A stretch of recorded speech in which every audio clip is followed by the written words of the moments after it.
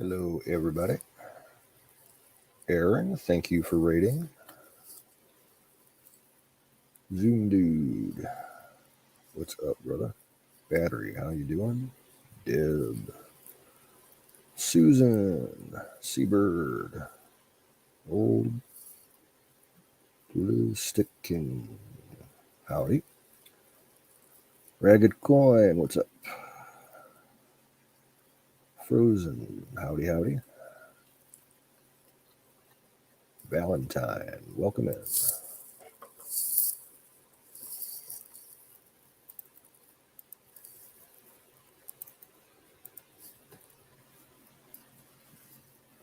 There is the link if anybody wants to come up.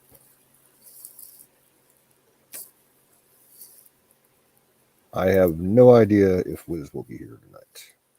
I have not talked to him at all today or yesterday.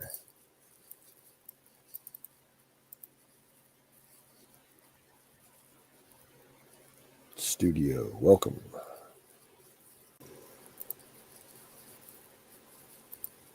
Awesome. Hey, Battery. I was just messing around. I'm chill.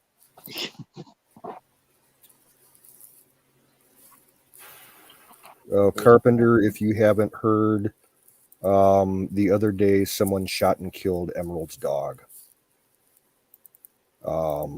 Princess was out in the front yard and some evil fuck killed her with a rifle, it sounds like. So all prayers out to Wiz.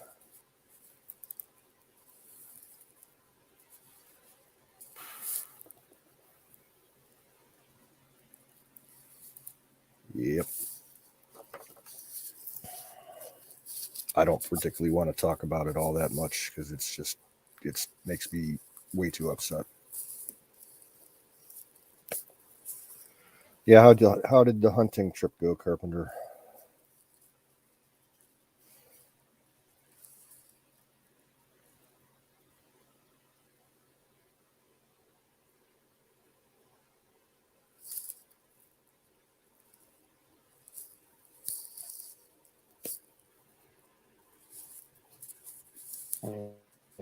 Damage issue. Yeah, humanity. That.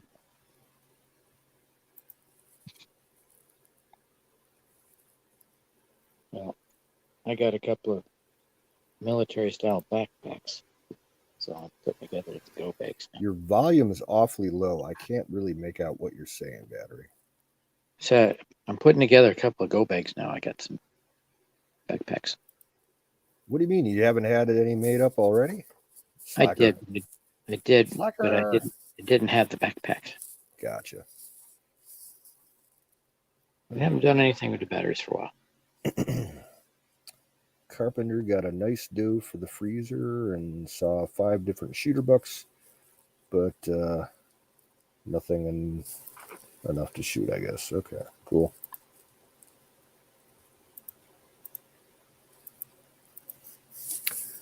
I heard in the news today that somewhere in Wisconsin, I think it was, there are people that are trying to get this one particular deer. There's a big albino buck running all over the place. Hey, what's up, Sing? Hey guys, how's it going? It's going. I don't want to get into the one conversation, but I do got to ask, Canoe, do you know how Emerald's doing? I have not spoken to him since, that morning when it all happened. Right on. Okay. I didn't want to bother him, yesterday or today. So I fully understand. He knows how to get a hold of me if he needs to. I sent him a condolences text, and that was it. I didn't want to. He's coming up here right now. Hey, man, how's it going? It's happening, man. It's just been a hard couple days, Yeah, I can only imagine. But yeah, doesn't look like the tariff's office is going to do anything. They keep trying to treat it like a civil situation. Well, they better wake up because actually someone discharged a firearm towards your house That's not Yeah. civil. I know. And that's extreme animal abuse. The Humane Society got a law passed. Was it in 2019 that it's a federal offense and you could get like 10 to 20 years for it if it's extreme cruelty that results in death. Well, I had an argument with an officer today, with a sheriff's deputy. He's like, "Oh, that's a civil matter." I was like, "Really? It's a civil matter?" "No, it's a criminal matter." He said, a "No, it's criminal. not. It's a civil matter." I was like, No. "Since when is it legal to shoot somebody's fucking dog?" Especially while it's on the freaking porch of their house. Yeah. I said, "Oh, really? It's legal? You can go out and shoot somebody's dog and they can't do shit to you, huh?" "Oh, no, no, no, no, no." I said, "He's trespassing on my property using night vision and scopes to fucking assassinate my dog. Yep. And you're going to tell me it's a civil matter? I mean, I got to take this into my own hand?" Well, if they're not going to pursue it in a criminal matter, I would call it your state police. I would too. Well, Monday I'm going to call the sheriff himself. Or the county prosecutor. Yeah, because that's legit a federal offense now. Well, I have a report into the Humane Society of Missouri. And that's perfect. Because the Humane Society is the ones that can push that. And so they're starting an investigation. Badass. That's good. Perfect ones to have on your side. So, but I'm still going to be, poking the ribs on these fucking sheriff's department. What the fuck? Worst comes to worst, ball peen and kneecaps don't get along. Well, there's other things you can do without having to directly. Yeah, I know who did it, Carpenter. Yeah, I know people who did it. I don't know exactly which one, but I know who did it. The asshole neighbors. Yep, only got one.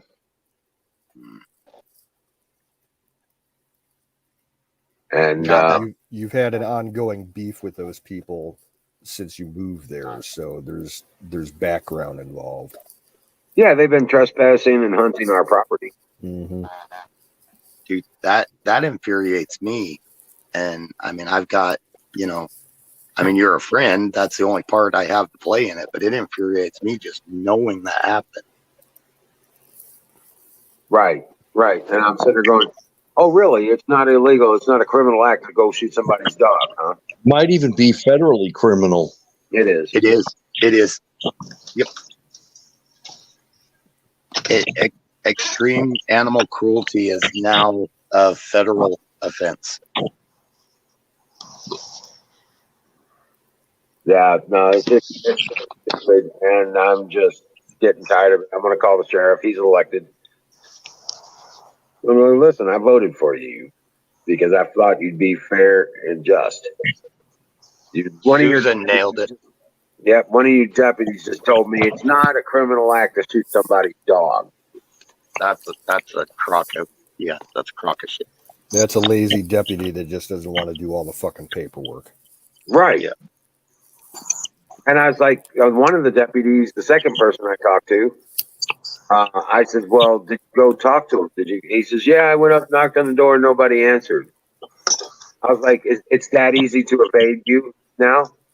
All I got to do is not answer the door and you go away?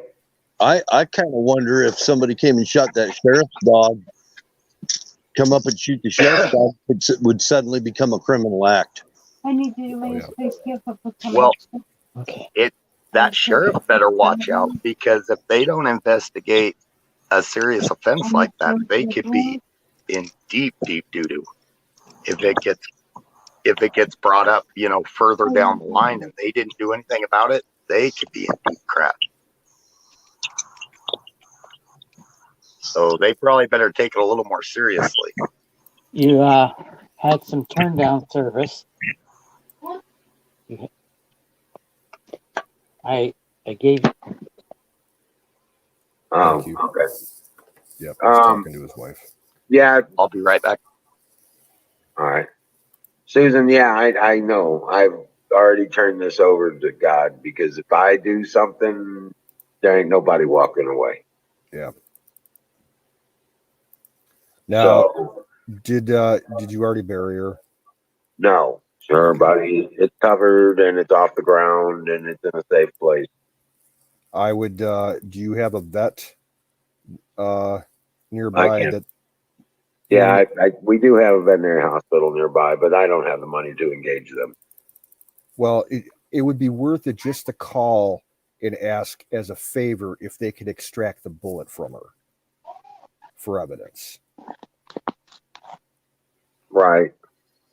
Because, if they can, if it turns out to be, that household, and if you get the bullet and it's not mangled, they can do a ballistics match against the guns that they own. Right. So Getting their guns that they own is another story.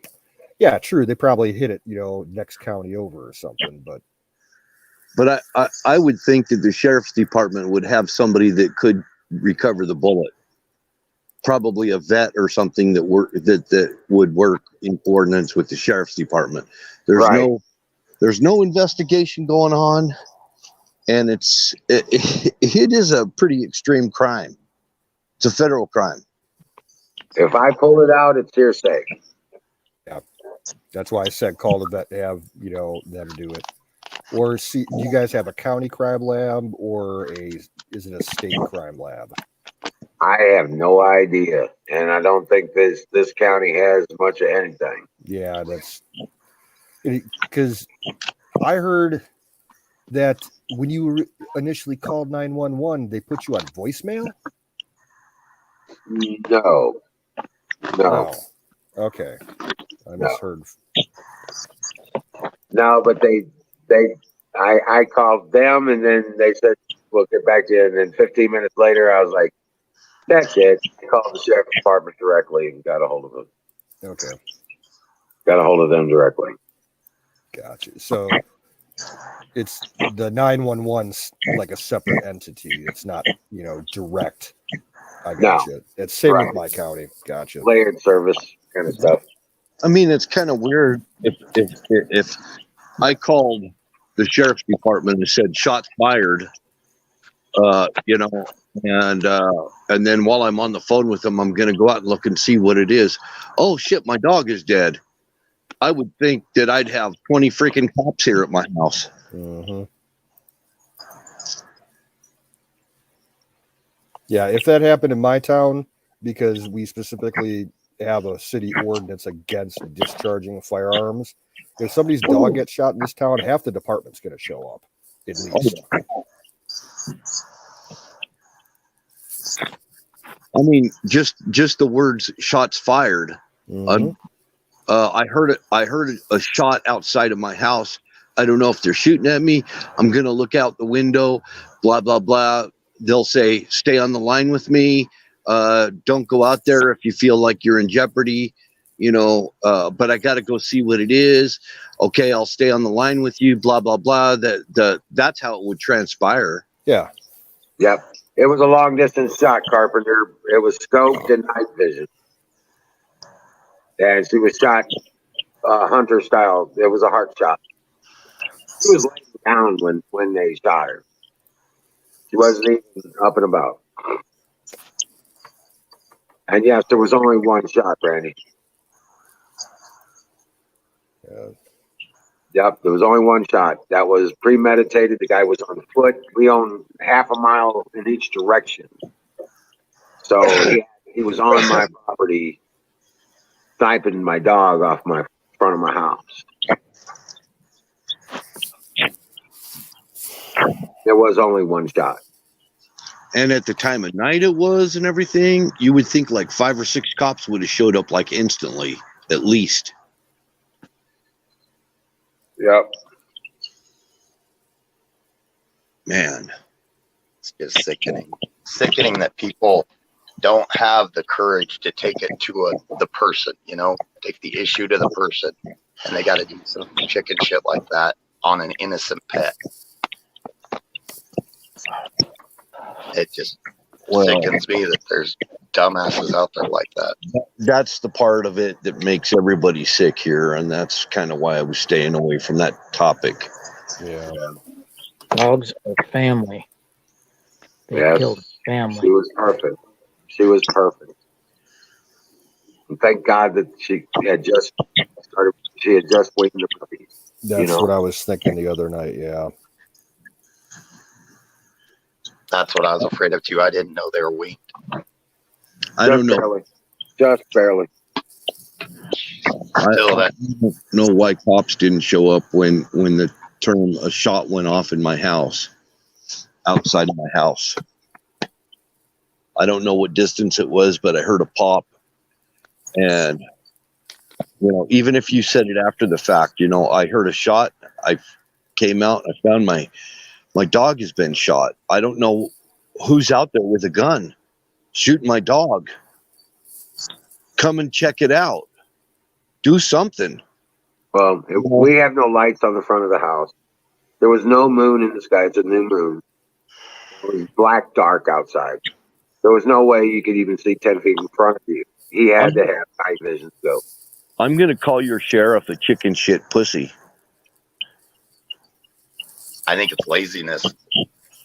I think he's a pussy because he knew that there was gunfire involved and he didn't show up. That's a coward. Yeah. He wouldn't get my vote.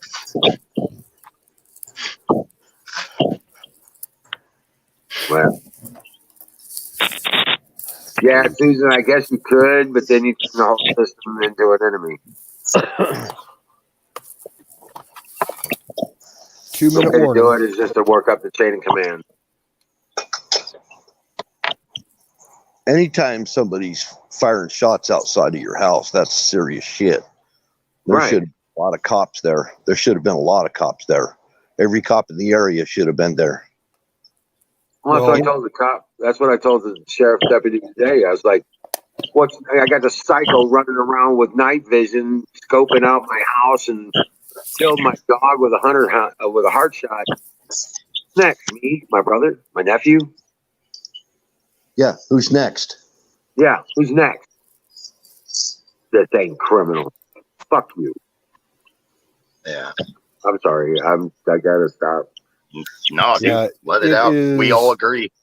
Time for fire in the bowl. Fire in the motherfucking bowl. You bet. I'm just wow. It's just been really hard. I did sell a puppy today though. What'd you do? Another Army vet, huh? What'd you do? Sold the puppy. Oh, good. Got him a good home. He's buying it for a farm, and his 16-year-old daughter she picked it out, and she's just totally in love with it. Got a question for you. That's Okay. a good point, Boggies. What if we here in other states were able to try to put an ad in our local classifieds and could sell one of the dogs for you? Would you be up for that? Transportation is the problem. No, they would have to pay. There are. Well, that's the problem. It's going to be anywhere. I had a lady in Montana that wanted a dog, and it was going to cost her, even if she drove herself, it's still going to cost like $500-600 to get it and get it back home. I looked up. I looked up some of those sites where they do that. That's what they do. Because I was thinking about this, I tried to call you about it and text you at least to let you know of what the rates are. And I found it on Google. New pet transportation services, and there's tons of people all over the place that will do it. They have one that's an accompanied pet type where they stay with the pet, and then there's others that they have ways of transporting them, by air and so forth. Right. Not to mention that's like what, a $1,500 dog, right? That you're selling for $500. Any of the rates that were $500. If it had papers, it'd be about 12 to 2,000. But without papers, it's about $500. But they could get it papered. They could do get the DNA test and have it papered. That would be the pet owner, the pet buyer's responsibility. Right. To pay for the transportation of the pet. Yeah. And I know people that have done that and paid for it because they couldn't find the breed they were looking for in their own state. Right. Right. Yeah. Some people would pay that big chunk to get it there. They would, even if it's $500. Your dogs, I think, are easily worth $500 per pup. Oh yeah, they are. They are Unpapered. unpapered. They're worth $500. Yeah. Easily. Yeah. Here, Maybe even more. You could pay $5,000 for some German Shepherds here. Well, I'm not even going to tell you what my daughter paid for her English lab. I'm not even going to tell you because you would not believe it, and he's not papered. And I'm only asking 300. So my sisters, well over that. and this was about 12 years ago. But my sisters all went together, and after I lost my puppy, they bought me that chocolate lab, which was Brownie. I lost her last year. And they bought her for $1,000, and it was from a friend, so they got a deal on it. And this was like 12 years ago. But see, that's the customer that's going to pay for all that, not you, Wiz. I mean, right. If you could, whatever you charge, and then they pay for the transportation and whatever it cost them. And if they knew there was Anatolia Shepherds, there are some people around that really want those. Right. I know. They're in high demand. Yep. Anybody with a farm or a ranch, yeah. Country life, yeah. Yep.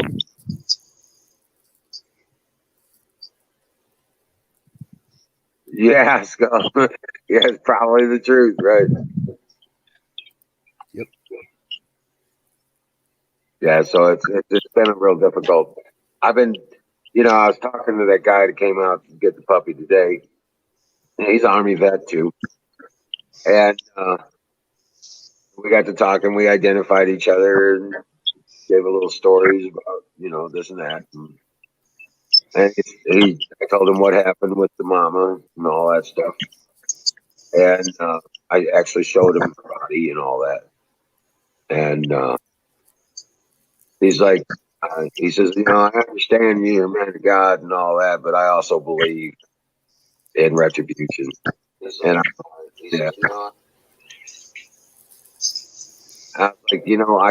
I can't allow myself to go there. It just gets too dark real quick.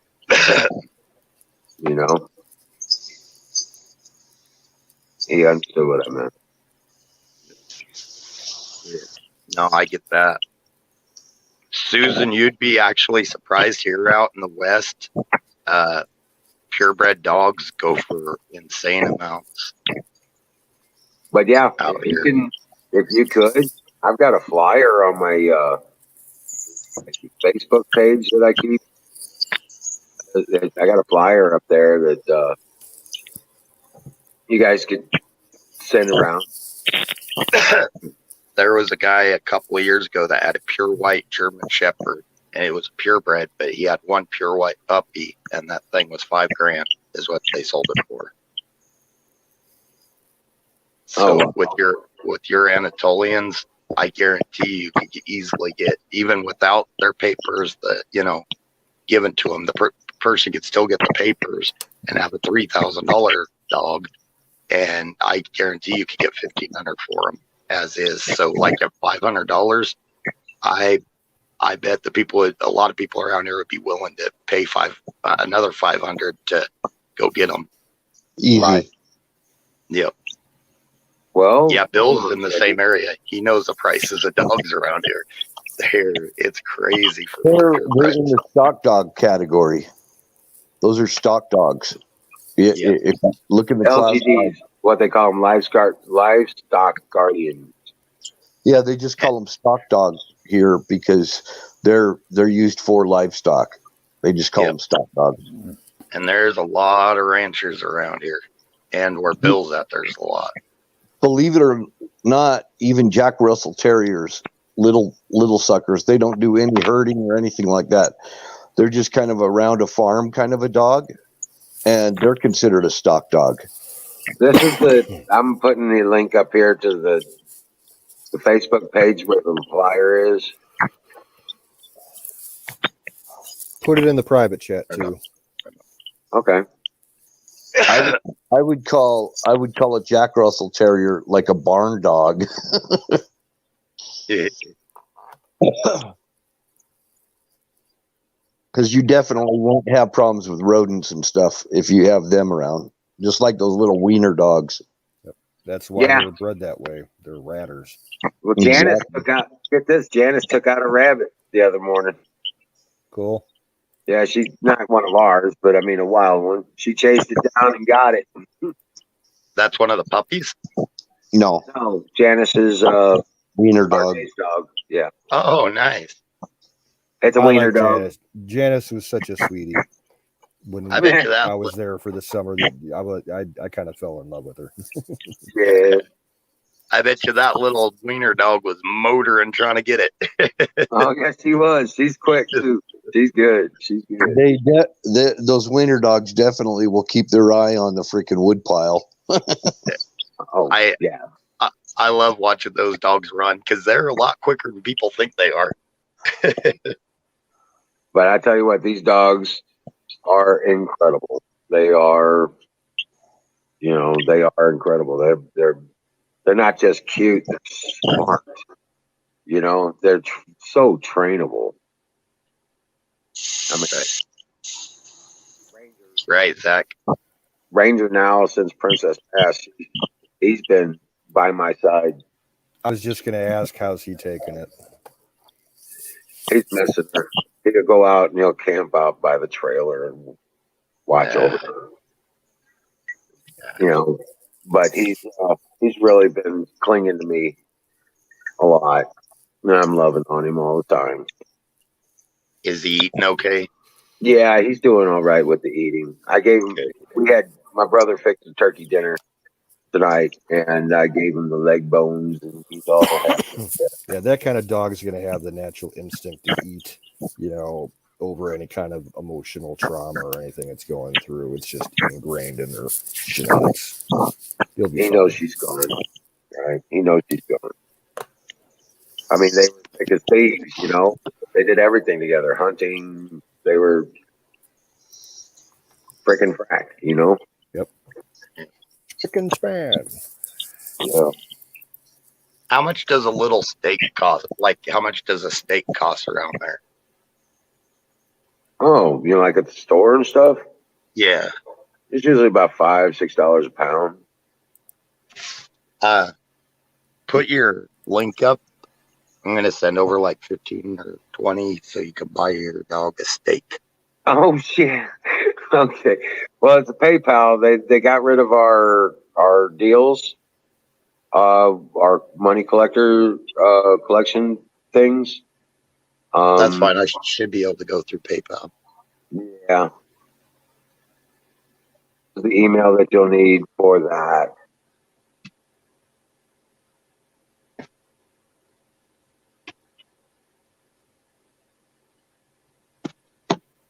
Hey, Miriam. Welcome in.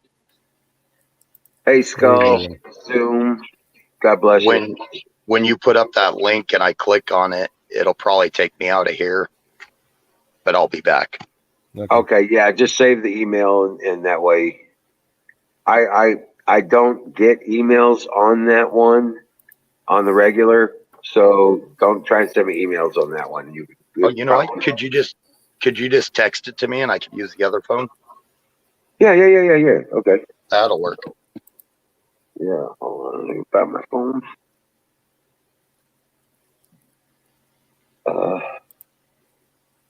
Where's my phone? Oh, there it is. Okay. Hi, Miriam. Oh, and Wiz, I put a friend request for you on your Facebook page. So Okay. All right. So I'm wondering if you were to let a dog eat wild boar raw, you think they'd get parasites? probably. Yes. So don't let dogs eat raw pork. And wild bear, same thing. Yep. Get trichinosis and all kinds of shit.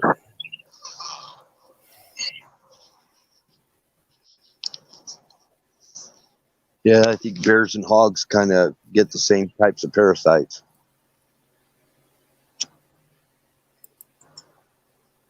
And that's what I was wondering if I went hog hunting, if the hogs would have a lot of parasites in them.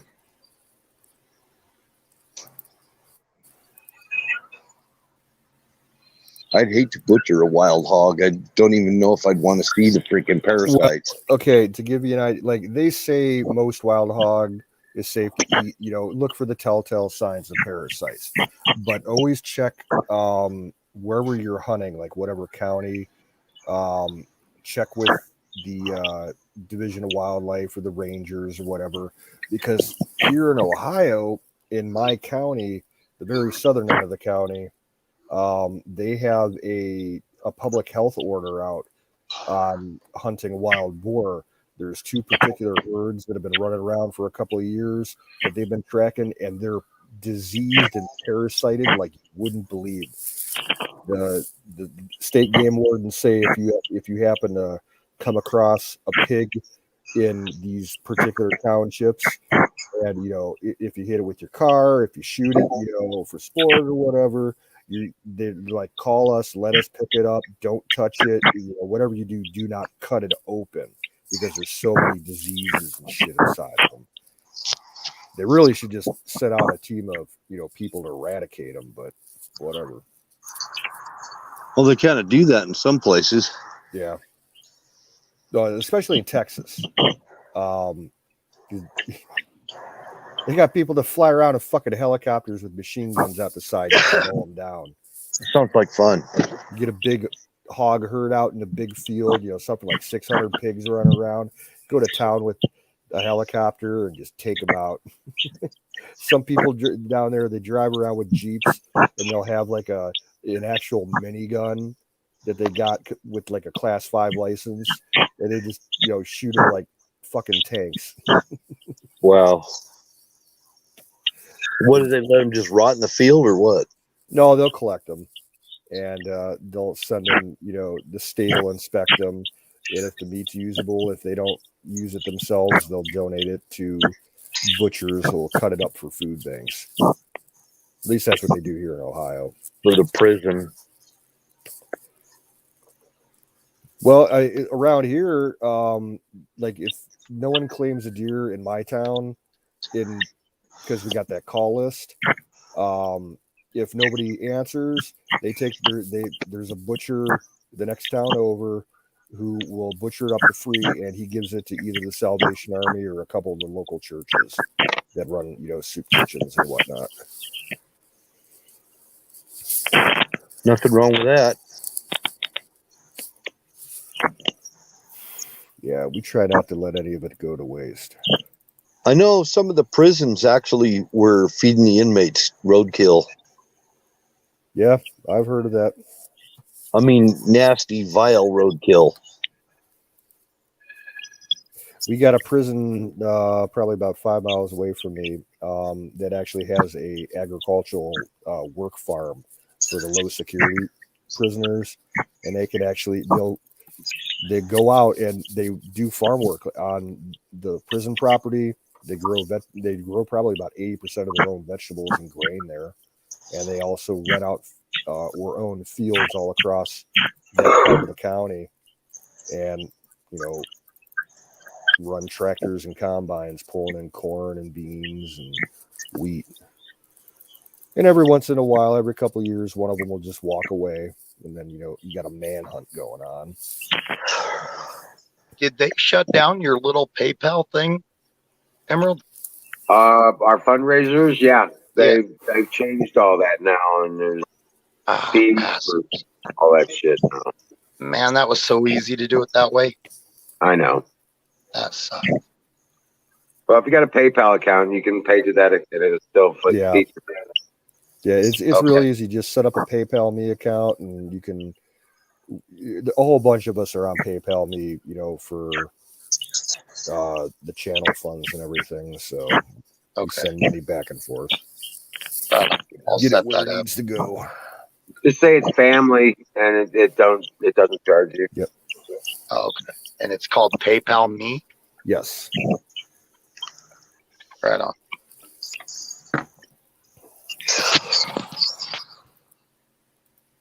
But yeah.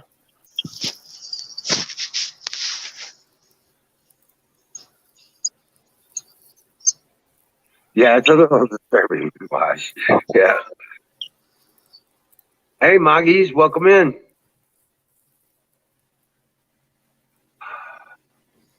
And Brandy Line, welcome in.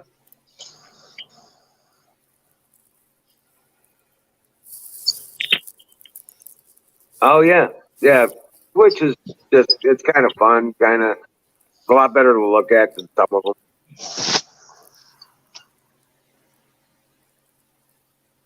Oh, that's pay me, not oops. Started setting up an account on the wrong thing. Oops. Yeah. So apparently, what's his name?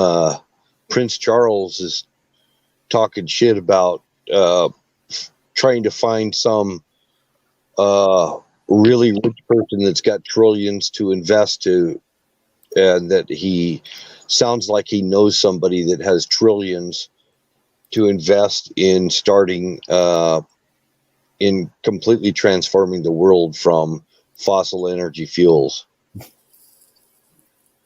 Okay. Okay. Yeah, he's talking very bigly. Yeah. Well, I hate his voice. I plan to set them up. That's why I said not yet. Well, Bill, the reason I call that absolute garbage about Prince Charles, a lot of people don't realize how money works for the royal family. Okay, the royal family, they own real estate all over England. It'd be easy enough for them to sell, one of their properties. And I'm not just talking castles and, retreats and stuff for the royal family. They own just plain regular real estate all over the country. Hotels, townhouses, houses, apartments, all different kinds of shit. Whole city blocks. Yeah, pretty much. Whole neighborhoods. They own it.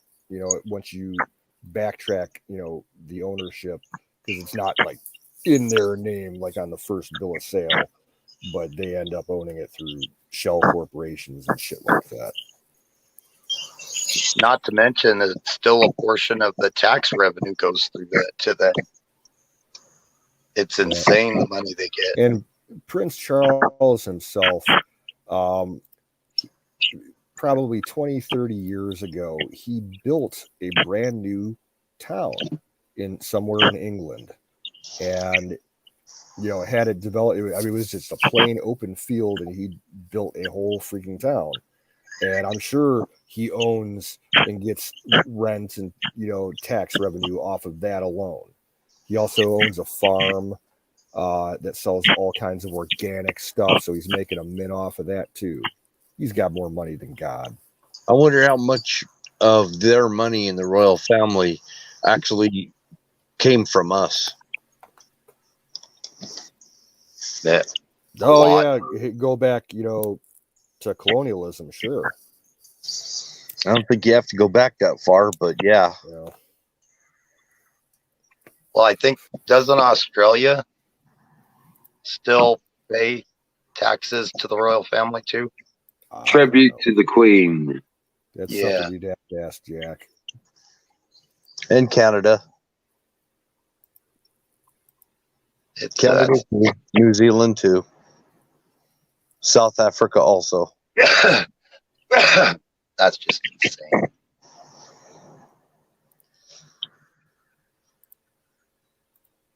But yeah, no, well, things are. I'm just thinking we're on the verge of change here. Mhm. I would like to think that. I keep it in my faith. I think the Falklands is still British territory. I think you're right. Yeah.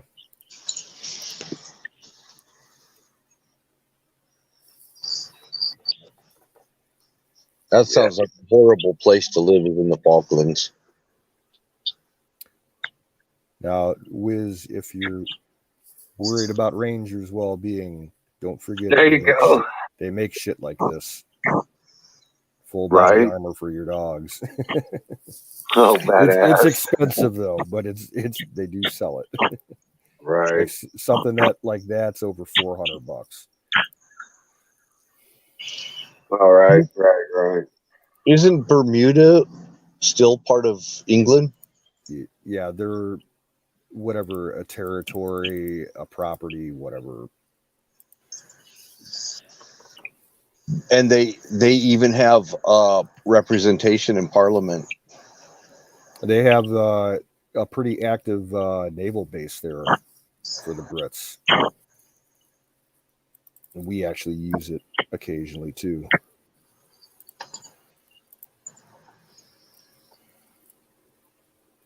Right, Susan. Right.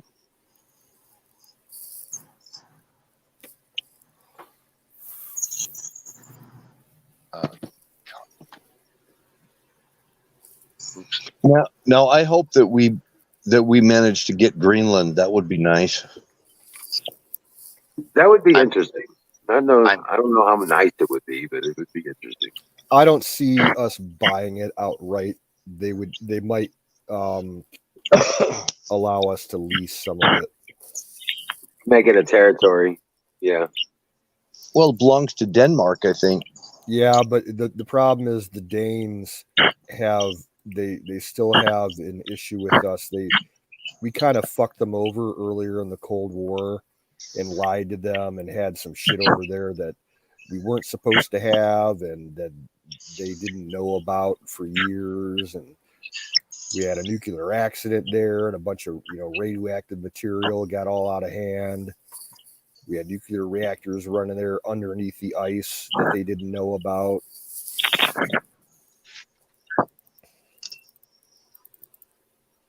Yeah, there was a B-52 crashed at the airbase up there, Thule, and lost all its bombs. They were able to get 5 out of 6. The other one kind of like skidded away on the ice and got buried in the ice. Some of it probably got in the water.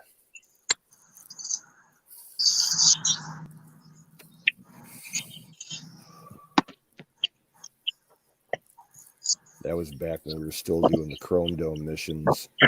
24 hours a day, they'd have B-52s flying all over the world ready to hit Russia. Well, Greenland is pretty uninhabitable. Well, the people, you look at a map where all the communities are, the people live, and they're all on the coastline, mostly The in the southern south. coastline, yeah. Yeah. The interior, I'm sure the natives will like snowmobile out there to go hunting and stuff, but they don't live out there. Yeah, actually Greenland's pretty much, other than the coastline, is pretty much unexplored. Yep. It's all covered in ice. There's no way to explore it. It's all glaciers. Yep. And it's massive. It's a massive. Oh, yeah. It's almost a continent within itself. In fact, it may very well should be considered a continent.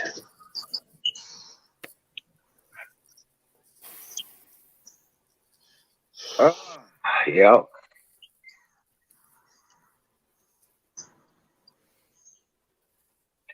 I don't know. Go give it a shot. Watch. If it is really bad, we'll let you know in the proper terms. Right. He wants to ask a question. Yeah, he wants to say something without being a complete a-hole.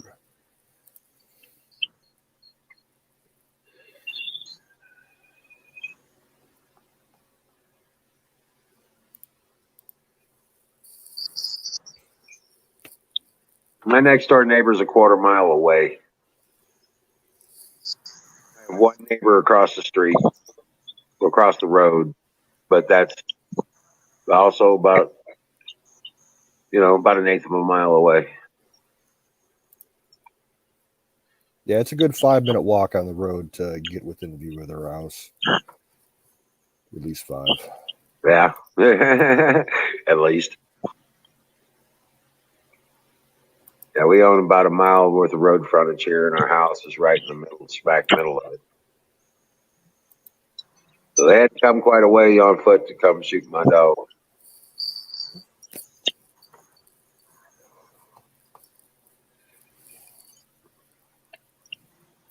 But yeah, no, it's just been a hard couple days. But I spent most of the day after I got done with my chores tearing apart pallets, taking it out on the pallets. Yeah. All right, there's what Washburn wanted to say or ask. Do you really think that we will have another election, or will it be the same crap over again? We'll have another election, and it won't be exactly the same crap, especially the places that have already instituted voter ID and same-day voting kind of stuff. The voter ID knocks out a lot of knocks out Hey, dead. someone's got an echo in here. It's all you, baby.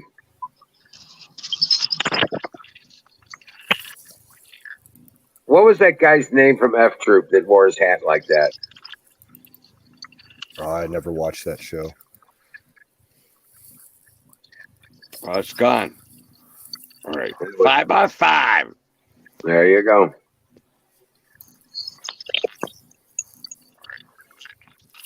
No, you're not alone. Oh, you gotta have audio visual. It's But Washburn is there. audio is 5 out of 5, and 5 is audio visual. Yeah, he's completely fucking loaded. Yes, he is. Yeah, the Washburn, the elections are going to happen, and it's going to be different. Even Georgia has put in voter protections and stuff like that. What they did last time will not be allowed to happen again. Like in Virginia, that's why Virginia didn't go blue. Ooh, shit. Jersey didn't. New Jersey did not. Emerald, you got echo. Yeah, New Jersey. Aaron, refresh. There's no echo in here. All right, I'll refresh. All right. Yeah, I've made my feelings clear. If we're going to ever have a true election anymore, we got to tighten up election security. And I know my opinion on it's a little controversial because I would say that all elections should be overseen by the National Guard of every state. But some people don't like that idea. So that's just me. I like the idea of ballot authentication through thumbprint and ink. Yes.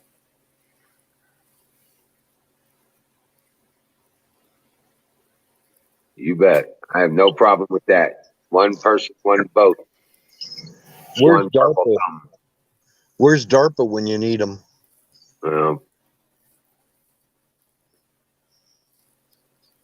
Well, they should do what they, spent so much money, setting up in Iraq after we took over, where everybody gets their thumb stained in ink that won't come off for like a month to prove that they voted.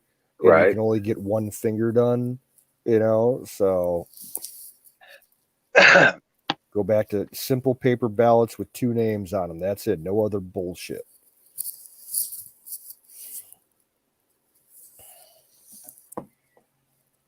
Yep. Well, no, you have your local elections and your federal elections, and you have your initiatives and stuff like that. That's what I'm saying. They need to be overseen either by the National Guard or like the state police. Yeah, it's got to be on a local and national level. It's got to be something that's going to instill a little bit of fear into the cheaters and tell them, you get caught fucking around, you're going to be hauled away and possibly tried in a military court. Because to me, election security is a matter of national security. It's a matter of national survival. Yeah. Yeah. But, yeah, Biden came out after the shellacking they got from the election and said, okay, we're doing it to all of you federally. well, see, here's the thing. I just had this thought today about Biden. He's getting so fucked up in the head that, like, if it keeps going on, he's gonna like stupidly start doing things that are beneficial for us. It could happen. Yeah, it could happen, I guess.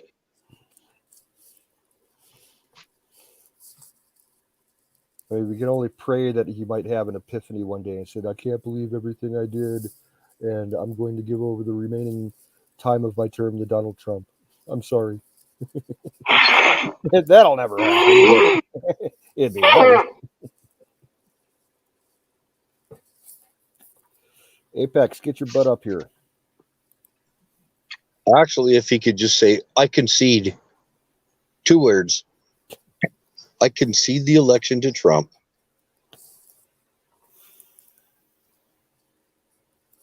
Oh.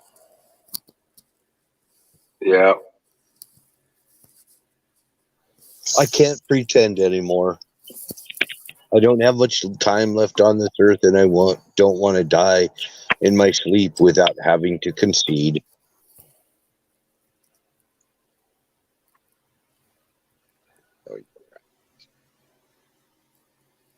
Okay, Washburn, the way martial law legally works in this country, according to the Constitution, if you're going to do a full, I'm talking continental martial law, the president would have to declare Conti Positatis.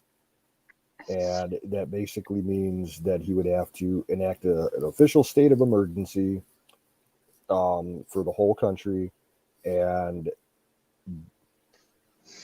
that can be challenged before he can actually goes through with that. I think it has to go through the entire cabinet and the House and the Senate. House and the Senate, and because the military would be involved, the Joint Chiefs of Staff and all the secretaries, for each branch. They've basically done it anyway. I mean, with this COVID crap, they're effectively, when they did the lockdown thing, it was basically martial law. But yeah, official. Like, okay, martial law has not actually been enacted very often, within the last 100 years. We actually had it here in Cleveland. We had some race riots back in the mid 60s, and the National Guard got called in to stop all the looting and the burning of the city. Like a big chunk of downtown Cleveland burned, a whole fucking neighborhood. And I think like 20 or 30 people were killed. Hundreds were arrested. Yeah, it was fucking crazy. It was called the Huff Riots. Oh wow! Right. I am once again asking for your financial support. Oops. Oops. Who let the cat in? Someone smoking catnip. Someone smoking catnip. It wasn't me.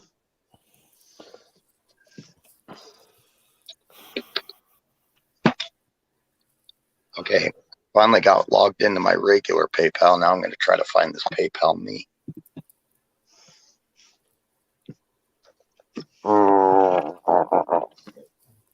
Can you find that PayPal me through regular PayPal, or is it completely just go to separate? Google and type in PayPal me, and it'll take you to the link, and it'll probably accept your logon information for your regular PayPal.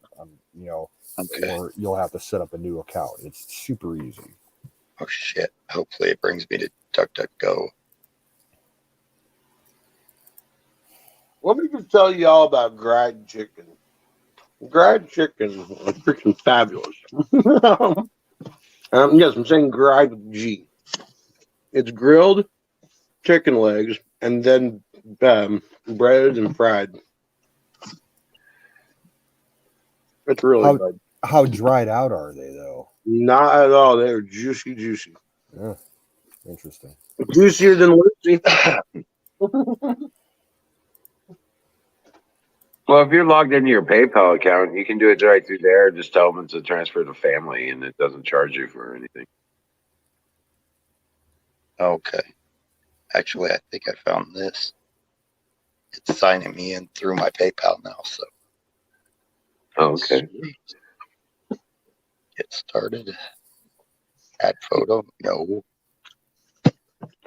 The key is to do it is you have to slightly undercook them on the grill. Yep. Slightly undercook them on the grill and then finish up the rest of the cooking in the fryer.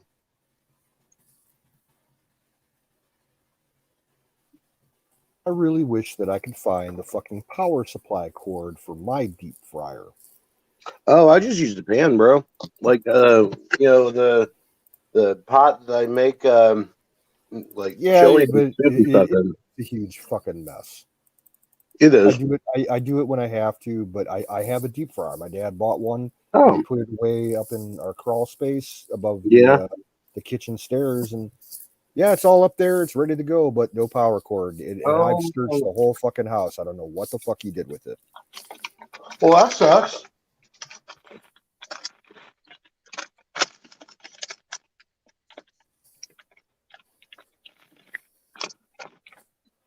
Fire Go ahead. In the bowl. Yeah, Carpenter, you're not going to bore us just talking about hunting. We don't care. Some of us love hunting. Some of us are trying to learn more. Yep.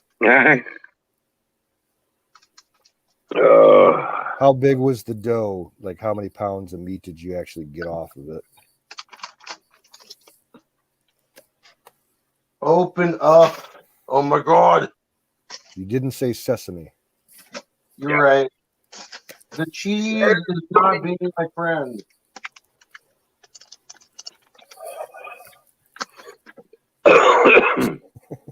So you want to hear a good one?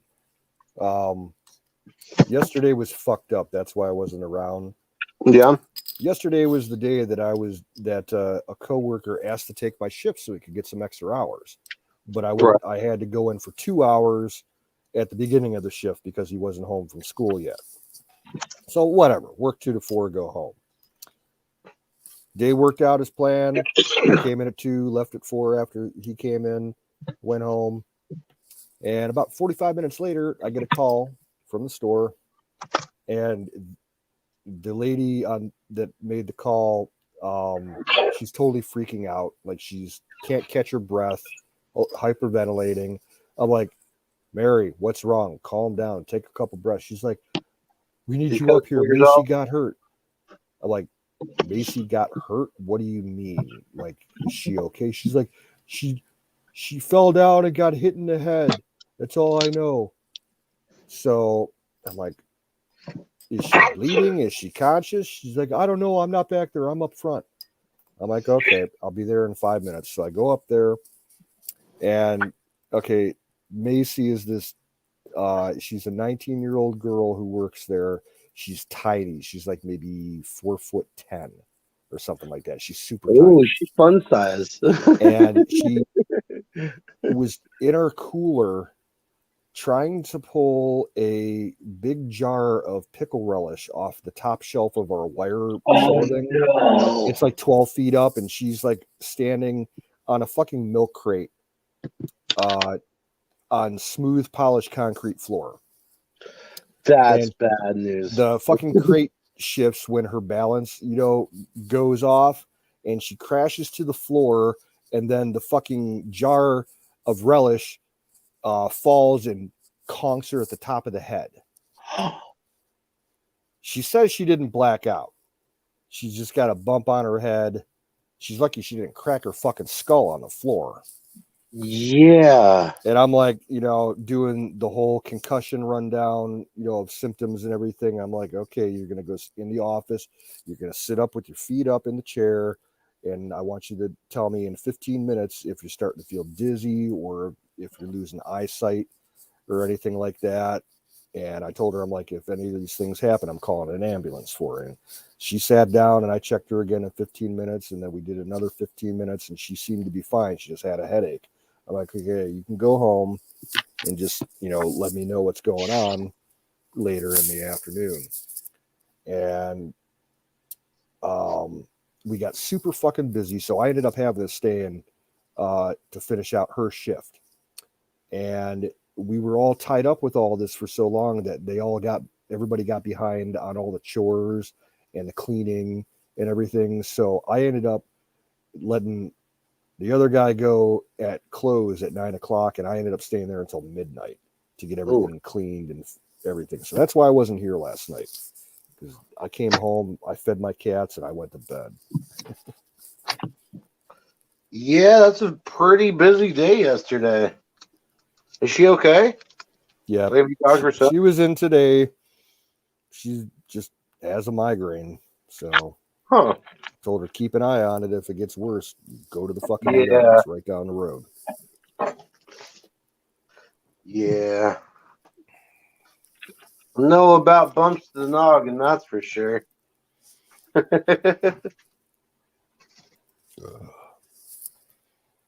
Colonel Shaw's in the house, but he's buffering, which sucks.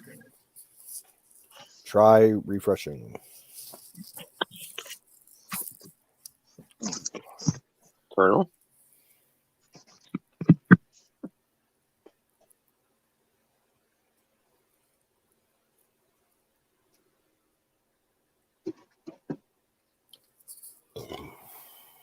You knew I bought it back.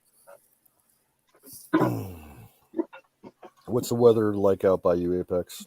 Oh, it's not horribly cold, but it's chilly. It's a clear night.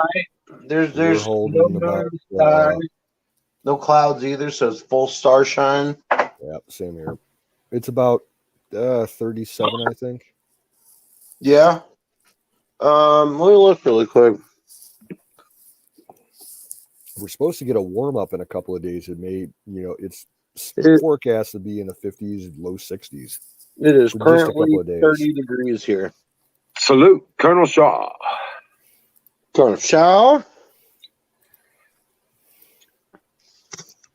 He's the Flying Dutchman.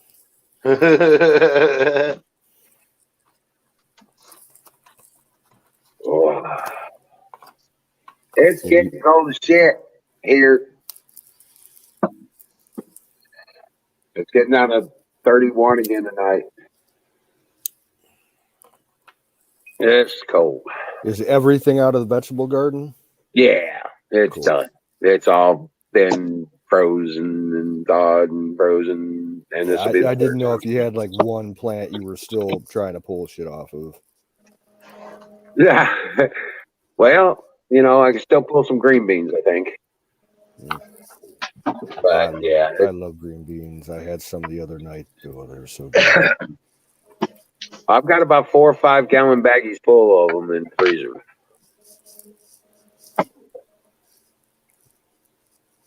I ended up giving about 4 or 5 baggies full away to other people too.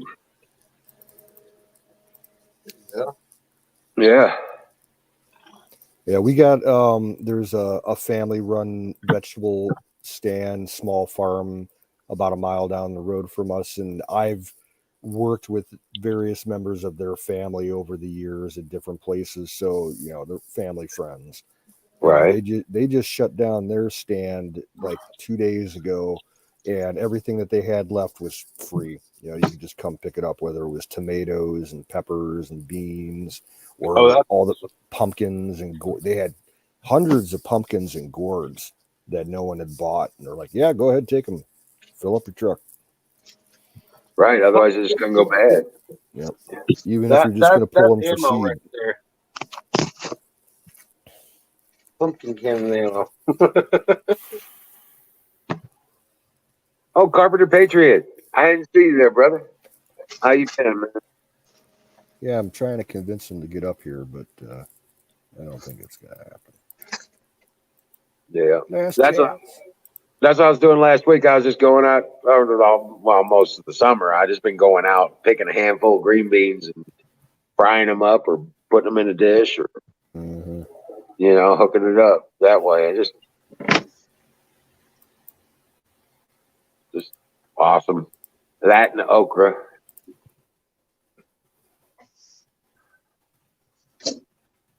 That 45 pepper plants. I bet you're giving a lot of it away.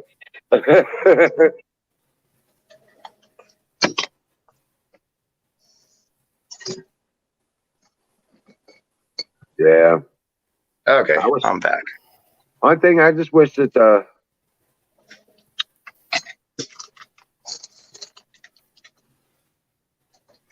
you got it, brother. You got it. Cool. Let's see here.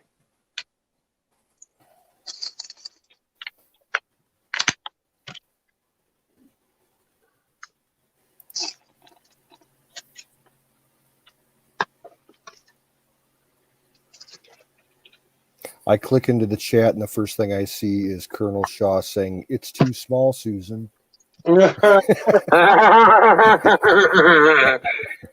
Without context, that's kind of funny. Yeah, I got that there. Thank you so much. Yeah, I will get him and me both. Hey, Shaw. A big old steak. Nice. There you go. Yeah. There you go. One for you, one for Ranger, and then maybe if there's enough, one for the puppies to split. Okay. All right. Nice. If there's not enough, let me know. Send me a text. I'll make sure that I'll make sure you can get 3. You got it, man. Awesome. Thank you. Yep. I'll make sure that happens. Guaranteed. Nice.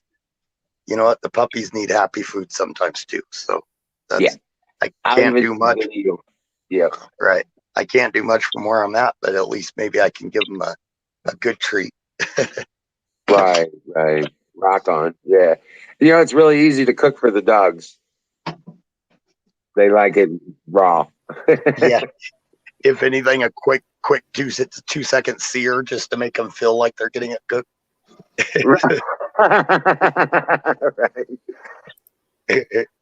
Right. That's funny. Miriam said it's too. Oh, that's Aaron that said it's too small.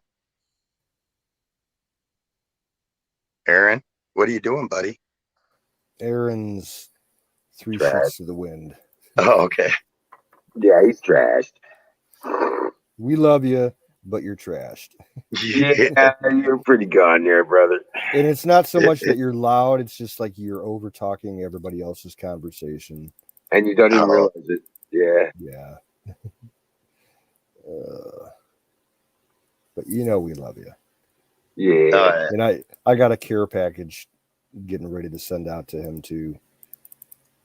We love you. We just like to be able to speak sometimes too. Right. Yeah. I'll be back, guys. I'm gonna eat some food. All right.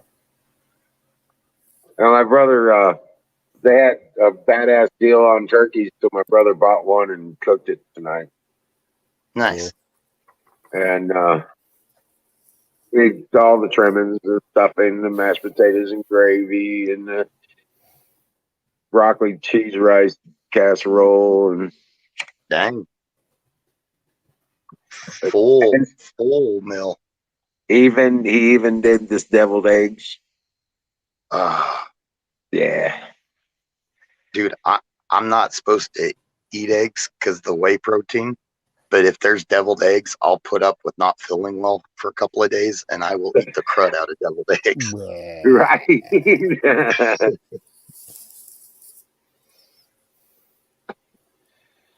Oh wow.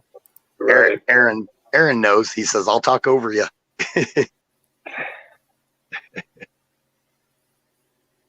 No, that sounds good, dude.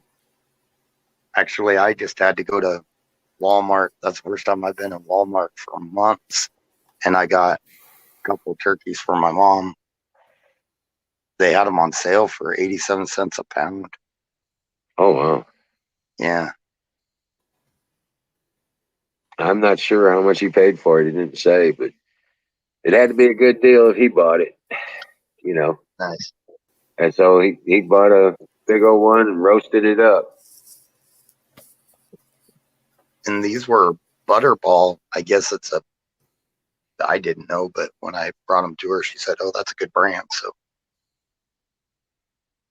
Oh, yeah. Yeah, Butterball's pretty good. I really don't know much about that stuff. Right. I like this. They got a local brand around here that I like to try and get because it's usually a better price. And it's actually a bigger bird usually. Well, and when you can buy it produced locally, you know what's going into it too. Yeah, right. Exactly.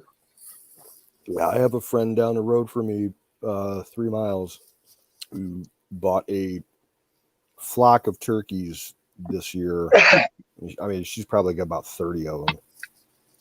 Once they get big enough, I just have to make a phone call, pick one up. Oh, wow. Nice. Yeah. I wish I had ham. Hams right now. I saw a ham. It wasn't even that big. $48. Ham is actually, it's been high around here, but the stores have some really good sale on ham right now. Not here. 48. Beef is ridiculous. Yeah, beef's ridiculous. Chicken's still kind of reasonable. Pork cuts are still kind of reasonable. Not here. I eat a lot of pork. I love pork roast, pork loins, pork chops. Chicken is about the only thing that we can kind of sort of afford. Yeah. I told you about the freezer thawing out a little bit there, Canoes. Mm-hmm. The rat, or I guess a rat or a mouse, it was eating on the cord. That'll happen. Yeah, so the freezer was like the top third of it unfrozen. And that big ass pork loin that we had in there, it got thawed out. Yeah. Yeah, so Randy's gonna do a smoker cook on it this weekend. I've got in my chest freezer down in the basement, I've still got some meat frozen that my dad bought like almost a year before he died. So I've got like a whole turkey and a full turkey breast, a double, cut breast that have been in there since 2019. They're frozen burn as hell, I'm sure. But thank you, Colonel. Once I get around to cleaning out the freezer, I'll just pull them out, thaw them, cook it up in the oven, and give it to the barn cats. If I don't get the meat pretty soon, I'm gonna eat my freaking neighbor. Gonna eat his ass. Corn on the fucking cob. That means a lot to me, Colonel. I appreciate it, brother. Thank you. I don't know. I hear that Chinese is pretty spicy.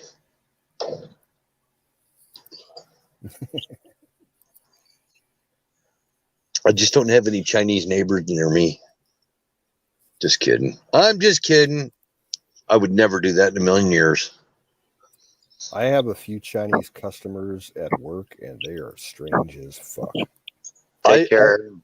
I would go to eating dirt before I would cannibalize another human being. Yeah. Don't go Donner. No, just give me a handful of dirt. I'll eat that squirrel, that angry squirrel I got up in my tree with the angry eyebrows. That's been throwing acorns at us. Angry bacon. Yeah. Yeah, got to get me some tree bacon. Yeah. Good night, Aaron. Good night. Dream well, Patriot. Sleep it off.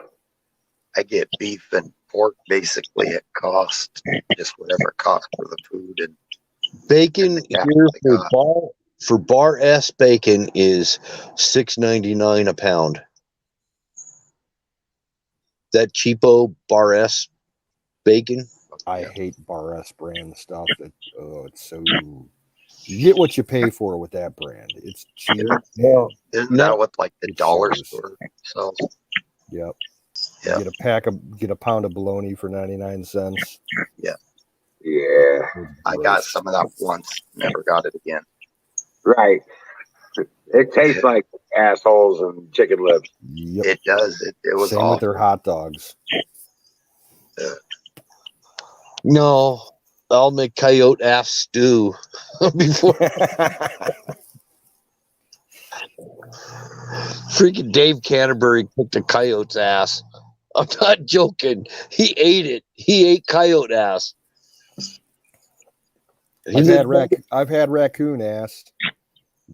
And to quote Crocodile Dundee, you can eat it, but it tastes like shit. Right. I've eaten possum before. That you have to kind of hold your nose and drink it with a glass of water. How did we get on eating ass? Talking about not being able to afford meat. Oh, okay. Like I said, the bacon over here is $6.99 a pound. Oh, good Lord. It's $4.99 a pound around here. The Yeah, thing I with consider- Ohio, we've got we're a little lucky. The supply shortages for meat aren't hitting us that hard, and they haven't the whole time this has been going on because we have so much Amish production here in Ohio on all the pork, chicken, beef, turkey, all kinds of shit. The Mormons over here used to be kind of like the Amish. They used to be kind of like that, you know? And they were big time in farming and all that kind of stuff. And I don't know what happened. They got too metropolitan or something. Corporate. See, I did a lot of construction jobs the last probably 10 years for the right people, I guess, and a lot of them are related, so I can get a lot of that at cost. Right. Definitely feel blessed for that, especially right now. Oh, there's got to be some wild animals I can kill. Out by you, you got lots of like game birds, don't you? I can't do it legally right now. I mean, I'm too late drawn out on late deer tags and stuff like that, you know. They even hit us with a rattlesnake season now. Are you gotta be kidding me? No, straight They up. have a contest going right now down in Florida. You can sign up. They have a huge statewide python hunt. Get yourself some big ass python. I wonder how python would taste. They're edible. Yeah. Totally edible. I've had rattlesnake before. It's not bad. No, it's I not. imagine It's chewy. python would probably just taste like a big rattlesnake, just a little bit more on the chewier side. Yeah. And there's a lot of bones in a snake. It's surprising. It's like worse than a fish. Oh yeah. Yeah, but you just cook them and then you pull the spine out like you do with fish. Still get some burrs. Cook them with the skin on. If you cook them with the skin on, it holds the meat together on the fire. And then you pull the bone out and then you take the skin off. Okay.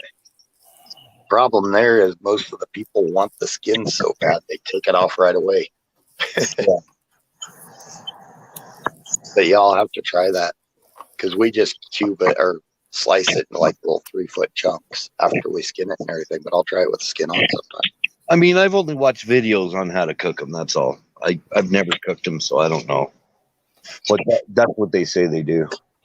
It's worth a try, though. Yeah. So these guys having a rattlesnake chili cook-off in Oklahoma. And And that's what they were doing. They were cleaning them and stuff. You know, they cut them down the middle, leave the skin on it, get all the guts out and everything. And after you cook it, you pull the spine. It just comes right out, leaves the meat attached to the skin. And then you scrape the meat out of the skin. Oh, and you want to talk about snakes? Southern Texas rattlesnakes would eat our snakes for a snack. Yeah. Oh, Those dude. things are massive. I have seen some diamondbacks here that are probably in the neighborhood of a good 6 or 8 feet. Oh wow! See, I've seen some 4 and 5 footers here, which are big for here. Yeah, we get some big rattlers up here. In fact, they're protected now in my state. That's what happened here. You're not allowed to kill them at all. There's no hunting season or anything. They just don't let you kill them. Mm. And Well, now, probably what's going to happen here. now the population has just gone nuts, especially with this dryness that we had and all the heat and everything. They've been breeding like crazy. I was going to say, yeah, it's stupid. It is really stupid. I remember when I was a kid in California, and I guess he was my scoutmaster at the time. They were kind of rich people, and we went up to their house. The guy had all these pinball games and everything down in his basement. He was an architect, and they had a drought one year, and they went on a trip, and they came back, and their swimming pool in the backyard was full of rattlesnakes. Dead alive. Full. They had just come from everywhere to get in that water. Nice. I read, I pushed this book before. It's kind of a semi-amateur work of fiction about what might happen, if the right actually goes to civil war with the left. And it's called The Battle of Jake's Better Business Worms or something like that. It's got a real stupid title to it. But they have this scene in the novel where they weaponize rattlesnakes to fight, the Democrats and the commies and everything. They dig ditches on the side of a road and stage an ambush. And, as they're shooting at the UN troops that are invading the state, the U.S., UN troops dive out of their trucks and fall into these ditches, and the ditches are full of rattlesnakes that the people collected beforehand. That sounds like Oklahoma. Killed every single one of them. That sounds just like my basic training in Oklahoma. They had foxholes. Did you go to basic at Fort Sill? Yes, sir. Cool. And they had some courses that you had to go in foxholes and you had to go under concertina wire and all that. And there was foxholes that were full of rattlesnakes, and you drop down in that free. Oh man. Oh geez. People did get bit. They did get bit. I never got bit, fortunately. I was smart. That ain't good. I was smart enough to look in there before I went in it. I mean, you may not die, but you're still going to lose a chunk of flesh after they cut it out. Yeah, that was one of our obstacle courses. Oh, one of many. They were talking about Washburn said he tried to go into the Marines, but they turned him away. I actually went through MEPS. I went through everything for the Navy, and I even did what's called a D lab to see how well you can learn foreign language, and actually scored really high on it. But my recruiter told me not to mention my asthma, and I was younger, and I panicked when they asked me if I had asthma because I was out of breath. And apparently somebody had seen me hit my inhaler, and I panicked and I lied, and I found out you don't do that. So I did not go into the military. At Fort Sill, the average cockroach was the size of your thumb. Ew. And they were in the mess hall. And when I had KP and I'd go in there and I'd see all the freaking roaches in there, and I was like, I can't believe I'm eating this shit. Right.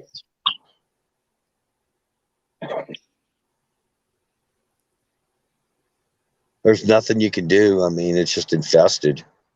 Everything's infested with tarantulas, black widows, brown recluses, everything you can think of. Yeah, I got to when I was in the Boy Scouts, we did a partnership exercise with the Ohio National Guard and the Army Reserve in Ohio. And they were basically looking for people to play prisoners of war for a military police exercise. So they rounded up a whole bunch of Boy Scout troops and said, yeah, we're going to use you as POWs. And they sent us in a convoy down the highway under armed guard and sent us to this old military base right in the center of downtown Columbus, Ohio. And this is like, dating back to the Civil War in the 1840s or 60s or whatever. All the buildings were like old brick buildings that were all, wood framed on the inside, brick on the outside. That's how they were. Yeah. And they were just completely empty buildings, rows and rows, whole streets of them. And that's where, they were taking us through and everything for processing. And it's like you could see the fucking black widows in the corners and rats and feral cats running around all over the place. I'm like, Jesus Christ. I'm like, I hope you this isn't where we're sleeping. They're like, no, we have like good tents for you outside. Oh, our tents, our army tents, they didn't have floors in them. There's no floors. We had tents like that in Boy Scouts. We used to set them up on pallets. Unless you got the luxury of staying in a big headquarters tent, you stayed in you had a half shelter and your partner had a half shelter. And if you and your partner didn't want to sleep together, then you pretty much had to carry two shelter halves. Yep. And they were freaking heavy because they were canvas. Yep. I'm looking on Paramount right now and through Amazon. Can anybody recommend a good movie? Infinite. Infinite's a good movie. Infinite? Yep. It's a Mark Wahlberg movie. It's recent. Very recent. July. Oh, okay. Infinite. Oh, I've seen that. That's where he's got that power that he didn't know about. Yeah, he did. He's like doesn't remember really his past old. lives. Yes. That is a good movie. I completely agree. That's probably one of the best movies that's actually come out in the last 5 years. Now, you guys think that, out on the Great Plains, that the Great Plains Indians ate buffalo and deer and stuff? You know that what most Indians ate? Vegetables. Prairie dogs. Prairie dogs, yeah. Rodents, yeah, everywhere. Groundhogs. Everything. That was like, they actually, when a lot of them left the prairie, they were saying that they missed the prairie dogs because it was their best food. Oh, nice. Are prairie dogs protected there? No. They are here. Yeah, there's places out in the plain states where there's no bag limit and you can shoot them every day of the year.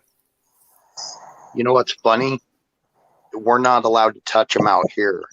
But up in the city, they have this little vacuum thing that sucks them out of their holes.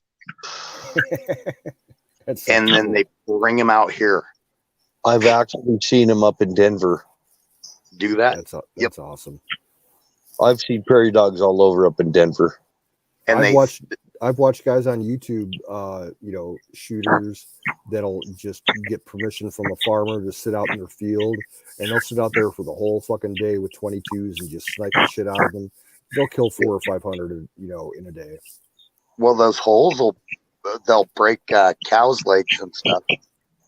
Cows will break their legs in them. Okay, but on the other hand, They do a lot to keep the prairies alive.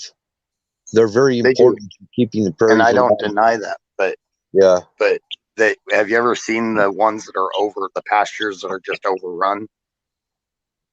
They're just solid mounds and holes. It's insane. Yep. And those pricks in the front range, they don't want them up there, so they make it illegal to where you can't do anything to get rid of them. But they are allowed to take them and then bring them out and turn them loose on all of us. I've got freaking mole tunnels right in my yard for moles. Nice. It's not nice. Not a service member, but good night, Shoe Studio. Yeah, good night, Studio. Thanks for coming in. Yeah, doing well, Patriot.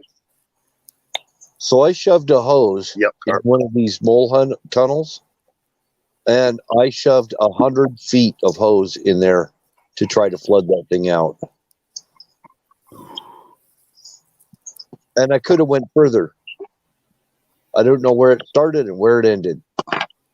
But I flooded it for over an hour. When I was a kid,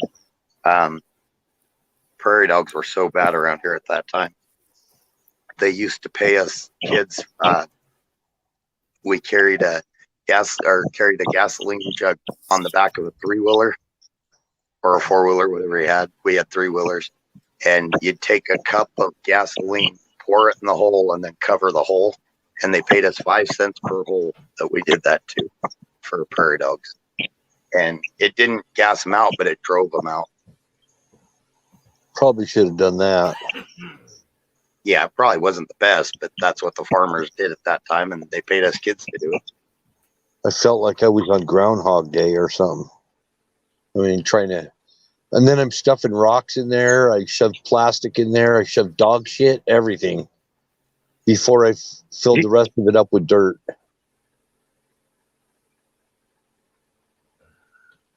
Just trying to plug that freaking mole hole. I know they're just going to route around it and pop up somewhere else.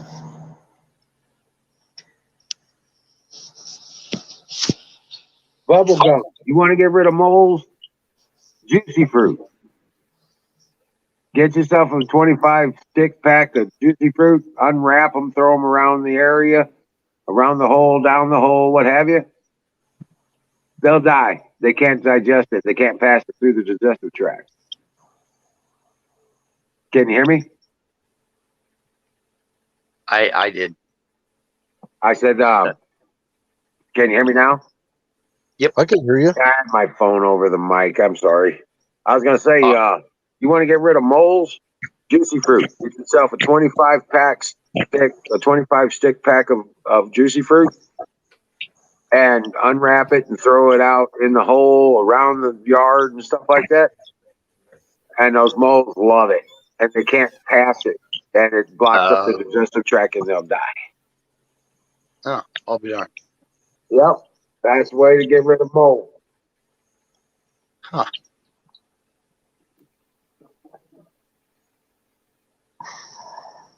It works. Where'd Bill go? He was the one with the main mold problem. I'm here. Okay. I'm listening. You'll eat anything but balls. Oh, Rocky Mountain oysters are a big deal here. Yeah, right. I tell you what, bull balls, they literally have cookouts that are strictly several times a year during the summer and all the school ag departments put them on. And that's all it is I always eat the chicken. I'm not a fan of Rocky Mountain oysters, but yep, they have bull nut fries. Well, they do it with sheep balls too. When they castrate all the male sheep, yep, they'll take them and cook them all up in a big pot. I remember watching a girl throw up and everything. She had moved from the city, and she was out there. And God, I was probably a sophomore, and she was a senior, and she was at one of the oyster fries we put on for ag. She was just eating away, talking about how good they are, and it's horseradish and kind of a ketchup sauce. I don't like a cocktail sauce. and that you dip them in, and she was eating away, and somebody told her what they were, and she lost her lunch all over the table.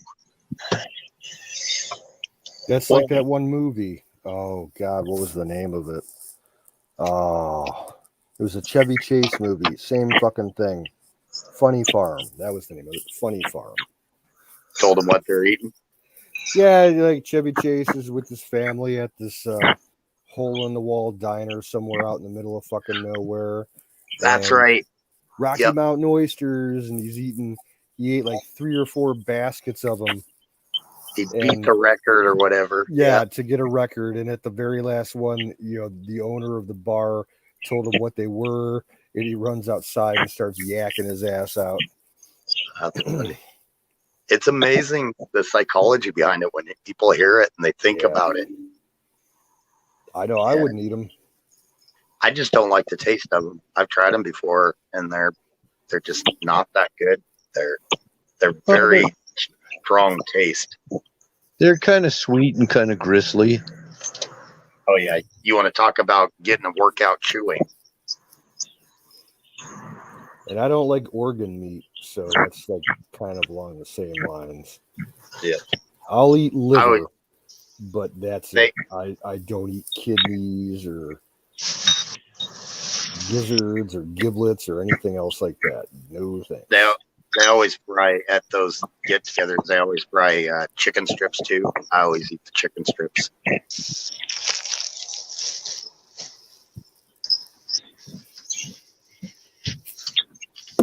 Yeah, Rocky Mountain oysters that I know of were sheep balls. Yep. And see, the ones I'm used to are bull.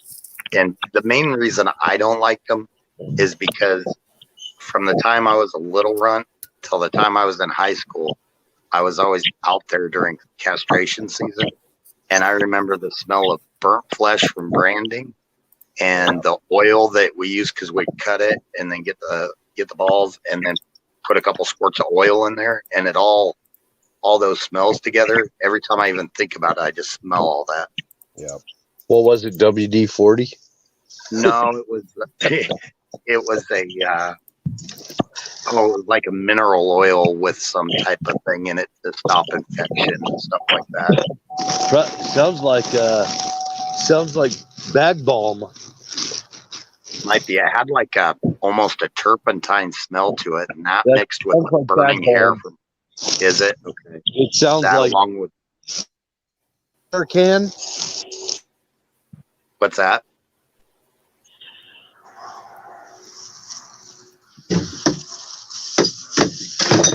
Can't hear me? Yeah, I hear you. I said, was it in a square can that was green colored? This was they got it in a big gallon jug, and then we put it in one of those little oilers that you pump the top with with your thumb, and then you put that nozzle up in there after you do it, and then as you're coming out, you squirt it like 10 times really fast as you're coming out. I bet bag balm works the same way. It's supposed to be an antiseptic. It probably wasn't bag balm. It was probably something a little more, similar though, with the liquid form. Yeah. I just heard bag balm is for cow udders.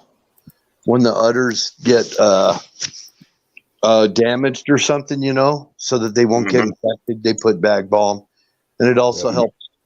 It helps to keep the teats from getting plugged up. Yep. Right. My grandmother used to have buttercream around the house for her hands every time she had to go milk the cows. Buttercream, okay. Udder cream? Yeah, udder cream. I don't know what was all in it, but I remember the bottle. Oh. Yep.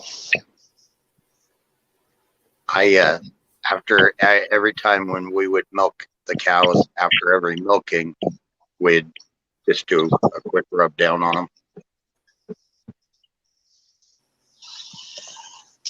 Hey, I wonder how part of farm life. Yep. I wonder how many Same thing with, people nowadays though could actually milk a cow.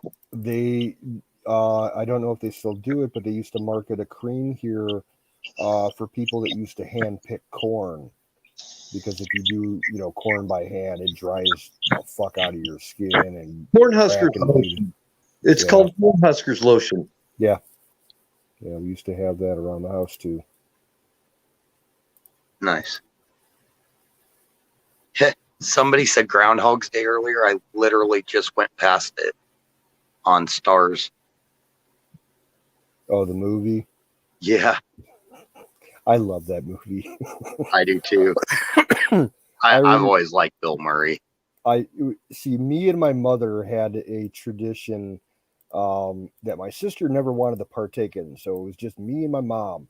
Ever since the time I was probably like 7 or 8 years old, me and my mom would go out and go see a movie, at a theater. It was just something we did every year, and we did it the year that Groundhog Day came out, and we loved that movie. We were laughing our asses off. Still to this day, I love it. Yep. Actually, I ended up pushing play. It's going in the background. I'd actually like to go to that town for Groundhog Day, because they turned that whole town into one big fucking party. Nice. Puxatawney, Pennsylvania. I've actually got 2 bottles of Cornhuskers lotion. Cool. I use it because it has no grease in it. Mm-hmm. And you can use it on your face, your hands, your legs, arms, whatever. And just keeps them from getting dried out. I use bag balm on my hands, especially working around the cement. I have a can of that too. Yep. That's because cement, even if you're wearing gloves, it still soaks through, and your hands get so bad from that stuff. Oh yeah. Well, no, I've been using it, in my career as a painter. Mm-hmm. Oh, yeah. The chemicals and the latex and stuff like that. Even latex paint would get my hand swollen and dried out and stuff. And all that stuff, yeah. Strips the moisture out with the hardeners they got in it. Yeah, all that. And Cornhuskers lotion, and it also helped to get the paint off my hands. I'm going to have to look for that. Oh, man, it's indispensable. Nice. Because a lot of you guys have worked around concrete. You know what I'm dealing with. Oh, especially concrete. Definitely. Yeah. I've got areas on the tips of my fingers that sometimes crack and bleed because of it. Yeah, when you're out there doing flat work and you're wearing rubber overshoes and stuff like that. Yep. Freaking rubber overshoes, you get the best of the best, and at the very most, you'll probably get 6 months out of them. Yeah, exactly. Right, Carpenter. Yep. They're talking about the Cornhusker cream, Carpenter. They said it works really well on that stuff. I'm going to give it a try. This bag balm keeps up somewhat, but if that's a little more potent, I wouldn't mind giving it a try. Well, the bag balm seems like it's got more stuff in it that'll heal you. Okay. Whatever it is, it helps to heal you. But the Cornhuskers keeps you from getting dried out from the get-go. And it sounds like the Cornhuskers will remove it too, and I think that's part of the problem. Well, there's no grease in it. Okay. There's no grease. It's greaseless. And bag balm is greasy. Yeah. Sticky and greasy.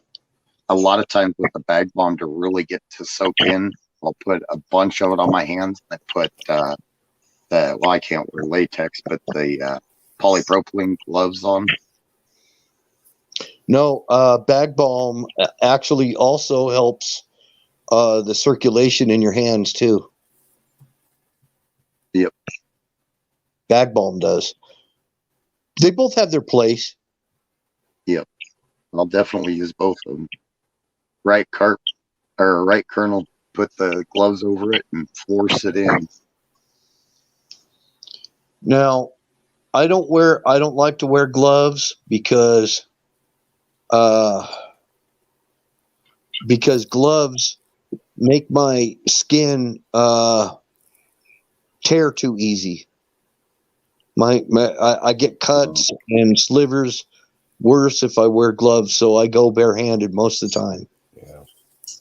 See, my problem is about 10 years ago, I had a very nasty infection on my hands that I caught at the job I was working by handling filthy, dirty money. And what happened was I started getting these little pustules all over my fingers that looked like, just tiny little pimples or something. And when they would finally pop, the pus inside would creep back along the fingers into my palms and on the top of my hand, and it completely infected my skin and caused the entire upper layer of skin on my hands to fucking rot and peel away. So I lost my whole exodermal layer of skin, and that took about almost 8 years to completely heal up. And to this day, I still have problems with sensitivity to hot water. Yeah. Like I can't handle hot water like I used to, as far as like washing dishes and stuff.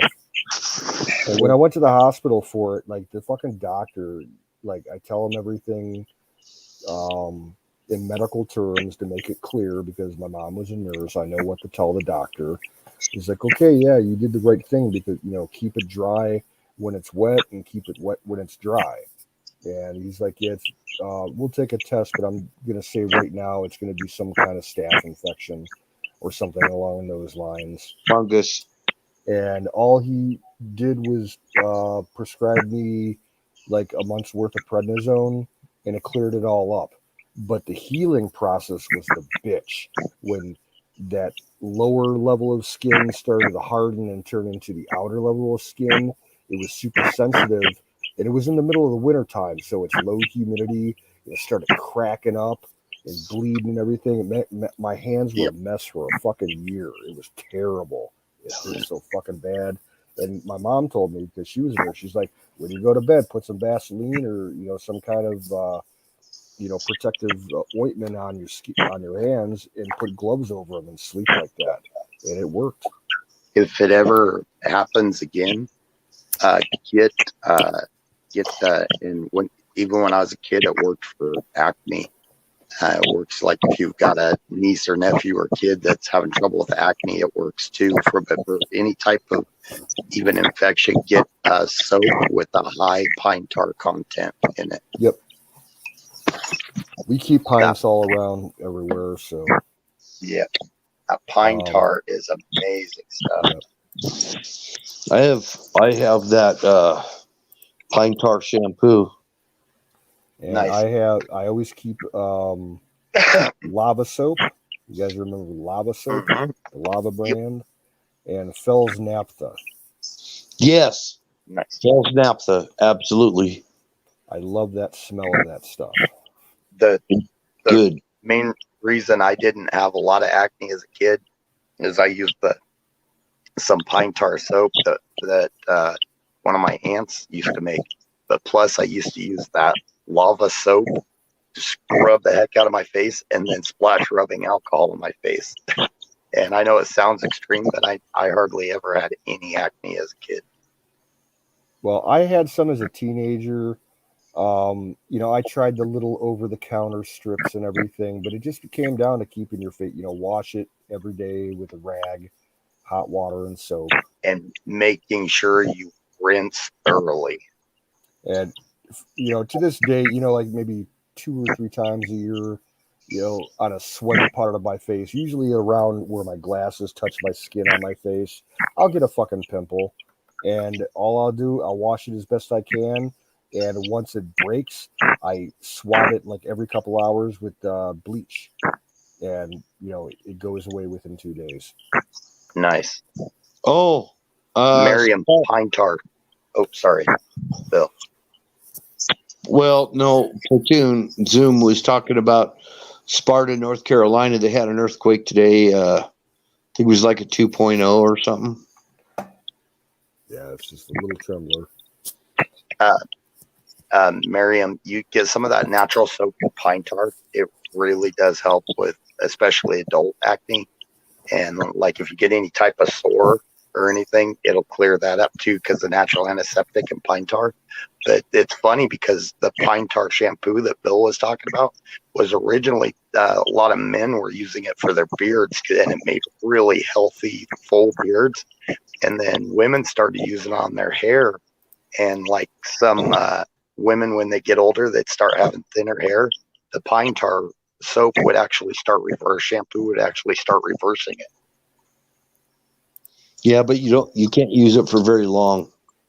It'll really redden your scalp and everything. Better than pine tar. Try this, and it won't hurt you, but it stinks. It stinks, but it will help it definitely will help your hair. Is the people over in India and Pakistan use it. It's mustard seed oil. And to find mustard seed oil, you pretty much have to go to a Middle Eastern grocery. Yeah, exactly. Put that in your hair, leave it overnight. You might want to put something on your head so you don't get your pillow kind of oily. Yeah, mustard seed is still considered one of the great, herbal wonders of, the ancient times. Yep. It still has tons of beneficial uses. Yep. And put that in your hair, work it in, and your hair will start growing in when it hasn't grown for a long time. Yeah, if you're balding, go ahead. If you're balding, and it also helps to get rid of gray hair. Yeah, if I'm not mistaken, mustard seed was mentioned many times in the Bible. Mustard seed oil. Washburn Billy, I think you see a lot of us as lost, but I don't think a lot of us are lost. We may have different views, but I don't think a lot of us are lost.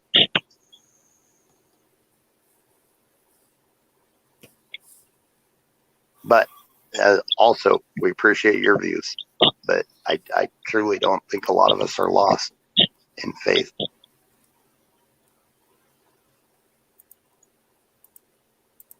Now, in Washburn, you may not understand Colonel Shaw's particular viewpoint.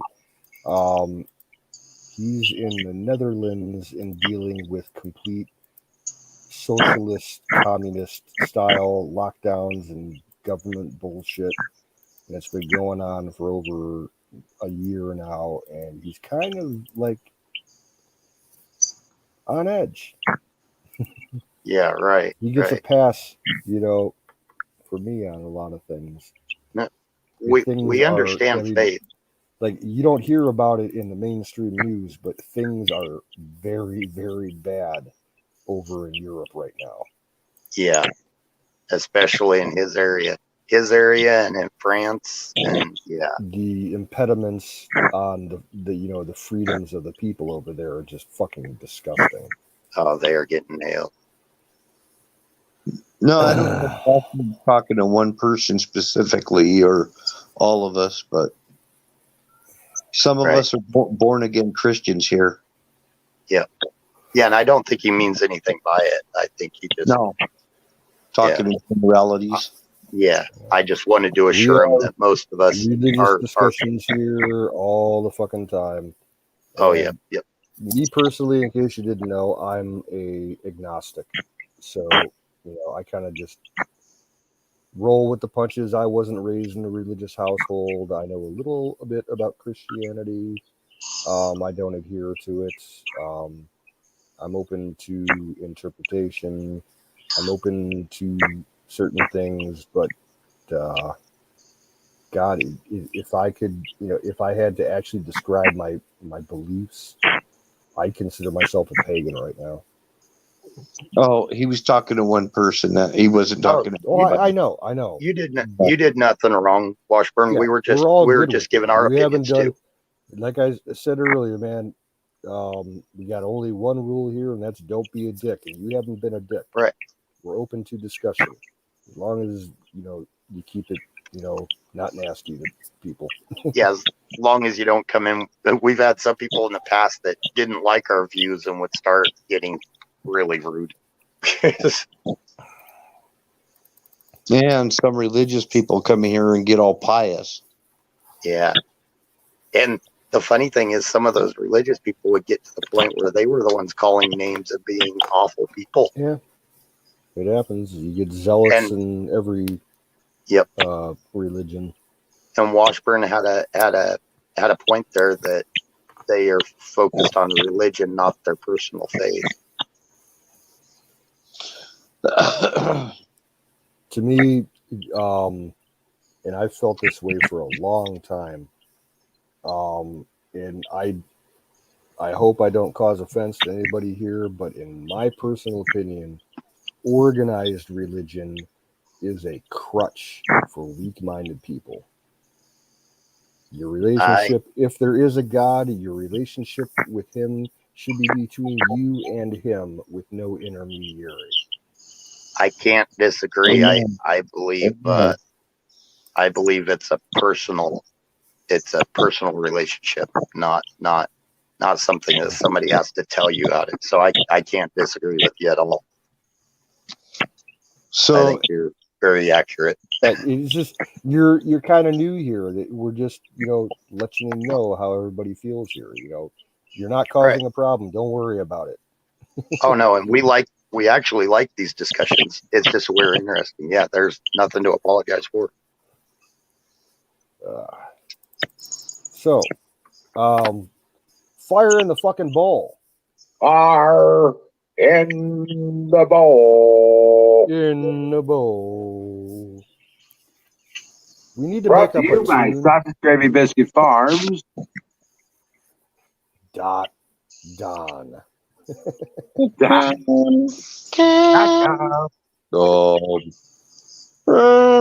We need to make an actual musical tune to go along with it where we can sing in scale, in round. Up a scale, down a scale, or whatever. It'd be kind of fucking cool. Row your boat gently down the stream. Row your boat. Exactly. I got to add to Colonel's suggestion for the name for Marion's pet tarantula. He recommended Creep. I'd like to add to that and say call him Jeepers Creepers. My brother Don, how are you tonight? Not bad so far. Hey, Don. Cool. Wanted to come in defense of Washburn Billy. Dude, you ain't done nothing wrong. No, you haven't even begun to stir the shit. That's why I said then there's Don. Come on, bro. Yeah. I mean, I've caused more pain and consternation on this channel than Carter's got little pills. So I was gonna say he's got that big stirring stick. Exactly. Can I say something? I don't want to offend anybody. Well, then don't say it. You're in the wrong place, man. Go ahead. But I'm going to say it. Let's go, Brandon. Let's go, Brandon. It's time for pie. Oh, yeah. Colonel Shaw. Let me see if I can get this. Oh, there you go. I'm waiting for Zach to say free healthcare. He's going to say, Time to pay for it earlier. Miriam, how are you? Good evening. Evening, ma'am. Yeah, Miriam apparently has a pet tarantula now. Has a what? A pet tarantula. Oh my God. Nice. Free healthcare, baby. Sorry, Washburn. My neighbors are close. Washburn, and I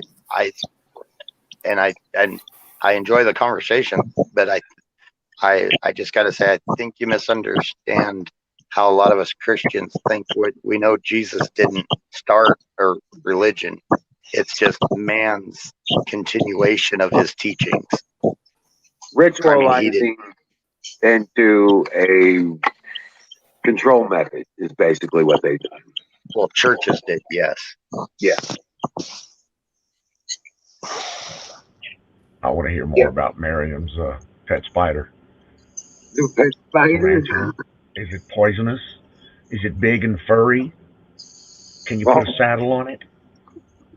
Is it one of those Texas tarantulas? Those things scare me. I don't scare real easy, but big furry tarantulas, I'm just not got nothing for that. I'm sorry. Dude, I don't like spiders at all. I was Very a kid. calm tarantula. I'm just not. I'm not buying it. I'm sorry. Still a tarantula, big ugly fangs and shit. Oh, it's just a female. Okay. When I was a kid, we were camping out, and we left the tent flap open, and when we woke up, it was full of wolf spiders. Ever since then, I cannot stand spiders. How about hobo spiders? You ever seen them? I haven't. I'm as pet friendly as they come. Trust me. I want everybody to have a good pet. I'm an animal friendly, animal loving, just a live and let live kind of guy. But Jesus H Christ, big furry tarantula spiders are not my thing. Giving me chills. Those people that let them crawl all over them. I don't like black widows too much either. But hey, I'm learning from you guys. I'm learning. Don't judge. I'm not judging. There you go, Miriam. I'm not going to judge here. As long as they don't touch me, I like them. But see, and there's kind of the question. So you're keeping one for a pet. So why are you keeping one for a pet if you're not going to let it touch you? I don't know. I mean, again, it's your thing. Good luck and Godspeed, and I just couldn't do it. Hey, Jason. People keep fish. You don't touch fish. No, you're right. You're right. You are right. Yeah, but sometimes you got no choice. That spider just touches you anyway. Jason Pearl, disturbed people. Now, Washburn, you're cool, brother. Yeah, you're good to go, man. You've done nothing. You're all good. All good. And I don't think you're coming out, Miriam, but okay, that's cool. And I don't think you're coming out against anybody, Washburn. I was just saying my opinion. I was just stating my opinion. No, we're just responding to the chat. That's all it is. Yeah, right. Because we have to pay attention to the chat. Yeah, because if we don't, we get moose thrown at us and other kind of nasty shit. So and people come up on the panel and excoriate us for not paying attention to the chat. We've had that, yeah. Bird spider. Oh. Have y'all ever seen a wolf spider and the size that some of those wolf spider get? Well, let's put it this way. You remember Jack from Australia? Oh, yeah. He posted a video of this spider that came out of a piece of machinery in his workshop that was like a wolf spider, but was the size of like a small dog. Oh, yeah. They were wrangling it. Yeah. And trying to get it out of his workshop. Yeah, it was crazy. I'm like, and carpenter knows. Yeah, not only that. Camel spiders are lethal, aren't they? They're like worse than a black widow. I don't know if they're lethal. Okay. But I know they're big and scary, and they're everywhere over, like in Iraq and Afghanistan. Now, the thing about those camel spiders, they're not venomous, but the juices that they initiate off of their fangs, off their mandibles, basically their mandibles, is a nerve agent that deadens the feeling of the skin. And once it gets on your skin, it acts like a local anesthetic, and then they can eat that skin without if you get bit at night when you're asleep, you're not going to feel it because it initially deadens the skin, and they can stay there chewing you for hours. Yeah. I remember reading a story a couple years back. There was this lady who was stationed in Afghanistan with the Air Force, and she was in the latrine doing her business on the can, and a wolf spider or camel spider came into her stall, and she pulled her Service M9, 9mm pistol and shot the fucker a couple times because she's sitting exposed on the can, and she actually got fucking written up for it. I don't know if it went to court martial or anything, but like, you can't discharge firearm, blah blah blah. It's like this 12-inch long thing is crawling towards me while I got my pants down. I'm gonna shoot it. They look like alien creatures. Yeah, it's like the fucking face hugger from the Aliens movies. Yeah, sure does. I plan on sleeping over the next week, so new subject. No. Right. So I just show me in the regulations where it says that it is against the law to shoot a 12-inch fucking spider. Show me that. It's the chair force. What do you expect? Oh. Yeah. Well, that explains it. Yeah, chair force. The most political freaking military sector. And I gotta throw some love at my platoon boy, my mash man. Right. What's up, Zoo? How we doing, brother? Everything okay? Zach, I'm good. I am good. We're about to move into the house, so I'm pretty excited. Oh shit! Who dropped out? We're getting close. I've already turned up internet there. Zach has shown some major restraint this evening because there's something he's wanting to say, but he hasn't said it yet. Actually, he said it earlier, I think. Oh, he did? Okay, never mind. Yep, no restraint at all. Referring to the free healthcare? Yeah. I think he wanted to say. Yeah, he said it. That's funny. Every time you come up, man, he hits you with it. Hey, that's my man. Well, that's his my son guy. call. Every time. Yeah. That's like the bat light, That's all you got to say. There's a bat signal. Yeah. Zach's a cool guy. I like Zach. My brother. But yeah.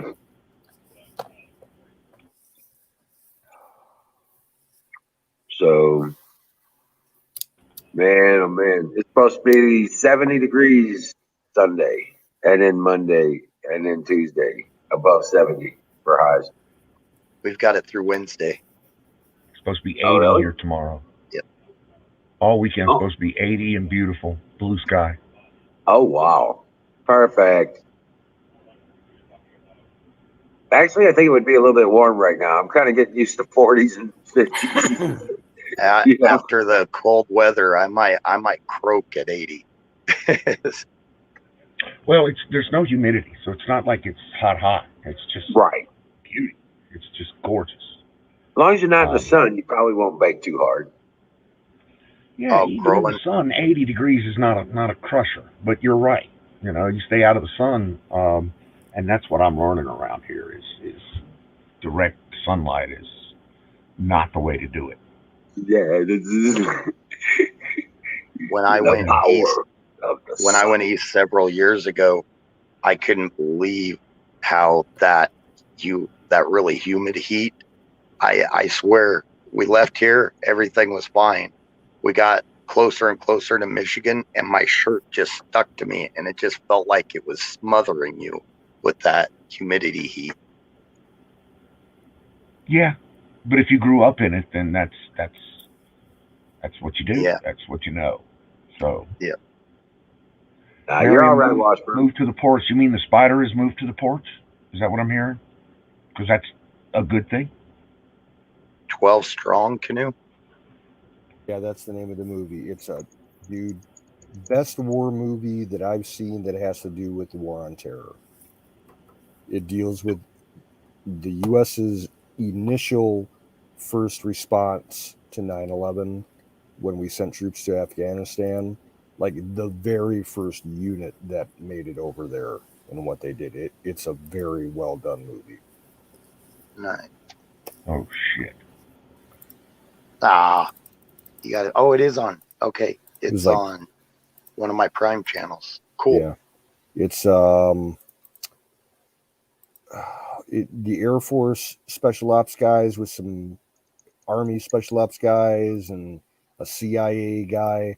they get dropped off in Afghanistan, and they're working with the Northern Alliance. Oh shit! Running around on horseback, calling in airstrikes on the Taliban and shit. It's great. Dude, no kidding. They removed it 2 days ago.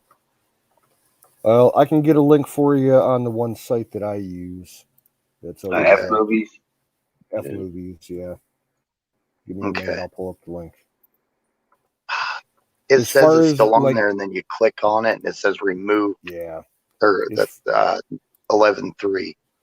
As far as like military realism goes for movies, like all the experts and the reviewers and everything say like 9 out of 10.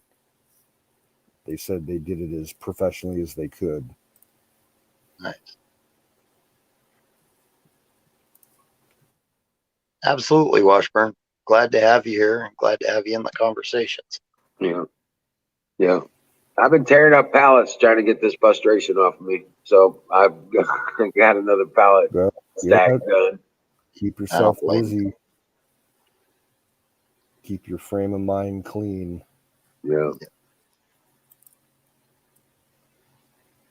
God, dude, I can't imagine with Brownie, and we expected it because she was declining from the diabetes so bad, and we were having trouble controlling it. We expected it, and it still tore me up. So I can't even imagine. Oh, the last one I lost, I cried like a baby for 2 days. Sucks, doesn't it? I'm the hardest motherfucker you're going to meet this week, and yes, I cried like a child. Oh, wow. What made you cry? Loss of my dog. Oh, loss of my last puppy dog. Yeah. I wept like a child. Yeah, I made a few puddles. They're literally like little kids. They're my all kids. Their lives. I don't give a damn what you say. They're just like my kids. Yeah. Yep. Don't get me started. Don't get us started. Don't take me down this path, please. Right. That's okay. I understand. Change the topic. Yeah. All right. I am getting the link for you right now. Sing. Nice. I'm putting it in the regular chat and the private chat. I got lost in my way to college, drill sergeant. So, still talking about dogs, but not like that. My brat dog kept trying to bury her food dish, and I kept unburying it because she kept putting my socks on it, trying to bury it. So I kept taking my socks, putting them back in the hamper. She'd go in and get them. Well, no kidding. She got another one, came in, and she went out the doggy door with her dish and my sock. So somewhere in the yard, my sock is out there and her dish is out there. Do we still not know why? What's that? We still don't know why? Mm-mm. Okay. I thought you were going to come up with an answer. Oh, yeah. No, she's just. I apparently wasn't supposed to be touching it, and she got it away from me. Well, there you go then. That'll teach you. Yeah. Oh, I tell you what, they teach me lessons every day.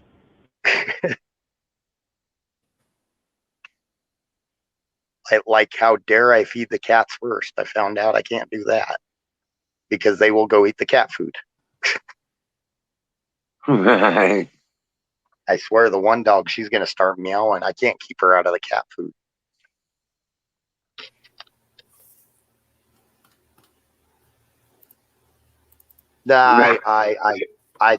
Any spider, I think I would step on. I'm sorry, even the big ones.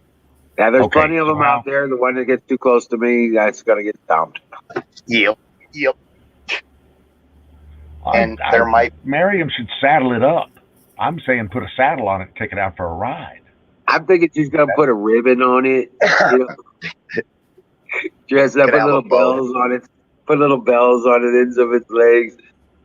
Gets the little outfits for it, dresses it up. Right. Well, I mean, I understand. I don't want to go around squashing spiders either, but the question then becomes, how close is too close? Well, see, I'm not going to deny that there's going to be a little bit of a girlish squeal when I see one. So I may scream. Yeah, squishing it would be gross. It'd be more like you'd have to set it up for like a golf swing to send it. A top hat for it. My thing, Miriam, would be like stick it with a fork and then cut its legs off. Don't they eat tarantulas in some places? Probably. I don't know, but I ain't no bug like that. Yeah, no. Nope. Count me out. Well, wasn't it CNN trying to tell everybody that bugs are good for you? Oh, Which yeah. they probably are. I've eaten bugs, but I'm talking like grubs and beetles and shit for wilderness survival courses. It wasn't fun, but it's protein. Oh, yeah, Don Lemon said it on CNN, so it had to be true, right? Right. You see those people choking down those bugs, and it was like, ugh, they were even going, ugh. So you're telling me it's not true? Fried tarantula. Damn. Tarantula tastes like crab. Okay. Crab's pretty good, actually, with some Old Bay. I couldn't get over the thought of what I was eating, though. Yeah. That's like eating slugs and knowing what it's called and what it does. Sorry, I'm having a hard time with that. And see, I imagine eating a slug and then biting it and having it pop and ooze all over. Yeah. Okay, we're already further down this conversation path than I really want to go. Yeah, that's not. So I'm about ready to tear down the garden and tell me about killing. the garden. Yes, please. Without slugs. No slugs. We're just gonna get it tilled in and start collecting leaves, and burn that off, and till that in and cover it again. Leave it set for winter. Shaw says he'd rather starve. Yeah. But yeah, I'm gonna put I'm gonna build that framework fencing around like the chicken coops here. I'm gonna put the fencing around it like that, and then turn it into a greenhouse through the whole garden. So, in reference to your other garden, your herb garden, how's that? Did you got all that harvested and you got it all in jars? And how's it curing up? How's that turning out? Looking nice. Good, tasting good. I mean, oh yeah, getting better. The more it cures, the better it is. Yeah, that's doing well. We've got about just under 10 ounces total. Nice. Okay, 10 ounces will get you through a year. Probably a couple. What? Nah, never happened. 10 ounces will get you a year. 10 ounces take me. I normally don't smoke that much. Okay, you normally don't smoke that much, but you normally don't have 10 ounces on hand. That's true too. Okay. Just to be clear, okay. I just be more friendly. Okay, and that's fine. That's fine, yeah. But 10 ounces ain't going to do you a year. You'll progress to probably an ounce per month habit or ounce and a half per month habit. So that'll probably do you, 6 months, 7 months, something like that, which is good. Will still get you through to the springtime. Yeah. To get you a grow going. Or you could actually, if you're going to do a winter grow, then you could do a winter grow, an indoor or something like that. Not enough sun for that, man. Okay. Not enough sun. But so I gotta get to July, August next year.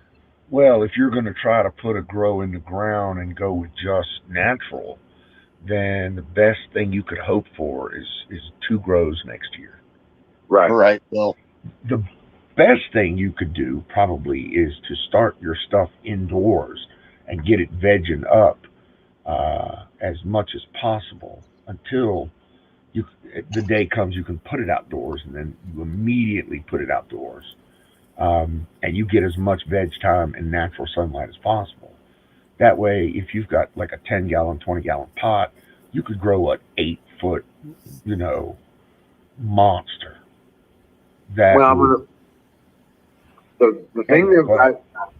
thing I got in mind is I'm gonna put up 6 4x4. Well, not 6 of them, but I mean, I'm gonna build these ground boxes that are gonna be the back wall against the back wall in the greenhouse, which is the garden.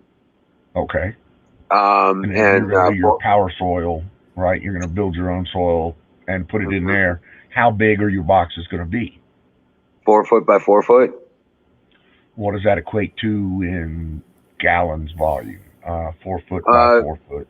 Probably 100 gallon. 100 gallon. Yeah. Okay. All right. Yep. And just keep in mind, the bigger the root, the bigger the fruit. That's right. Okay, so if you've got a 100-gallon root, you're talking about a fucking 20-foot tree, I think. I don't know. We're gonna find out.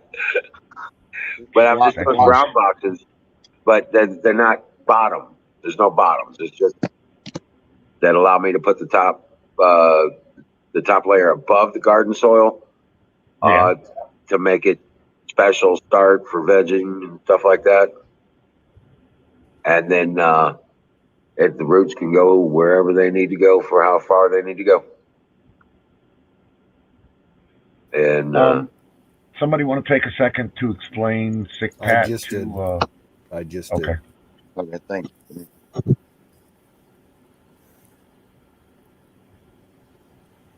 We all want to grow up to be like Sick Pat. Right back, Mary. He was a good guy and the original one that started this. Yep. He's kind of the founder. If you want the whole history, basically, we were all fans of the Ron Gibson chat on YouTube.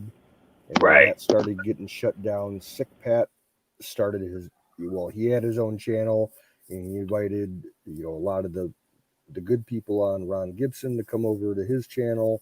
And we've still, we've been going strong together for almost 7 years now. 7, yeah. Yeah. Long time. Yeah. Yep. It was our brother. Dang, it has been 7 years. Holy crap. Y'all put up with me for a long time. Thank you. It took you a long time to grow to fuck up, but we've got time to get. Nah, it's all good. Yeah. Oh, we've had some ups and downs, but at Washburn, but we're a pretty tight group. We all come to each other's defense, and we've even pulled off international rescues. Yep. Ron Gibson. If you're ever in the middle of a forest fire in the mountains of Honduras, I can get the military to rescue your ass. Oh, Jimmy Dean. He got a little upset. He's like, damn it, those boys. That's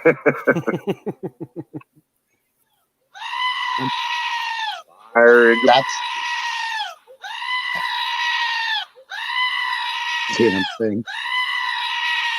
There's the stop button. Every damn time it startles me. I'm not expecting to get ready to say something. Got to keep you on your toes. Oh, you're not screwing up the chat, dude. No. Stop saying that. Yeah, we enjoy your company. Don't be so worried. Yeah. Now I had to have this talk with Singularity. But I also had to explain sorry didn't mean sorry. It meant more excuse me where I'm from. Yeah, an apology from me. And that might be what Washburn's. Yeah, it's kind of like, sorry, I'm about to fart.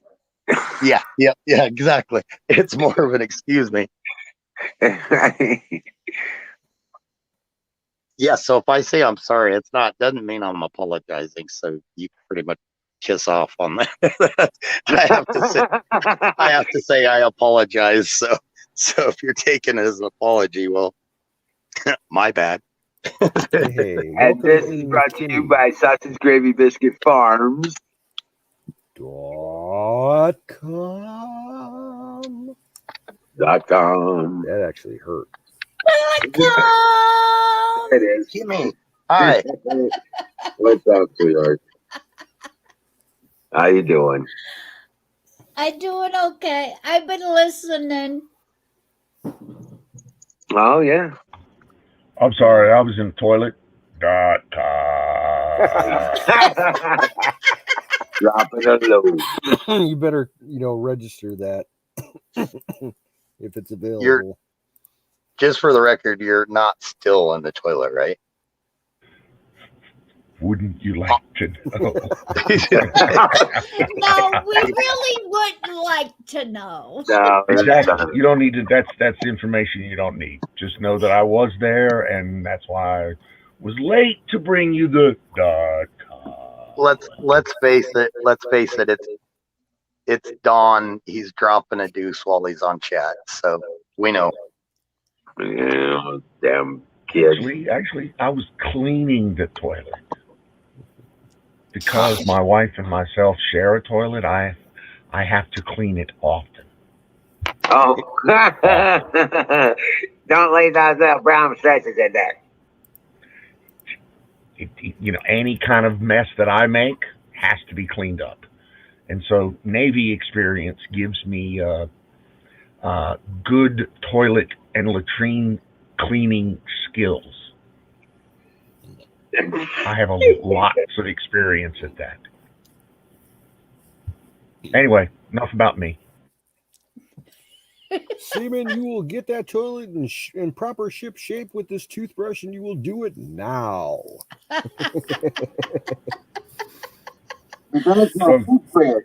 So you've lived in my Navy.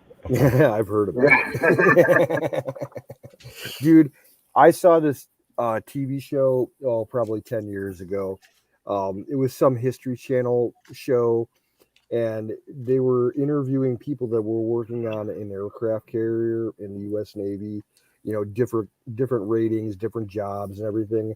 And they came to this one poor motherfucker who his entire job in the Navy, he was a toilet cleaner.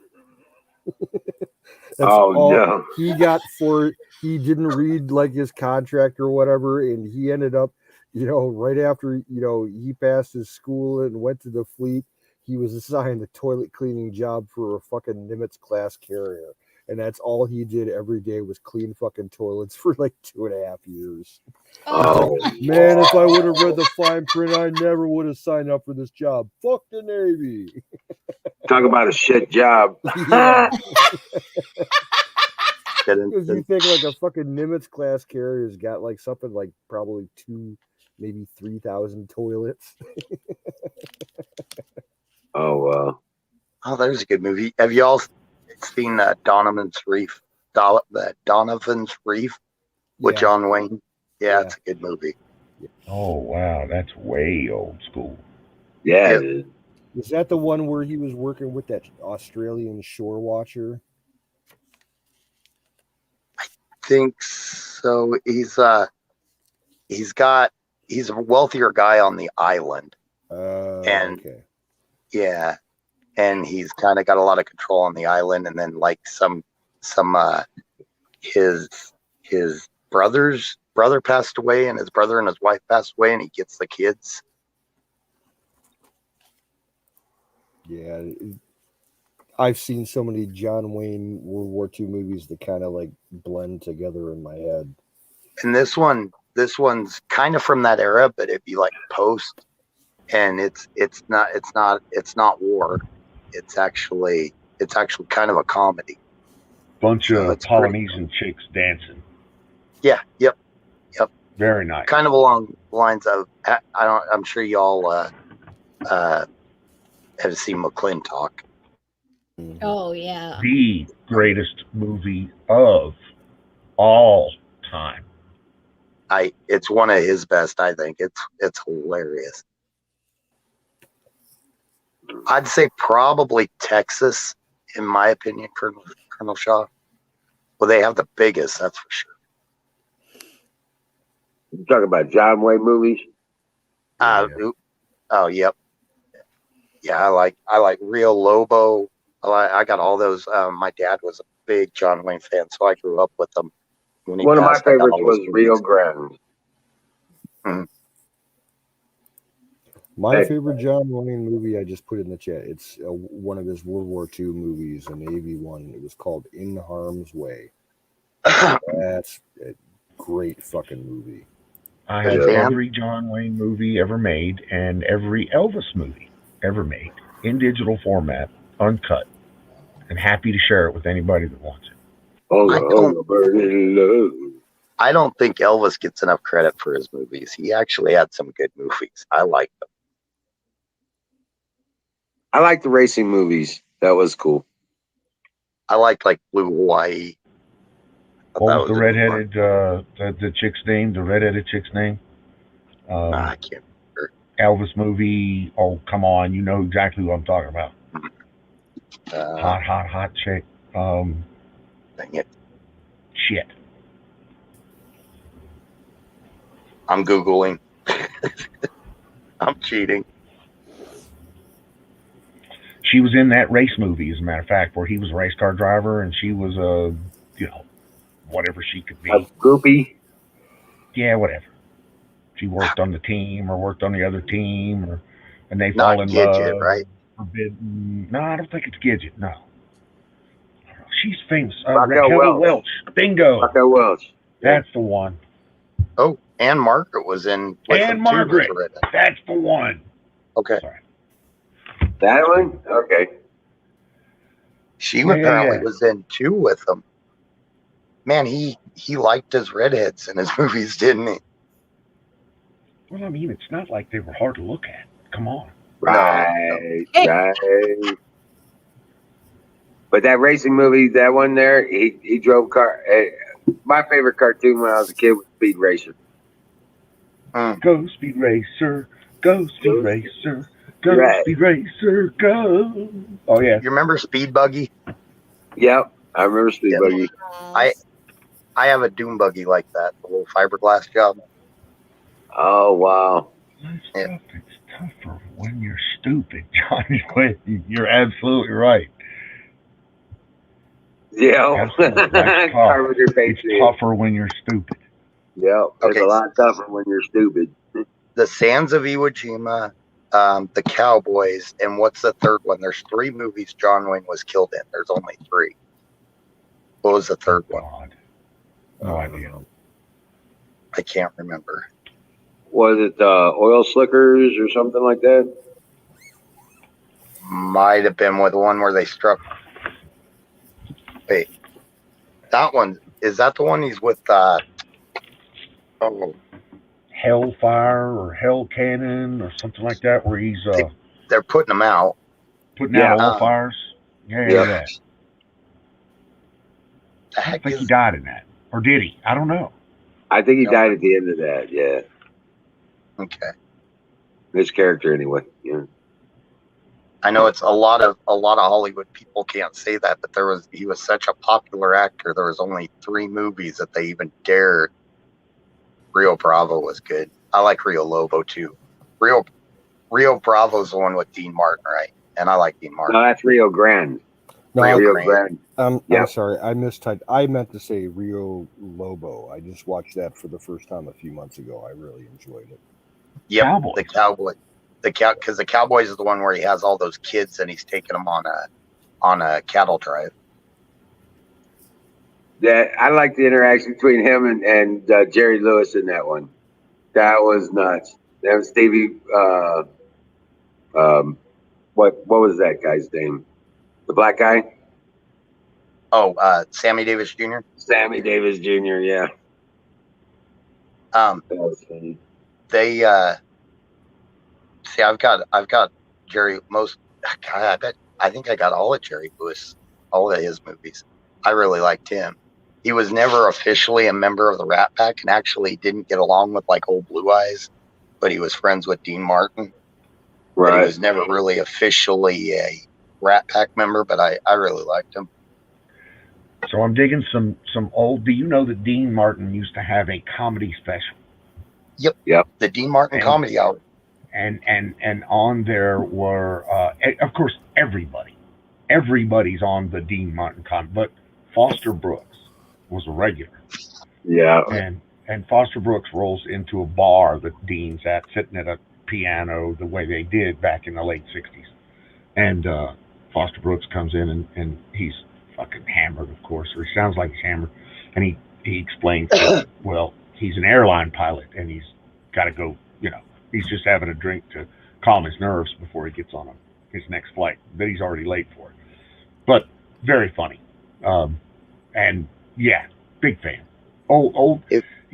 Why is it? And I want to make an observation. Why is it that we are always, as older people, we're fans of things that we were engaged in when we were youngsters during our formidable years?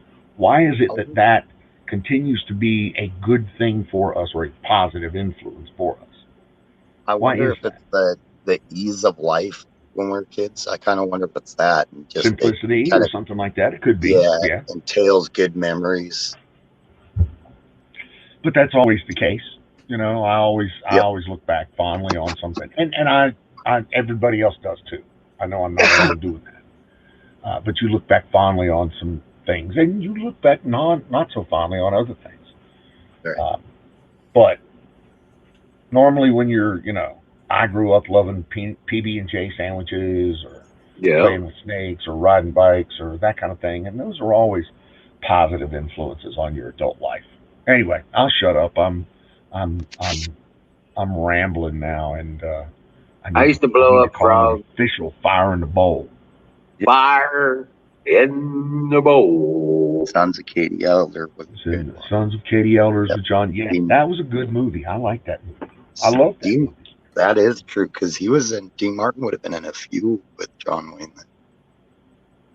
Because he was in the Rio Grande, he was a drunk, and he was a sheriff and turned into a drunk, and then because they made that concoction with like ashes out of the fireplace, gunpowder, and they forced it down him, and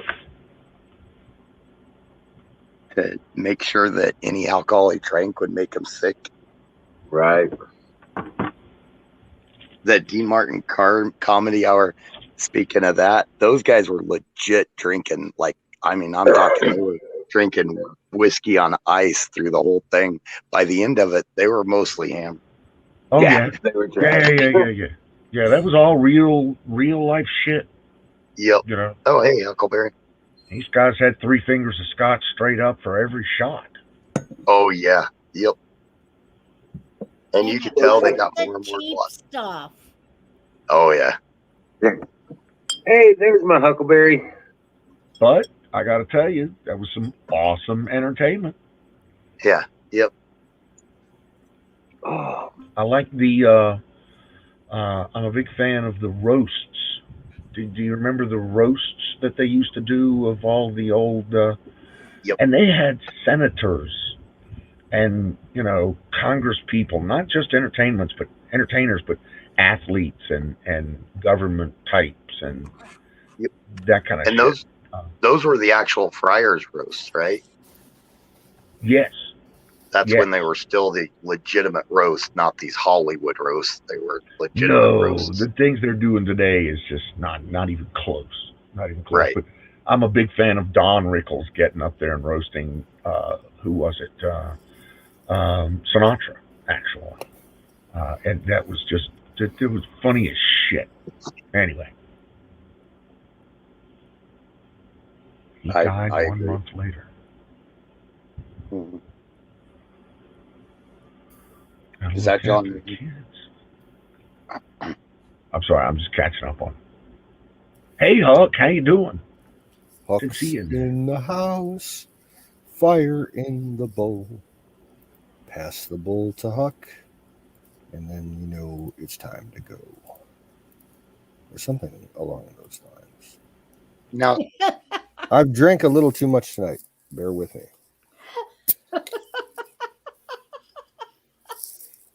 Hey, now, Kimmy, did you get my text tonight?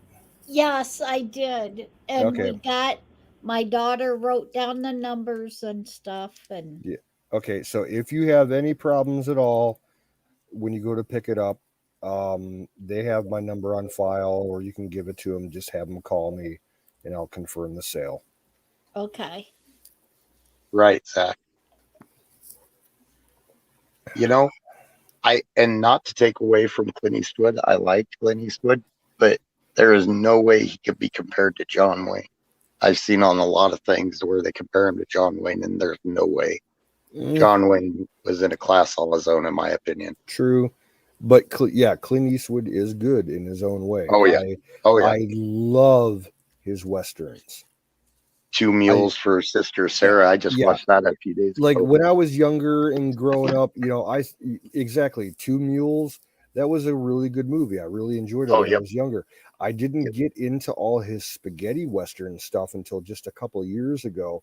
And like kind of the last 2 years, I've watched all his spaghetti western stuff. It's fucking amazing. Yeah. High Plains Drifter was a good one. Had some kind of weird scenes, but it was, to be honest, his were more realistically written. I think his Outlaw characters. Josie Wales, the Dollars trilogy, right? The Good, the Bad, the Ugly, A Dollar More, A Fistful of Dollars, all that shit. Yeah, but John Wayne, I just think different type. Maybe that's it. I mean, like I said, I like Clint Eastwood a lot, but John Wayne, I do like his westerns more. I think they're for the most part, more uplifting, I guess. I don't know what it is. I just liked them more. Maybe it's like Don was talking about when I was a kid. I grew up with them, so they got a soft spot.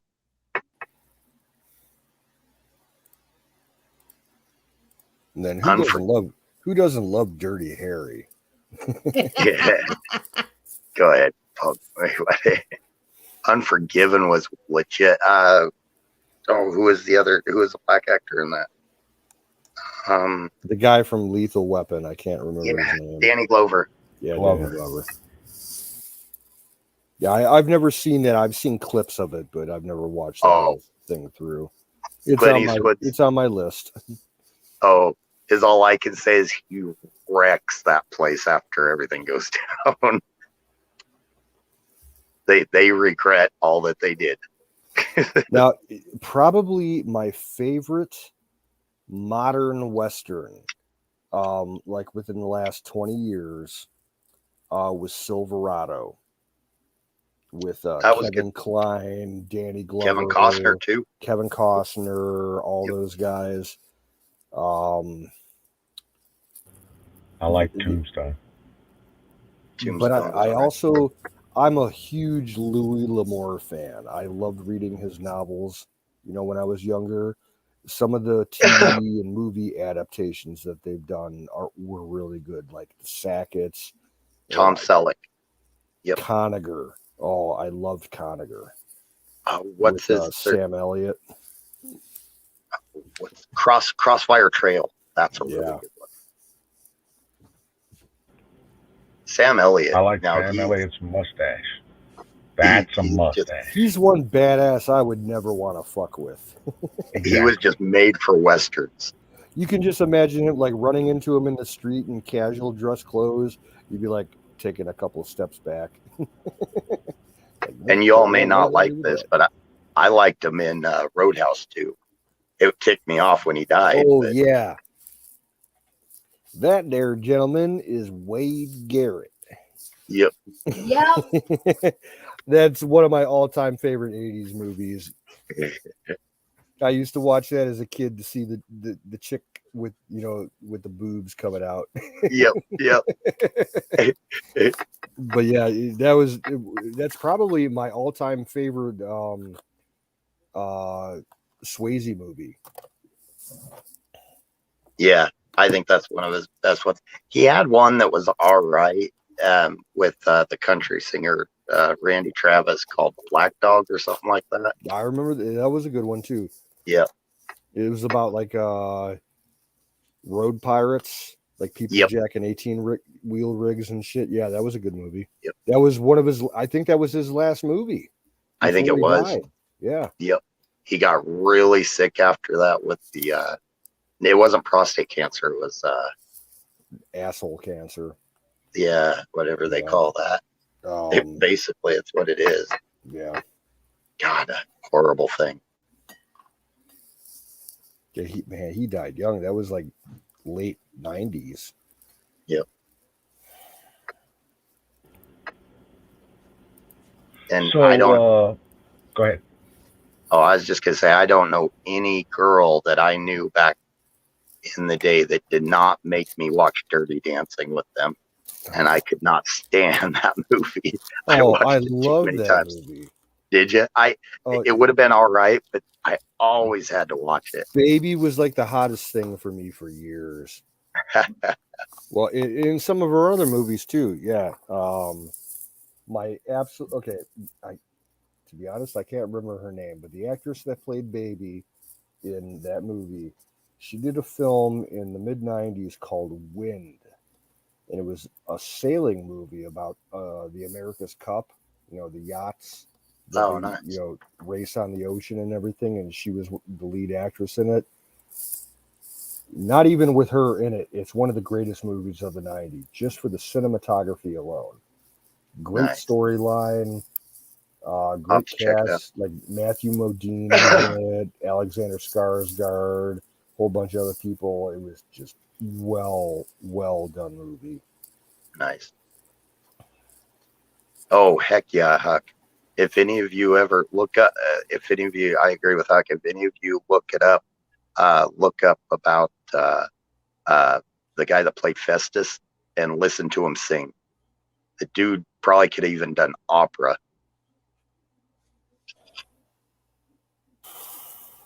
Yeah, Red Dawn. She was in Red Dawn along with the girl from Back to the Future. What's the one with Pony Boy in them? Pony Boy. Pony Boy, and it has Patrick Swayze in it. It's from the 60s gangs and stuff like that. Okay, I gotta ask you all a question. The Outside. This has been bugging me forever.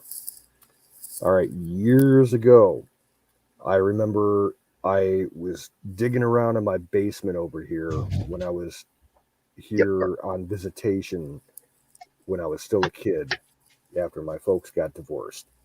And I found a stash of old World War II comic books that my grandfather had. Holy crap. There was this one World War II action comic book that had a story in it about a guy named Pony Boy. And it was one of the best comic books I've ever read. I've never been able to remember the title of the book or any of the details about it, so I could find it again, because it's not where I originally found it. I think it got thrown out years ago. With the explosion of the Marvel universe in the cinematic era, and even DC, you would not believe what those are worth now. Even if they were single run that didn't go very far, those are actually a lot of times worth a lot more. Yeah, this was something about just some regular grunt in the Marine Corps in the Pacific that got fucked up and became a hero and everything. It was probably published in the 50s. Jeez. Yeah, I really wish we still had all that kind of shit. If you did, you would have a small fortune right there, because that stuff is insane. I still have a board game in the original box from the 50s that's called D-Day. Okay. Get this. Yeah, that might be worth something. I have an unopened game from 1978 called Trump. Nice. Yeah, it was some type of kind of like Monopoly, a financing game. And I presume I've just kind of read the box, but yeah, I bought it at a garage sale before Trump ran for president. I just always kept trying to get a bunch of board games. And for when the nieces and nephews would come over, and I picked it up one time just because it was there. And I'll be darned if he didn't run for president. That's cool. Right back.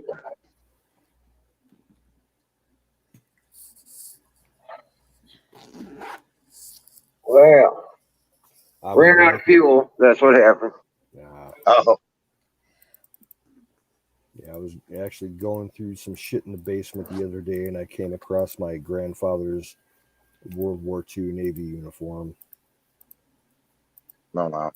And I still can't believe how fucking tiny it was. My grandfather was a tiny dude back in the day. Oh. I see what's on the Outsiders. Yep, I agree. Yeah, it was the Outsider. If you like Louis L'Amour books, you would love the collection I got from my parents.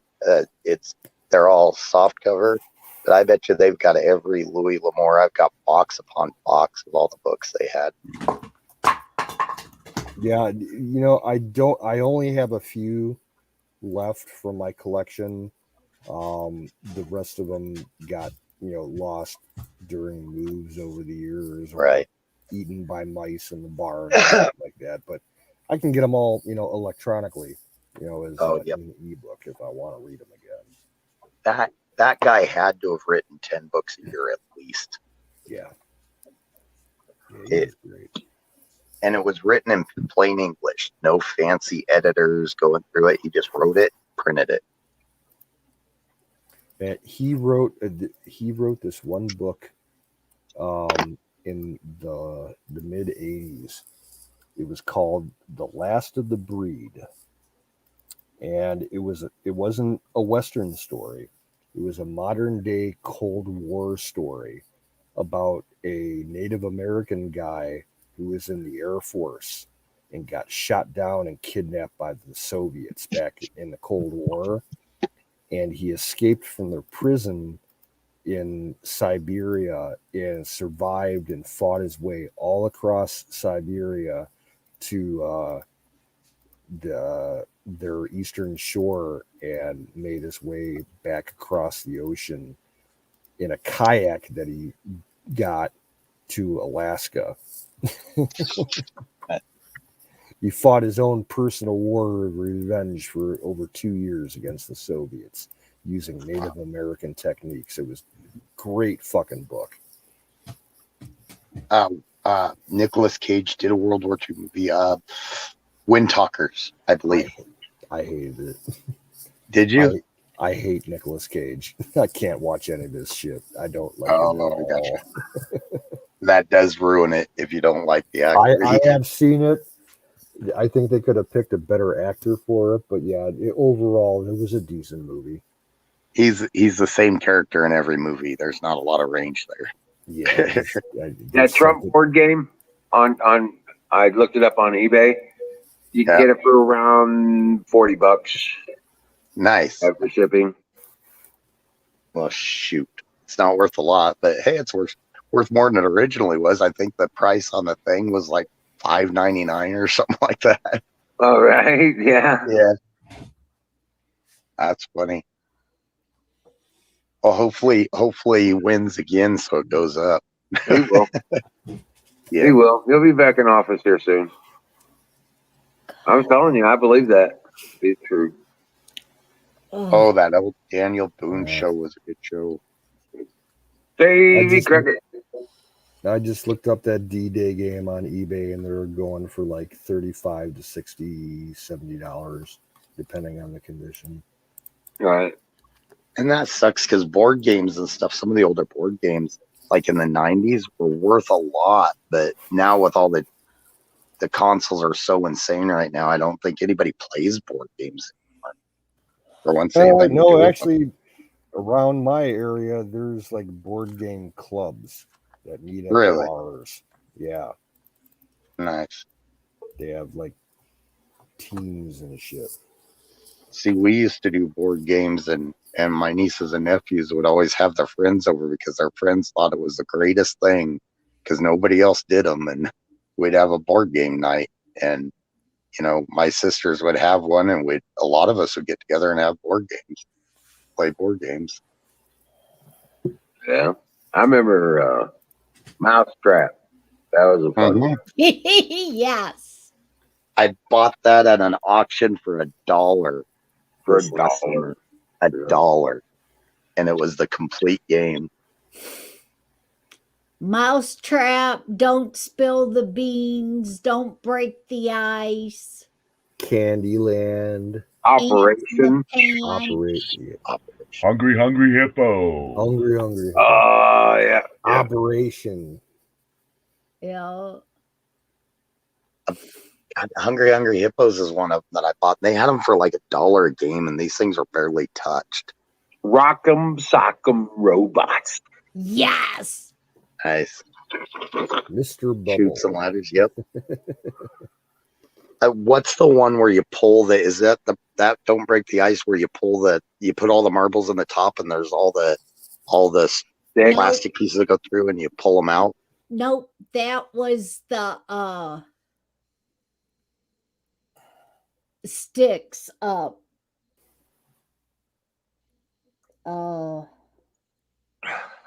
Something sticks. All the marbles or something like that, wasn't it?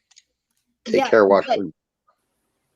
You had them different colored sticks that went in there that held the marbles up. Right. And if you were the one that pulled it out and they all fell down, you lost. Yep.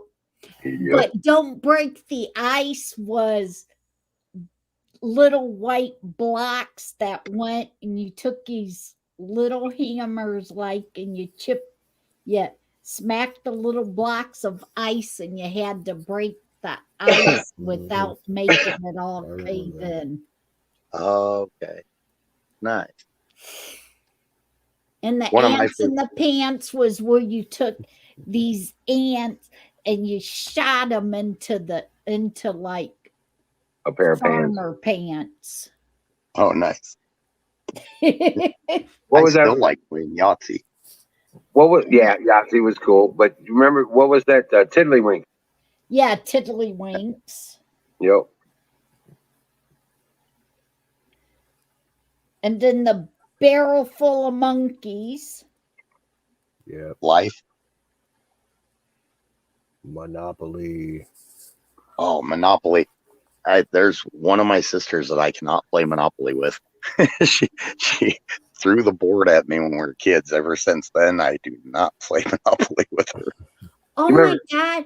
Upstairs, I have a Monopoly game that it ain't never been opened. I opened it and they have all kinds of the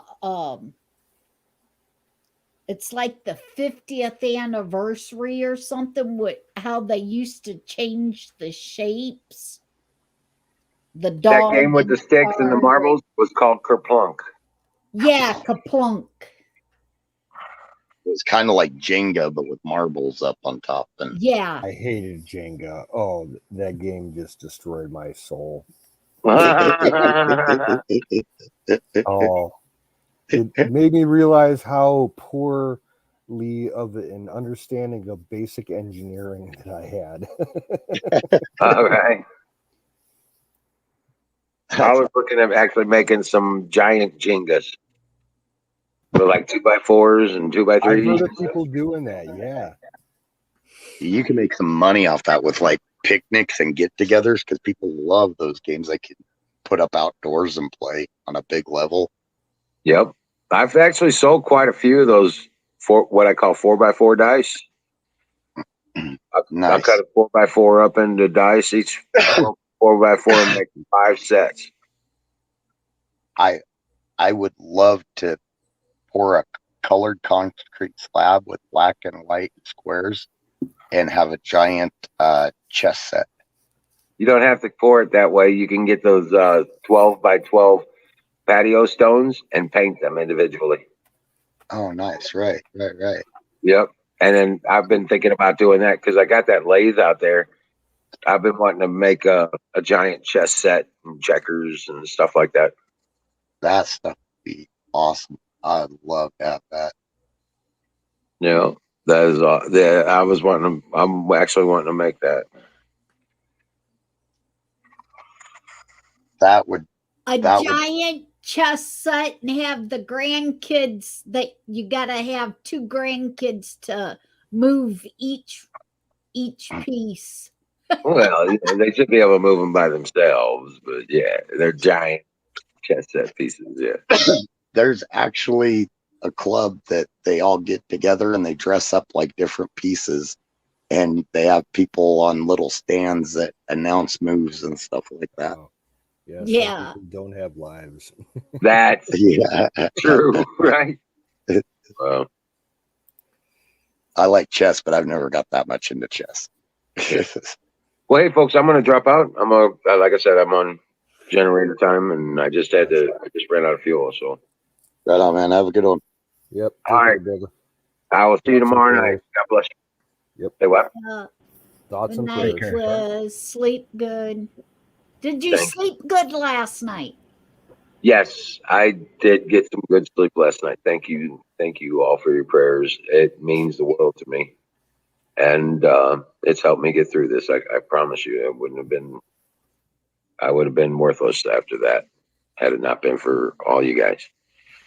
I appreciate it Right on, man. so much. I'm just glad you had a good night's sleep last night, that you got good rest.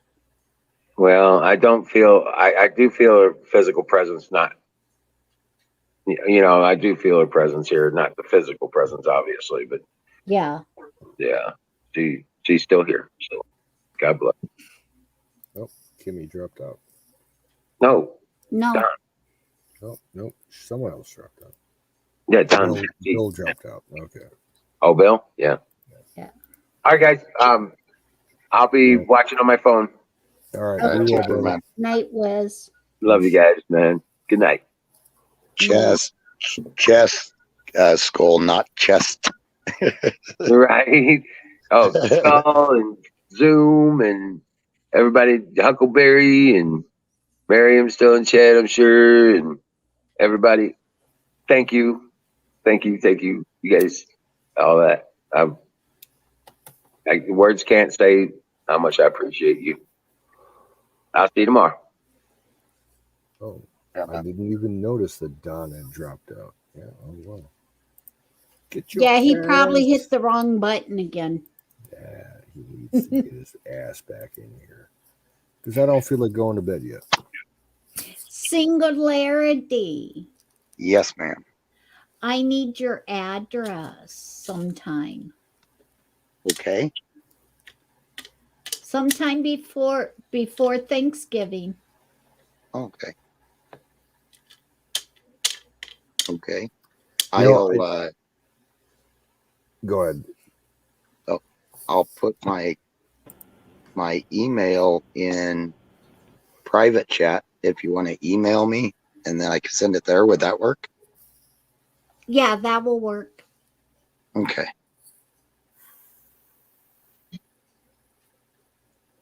Yeah, I was gonna say, Kimmy, me and my sister like to do a little bit of Black Friday shopping. Right after Thanksgiving, and we like to do ours out in Sandusky. So like the whole strip of all the stores on 250, on the south side of town. Yeah. And if we end up out there this year, I'm gonna have to ask her. Maybe we could get together and have lunch or something. Oh, okay. We'll have to see.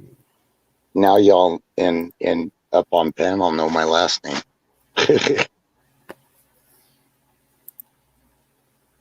Well, because the reason why I need your address is because you got some fudge crayons. I gotta get the molds for the fudge crayons. Awesome. That's awesome. Thank you. That is cool. Me and my daughter, we've been trying to figure out how we're gonna make the fudge in shape of crayons for you. That's epic. Thank you. And use the different like chocolate molds and stuff, the different colors, because around holidays they usually have the chocolate that you melt and make your own candy with. So we're trying to figure out how big to make you some crayons. Awesome. Thank you. I appreciate that. That's cool. Yeah. I'll have to take a picture and post it. Yeah. Use that as my new profile picture. And then you can eat right, and then you can show everybody that you actually eat crayons. Yeah. Fudge crayons. Yeah. Well, the rumors will really take off then, right? Yep. Oh, that's too funny. Oh man. That's what me and Ryan was trying to get figured out, what all we was gonna do to bring that for Whizzes on the 4th of July. We was gonna make 4th of July crayons and stuff for you. That's awesome.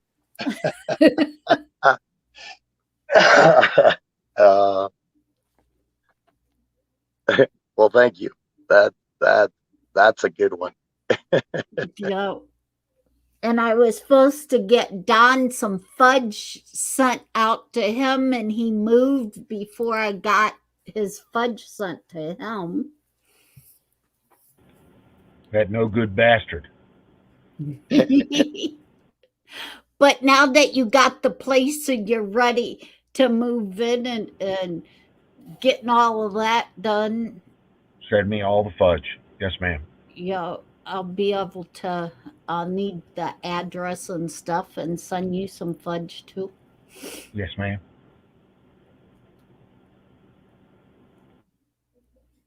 I still like that crayon. That's epic, Kimmy. Yeah. That's good. Now And she needs to make a mold that I should be able to to make like get a 1 pound crayon. that I should be able to get the molds at the one place in Finley, because I got like a candy shop there to make your own candy. So they should have molds and stuff there. And if not, I'll figure it out and make them Finley's myself. a cool little town. I like that. Cool. Well, I can't wait for the fudge crayons. It won't be stretching the truth anymore. Now I can honestly say I eat crayons. Yep. And when you add food coloring and you add different things, we can give you psychedelic crayons too. There you go. Everybody's going to be jealous actually by the time. You need a 1 pound crayon with chocolate fudge mixed with Don Bear's butter. Oh. You'll be flying on cloud 9 like you wouldn't believe. Especially since I don't smoke or use any of that, I'd be lost for a month. Yeah, with the 1 pound.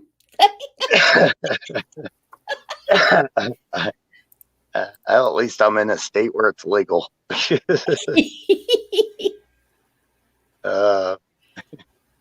So after I get the crayons, if you guys don't see me for a month, you know what happened. Yeah, but that's just it with my fudge. I don't use butter or anything like that. That's probably safer for me, so I don't get any of Don Bear's type of butter. Yeah. Yeah, you got to refrigerate that. It'll go rancid.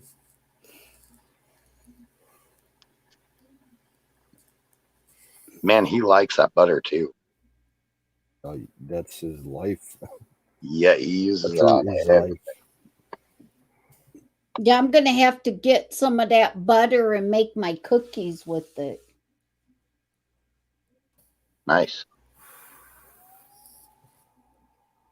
Hurry back, Cockleberry. Make some peanut butter. Carpenter, get your ass on stream. You know you want to talk to us. Come on. Come on. Oh, peanut butter cookies sound so good right now. I know you got to hit the road soon to go back to Wisconsin to go hunting, but you can spare a little bit of time for your friends here. Get your butt up here. He's going to take it personally because I got to crash here pretty soon. I'm amazed I was able to stay up this late. I think Yeah, he's you, gonna drag his he ass up pops here up also. and you pop off. I'm going to keep it going until 2 o'clock my I time. just don't want to be called Daniel Boone. Okay, we won't call you Daniel Boone. Call you What do Davy you Crockett. want us to call you? I'll call you anything you want. I'll call you. What is the song thing? I'll call me out. Yeah, dude. Just don't call Come me on, jump late up for here. supper. Exactly. That's me right there.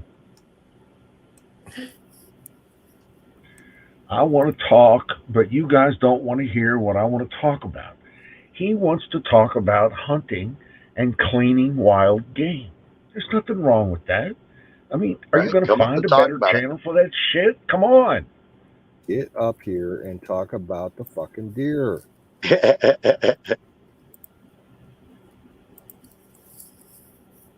And if not, quit whining about it. Sorry. Yeah, drag it up here. We can talk about whatever you want to talk about. Miriam knows? What, you want to get Miriam up here? To talk about hunting? And cleaning wild animals? Yeah. Come on. Yeah, she makes those chupacabra traps down there. You know she knows how to skin a chupacabra. Exactly. In 45 minutes, I will have been up for 20 hours. Yeah. Nobody wants to hear what I have to say. Yeah, that's, you know what? That's my wine. Right? Nobody wants to hear what I have to say. That's my line. Yeah, no stealing Don's lines. I just say it anyways.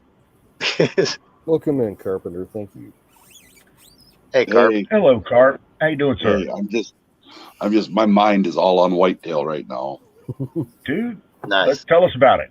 You got the buck fever. Well, I've seen like 4 great big whitetails and one that was an absolute fucking monster. And I didn't get a How shot. big a monster? Define monster. 180, easily a 180 class deer. The other ones were in the 150s and 60s. Yep. 180 on the hoof? Yeah, he was fucking huge. No, I mean antler size. Yeah. I was standing there. This was, I think it was Monday night or Sunday night. And I hadn't really been seeing nothing but does. And I had this doe walk under my stand. Her babies walked on the left of me and she walked on the right. And she was standing there about 25 feet. And, you know, I got them arrows with that lit knock, you know. And this is the first time I've ever shot one. So I lined right up and I zoomed down on her and whack, I let fly and it stuck through her and the arrow stuck in the ground and she just lifted her head and kind of looked around and then walked up the hill about 30 or 40 yards and looked around and fell over. Nice. And then I think it was when the big buck started coming in was like Tuesday. I think it was Wednesday night. And I was just sitting out there and it was kind of quiet about an hour before dark. And it was kind of quiet in the woods and all hell broke loose. This deer come running down the hill like just lickety split. This great big huge long nosed doe runs right up about 15 yards from my stand and stops. So of course I get my bow and I pull up. I'm going to shoot her for the freezer. Just about the time I got aimed at her and was ready to shoot, I heard grunting. All I heard was and I looked down to my right and there he stood, that great big one. And I thought all I could think was, oh, fuck, now it's game on. Here we go. And he started coming down the hill towards her. Well, when she left, she walked off to my right. And instead of coming down to where she was standing, he kind of hooked and followed her along the ridge line. And he come to about 60 yards from me, not close enough for his shot. And he was absolutely huge. And then I seen 3 other great big deer that I would have shot in a minose. And the closest. You won't take a shot at 60 yards? No, that's too far. Okay. Not on something like that, you guys. Those are big deer. That'd make me sick to wound something like that. Oh, I got you. I mean, that one guy, he was easily a 180. And then the other ones were 150. And the biggest one I got's like 147. And the other ones were all in the 150, 160 class, and then he was 180. You know, and the guy that I hunt with over there always tells me about these big ones he sees during the rut, but I always hunt the rifle season. I've never hunted the rut there. This is my first year hunting the rut. Man, they got some big deer over there. Wow. So I hunted Friday, Saturday, Sunday, Monday, Tuesday, Wednesday, Thursday. I came home late Thursday night. Washed clothes, repacked. I'm taking off in the morning tomorrow. I'm going to hunt Monday, Tuesday, or Saturday, Sunday, Monday, and Tuesday morning. And then I'm coming home Tuesday afternoon. I'll be home Wednesday, Thursday. My daughter gets married. And then I'm taking off Friday morning, and I'll hunt Friday, Saturday, Sunday, Monday, Tuesday. I'm coming home Wednesday and Thursday. I take back off Friday, and then I'm gone for like 14 days over there, rifle and muzzleloader. Nice. Yeah. Okay, so I normally if a guy's daughter's getting married, I would probably at least ask about that to be courteous. But it doesn't sound like it's really important. So should I at least ask about, hey, how's your daughter doing? Is marriage going to be okay? Is the wedding all right? Everything okay? Do I need to go there, or am I? No, she's doing really good, and I'm really happy for her and everything, but it's her fault. She knows better than to ever plan a wedding during deer hunting season. But hey, I'll be there. I won't miss it. Okay, and that's kind of where I was asking that. How I was asking that question is, how's that gonna work? She's doing really good. She's a manager at a convenience store. Her husband manages the other convenience store. Same company, but different locations. And she's doing really good. She's the one with my grandson Abel. He's like 4 months old. Okay. She's my only biological daughter. Okay. So, yeah, it's pretty exciting for her to get married and stuff. But she wanted to get married on 11/11. There's some Bible verse. She still knows the name of it, and then it's like I don't know what it is, like Isaiah 11:11, but it is in Isaiah, and it's about togetherness and commitment. So she wanted her wedding day to be November 11th. I'm like, okay, I'll be there. Okay. As long as she understands the ramifications, then okay. Oh yeah. People make informed decisions. I think I've had 3 Thanksgiving dinner with her in my life. And she's 28, 29. I think I've had 3. Sorry. I hate to interrupt, but I am going to crash. I am going on 20 hours, and I am old and don't do long days very well anymore. Yeah. So it's all good. We'll chat with you guys. Chat with you guys later. Everybody later, chat. I bored him out of here. What's that? Take care, sir. I bored you out of here. No. I see. In my defense, before you even came up, I was telling them that I was going to have to jet pretty soon because I was barely hanging on. Yeah, Sling always has early days to start. Yes. So Yeah. get some sleep, bro. Thank you for Right coming on. in. Yep. You guys take care. Bye. Good night. Well, as long as it's going to work out, then that's fine. And again, I just, out of courtesy, I'm asking about your daughter's wedding. Yeah. But if your focus on your discussions this evening want to stay in the hunt, then by all means, let's stay in the line of the hunt. And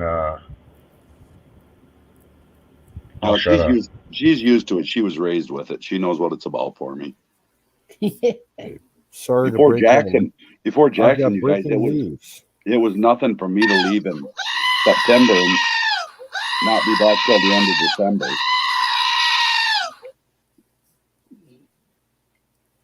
Just had to cut in real quick. That poor goat, it sound like it getting weight. It don't sound like it's firing off for firing the bow. That poor goat. It's all Apex's fault.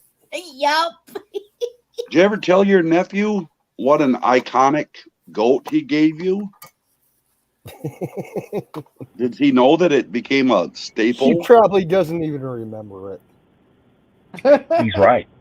Carpenter's right. I mean, think of the influence that it has inflected on I'll hundreds have to bring of it up people. to him one of these days for sure. I got more than my money's worth out of that fucking goat. Oh yeah. Every time I hear one of them damn things, the first thing I think of is fire one up. The only purchase of an item made in China that I fully support.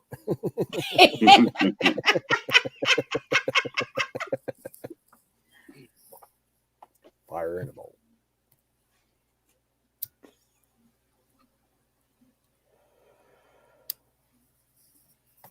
That's one thing I noticed about hunting this year was when I walk out in them woods, and I start going down the trails and are heading across the ridge, all the wonkiness in the world, that hasn't changed. It's still the same. Now, I've heard in the news within the last week that certain areas of Wisconsin, I don't know, were you hunting in Wisconsin? Yeah, yep. They have mandatory check-in and inspection for CWD. Yeah, that's up near Milwaukee, and then there's some of it goes on down south. Not in my area, though. Okay. And the liberals are all freaking out, putting articles in the liberal pages and sites saying, "Oh, coronavirus is in all the deer now." Oh God! Yeah, I'm so sick of Corona. They found a couple cases in a few states. Everybody just skips that. All the people, not everybody like us, but you know what I mean. The ones that are into it, they just skip that part where the CDC finally admitted that the test for that is useless at determining infection. They just completely overlooked that.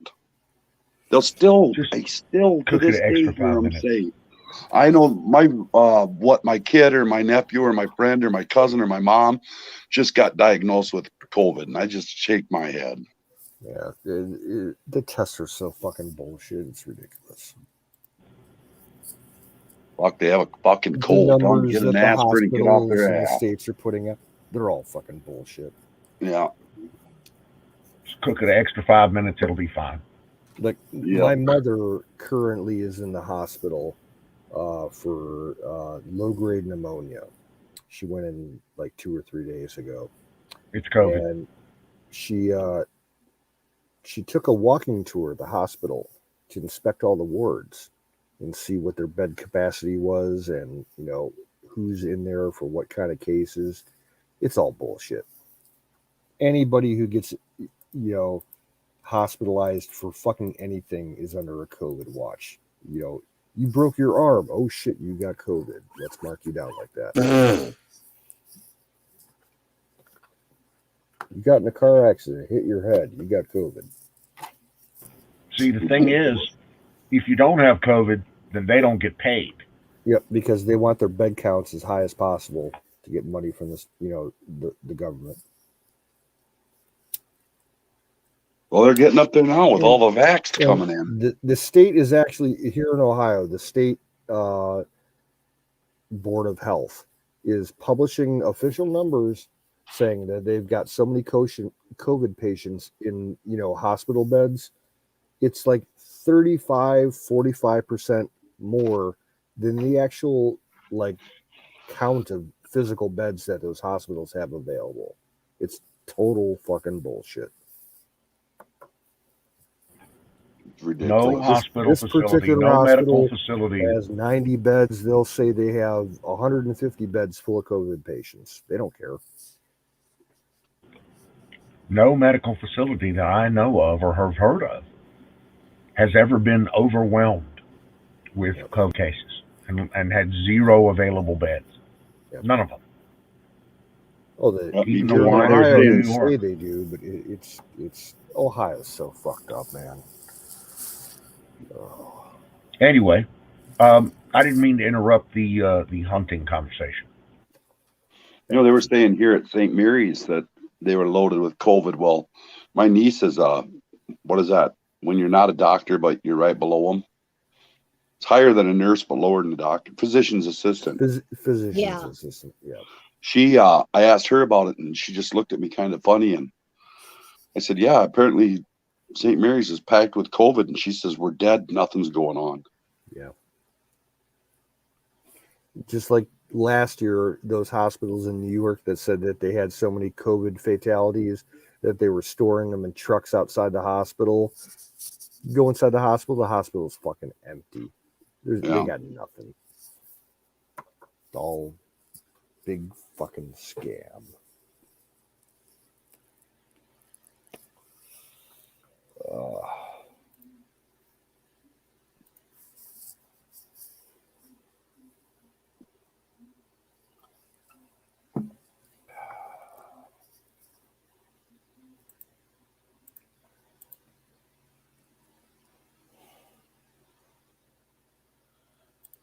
But just so people know, them lit arrow knocks are the route to go. It's just awesome, you guys. You ought to see those things. I've used them before on my friend's crossbow. Yeah, they're oh my god, they're awesome. But I can't operate them with my fingers to turn them on and off. Like you just take all you do is take the knock. When you shoot one and it goes off, you just take the knock and wiggle it and pull it back towards you gently. And if you keep wiggling it and pulling it towards you, not real hard, but hard enough, it'll pull it back, and that's how you turn them off and on. To do it, like my friend, he was trying to sell me a crossbow like a year and a half ago, and he had these lighted knocks. He's like, "Yeah, just do this," and I'm like, I'm trying for like 10 minutes, and I could not get them to turn off. I'm like, "Yeah, I don't have the dexterity to do it." Yeah, it's easy. It takes a little getting used to, but it's easy. Yeah, and then the crossbow that I was testing out, that he was trying to sell me, the string fucking broke when I fired it for the last time, and the string whipped past my right ear, like probably about an inch or two away from it. It would have taken off my ear, if it made contact. But the sound of that cracking past my ear, because it's going 420 feet per second, it sounded like someone shot a fucking 22 right next to my ear. Yeah, I had like hearing loss in that ear for. You see the video where the guy he's holding the crossbow, and like mine has finger guards so you can't get your fingers up there. Yeah. But this one is an older one, and he got his finger up where the crossbow, where the string goes. And he was out practice shooting, and he shoots the end of his finger off. That string takes the tip of his finger right off. Yep. I mean, if it would have made contact, it probably would have, grazed my cheek. It probably would have went in, about an inch and gouged, the right side of my face all the way across the cheek. I'm like, and then afterwards he's like, "Oh, it might have been a problem with the way that you loaded the arrow and everything." I'm like, "Dude, I'm not buying your crossbow." Yeah, they're nasty. It's like, mine, you got a hand crank. I want a crossbow, but I wasn't gonna buy that one. Yeah. Mine, you have a hand crank. You don't have to pull it back, the string back. I can in a pinch, like if I was panicked. Mm-hmm. Like if I had a big one standing there and I shot and I missed, I could pull it back with my hands once. It just had the foot pull. Yeah, it's got the little foot spot on the end of it and everything for that. I saw an ad today in one of the local sporting goods stores. They had a 410 feet per second crossbow for sale. One of the major brands. And they wanted like maybe $240 for it. Oh, that ain't bad at all. It's pretty cool, but I ain't got the money right now. I got other things I'm worried about. I'll tell you what, they're vicious, you guys. They're seriously lethal. We were shooting, and one guy was talking about, I don't know what he shot with it, but he said, "Well, the arrow went right through," and I'm like, every deer I've ever shot with a bow or and I've never had a deer take an arrow with it. They always, they zip, 30 yards or less. They're just nasty. I've had them go through both front shoulders and just crack. And the arrows are all, this one here never even hurt the arrow. So I didn't catch no ribs or nothing. It just must have slipped it right through the ribs, because I could hear it hit, but it wasn't like sometimes I've heard, first one I ever shot with that thing, when I hit it in the front shoulder. and it sounded just like a baseball bat. Like, you know how it sounds at the baseball when the base guy hits the ball? That's what it sounds like. Crack. But it's got kind of a slurping noise to it.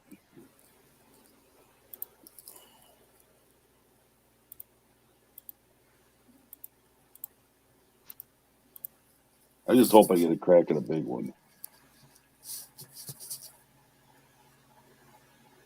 Guess I'm going to have to get out and start practicing with the bow and arrow and start practicing with Joey's crossbow, because today when me and Charlotte went into town, Corey was here and their dog was upstairs starting to bark and growl and go nuts.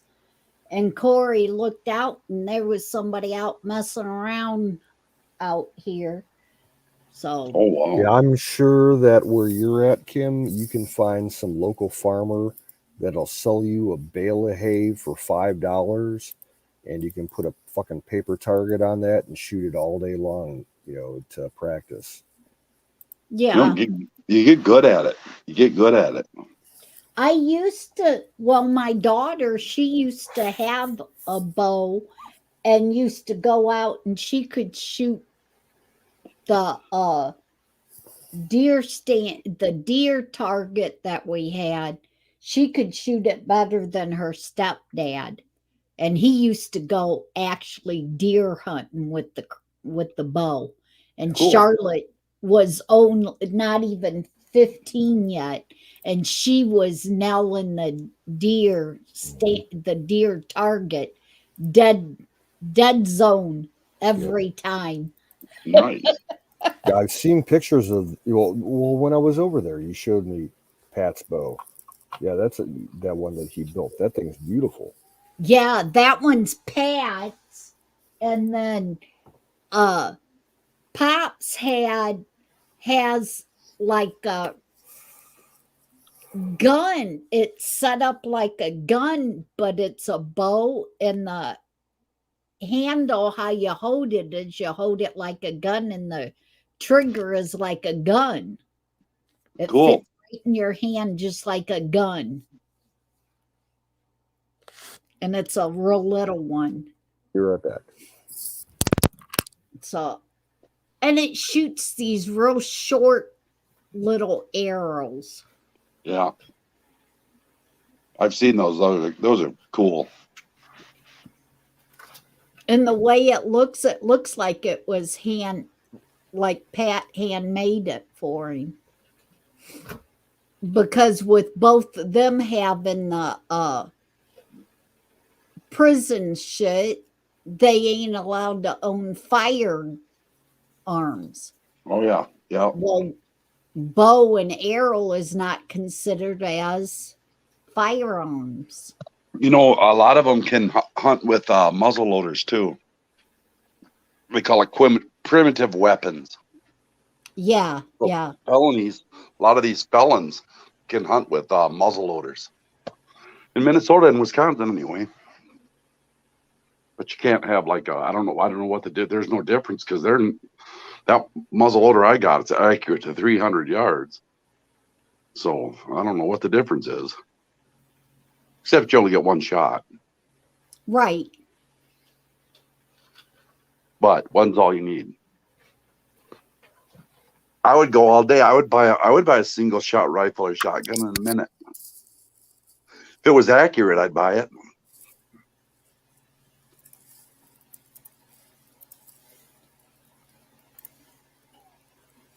What's up, Schumer?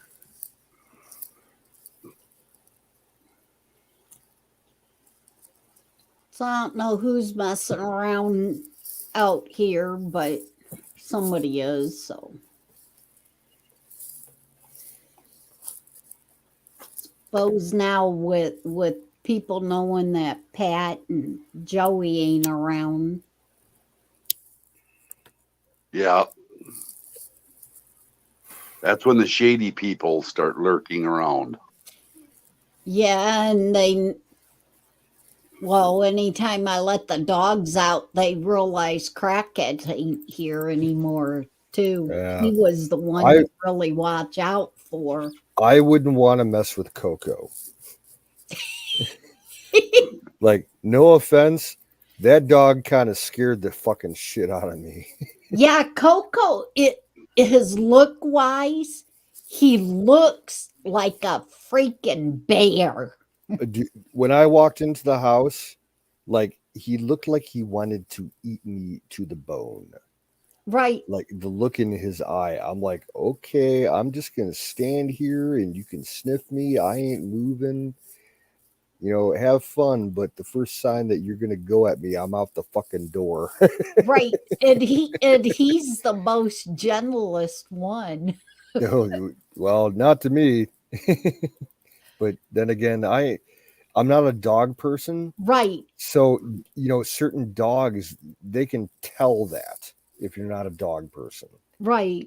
And they get a little bit of defensive and everything. So, but with Coco, he's the biggest, and he's so brown, he looks like a big brown bear. He looks like the cross of a bear and a dog. Yeah, like Yeah. a huge dog.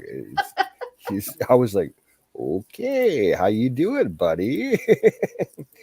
Please don't eat me.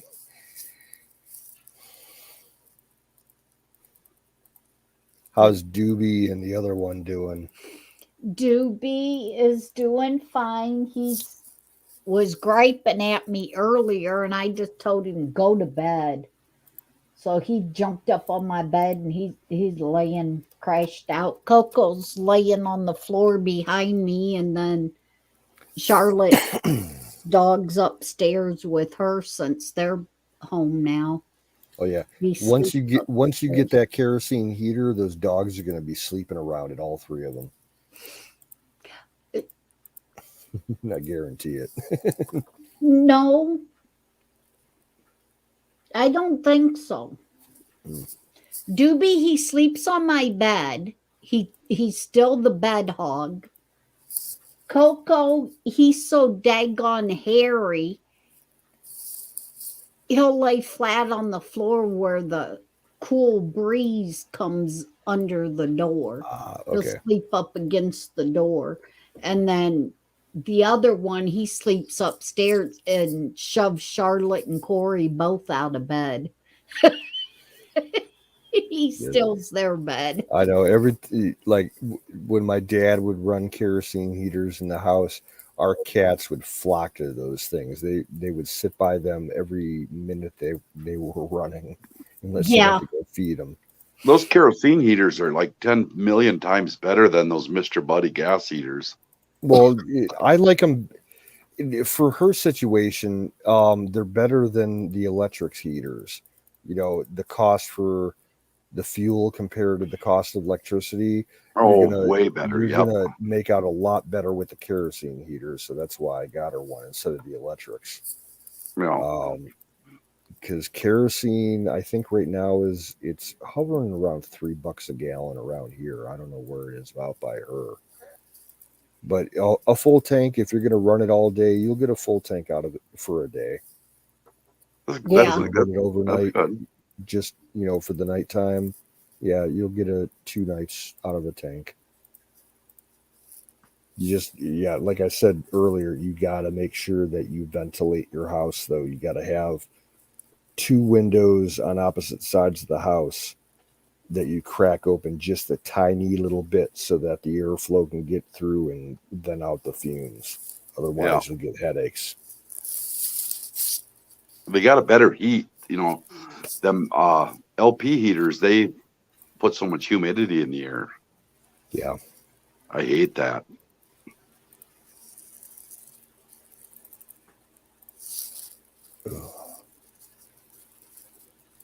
I figure it was probably better off to, you know, get her a brand new one, because the old one that I was going to give her was something that my dad pulled out of the trash and fixed up and everything. It worked, but, you know, it's old, you know, past warranty and everything. So you got a new one coming. It's under warranty. They're easy to use. Yeah, I used to have one, and I don't know whatever happened to it. I think one of my cousin put a hole in it or something because we just kept smelling it. I couldn't use it anymore. Yeah. Every time you filled it, it was like you could smell it. Yeah, we would always, if you're gonna, when you're refueling it, do it outside. My dad would always do it at least in the garage, if not in the driveway, to cut down on that.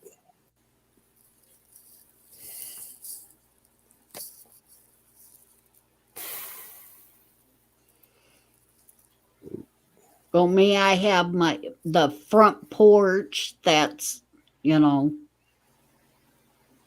the concrete's all out on the front porch, and it's separate than the house itself, to where I ain't got to be out in the cold to refill it.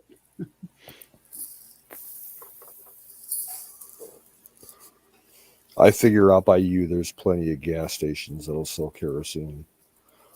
Yeah, it used to be right up at 6 and 23 where you guys went to fill up and stuff.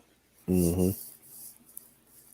Usually, that used to be where we always got it. Well, when they changed that building and made it as the different truck stop, they took it out. Yeah, like the local, there was one gas station on my side of town that carried kerosene for years, and they took it out, maybe 2 years ago. And they said they just didn't have the market for it. No one was buying it. They'd go, a whole 2 weeks without selling any kerosene. So it was it was a cost thing for them. I think the closest place I can get kerosene now is probably like a 4, maybe 5 mile drive.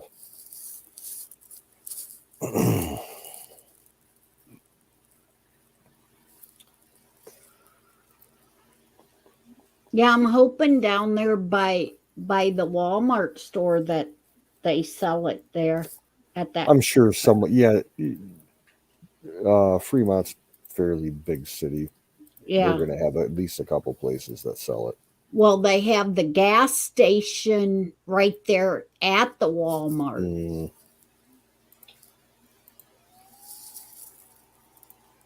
Yeah, if you need to, just go to that gasbuddy.com and look up kerosene for your area. They'll tell you who's got it or whatever. Okay. Did Tanya go live tonight? She did for like maybe 25 minutes, and then her internet crapped out. Man, I missed it. Poop. So did I. Yep. She did her startup thing for 10-15 minutes, and then went live and did maybe 3 memes, and then she crashed. And Aaron was scrambling around. I think Aaron went up 3 times tonight just so people had somewhere to chat. Because after Miriam crashed, Deer Butch went live, and then he crapped out. And then Aaron went live for a 3rd time, and then I started up. Miriam went live? No, Tanya. Oh, okay. She said Fridays are working better for her now than Thursdays were. So that's her meme corner night now is Fridays.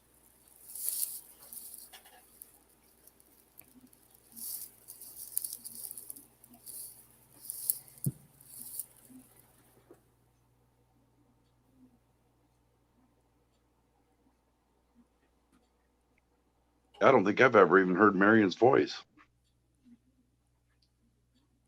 Oh yeah, she's been up here on panel a couple of times.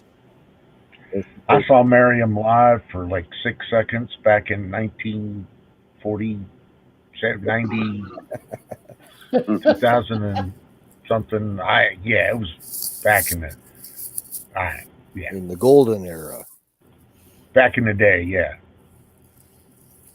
Yeah, and she's on her YouTube channel. She posts videos where she talks occasionally. I will attempt to live stream in the near future. That will be very. I will be very interested to see that live The stream. last I need live to be stream on I that saw, notification. well, the last video I saw her was she was riding a tuk-tuk through the jungle.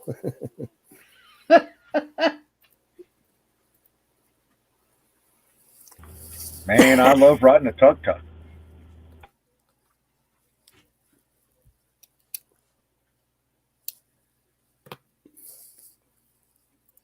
I remember I razzed her in the comments saying, if you're on a tuk-tuk, you should be posting on TikTok. At least she ain't worried about winter coming up. No. That winter for her part of the area down there is just tropical storms. You need a shipbuilder. I'd be more worried about the people on the road caravanning up to the border than the fucking weather. Anybody hear what the weather's supposed to be like up in this area, Canoe? What kind of winters it's supposed to be? Well, Cold, if you look at if you go by the long. Farmer's Almanac, they say countrywide it's going to be a long, cold, wet, snowy winter. Yep. We're overdue. Shit. Yeah. They've already started stacking the snow up in the Sierra Nevadas from a couple of onshore, what do they call them? Onshore monsoon bomb fucking cyclones already. Oh, man. Yeah, that one that came down out of like British Columbia and hit like Washington State, Oregon, and California about maybe a week and a half ago. That just puts snowpack in early is what it does. Mm-hmm. Which is great because we're so fucked up. We're so fucking short on water right now. It's not funny. So we need. I actually heard that the water level, like in Lake Powell, was actually up pretty significantly. Rose 23 feet. Yep, Yes, 23 feet. Yeah, from that's one good. bomb, in one 24-hour period. Yes, it did. That's awesome.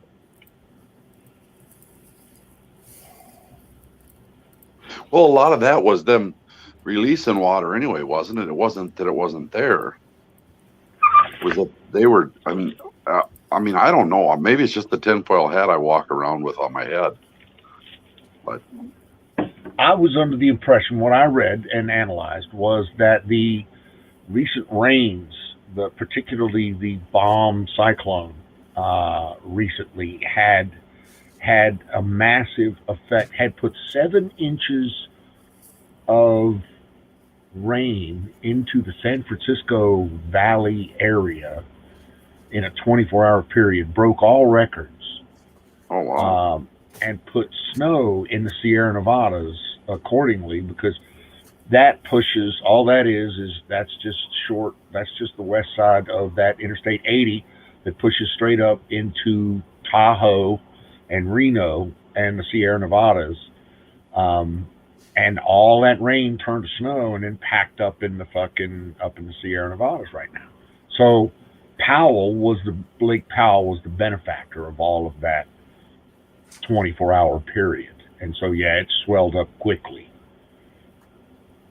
Nice. That was just my read on it. What do I know? But yeah, it's a good thing, my humble opinion. But all right, will it be enough? Who knows? Will it be the start of a good thing? Yeah, I hope so. I mean, when we're talking, we're going to have a big, wet, long, rainy, fucking cold, snowy winter season. That's actually a good thing for the West because we need the water. But it's going to suck for commuters. Yeah, it's going to suck up here. It always does.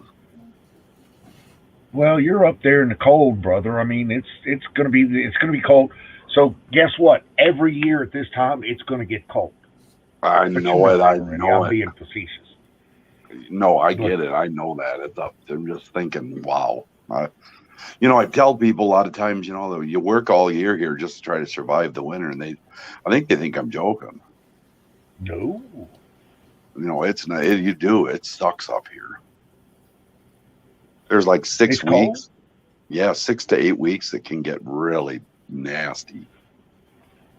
Well, I mean, anything that goes sub fucking zero, I mean, you got to protect yourself from that shit. Oh, fuck yeah. I've been out. I've worked out that shit. It's just vicious cold.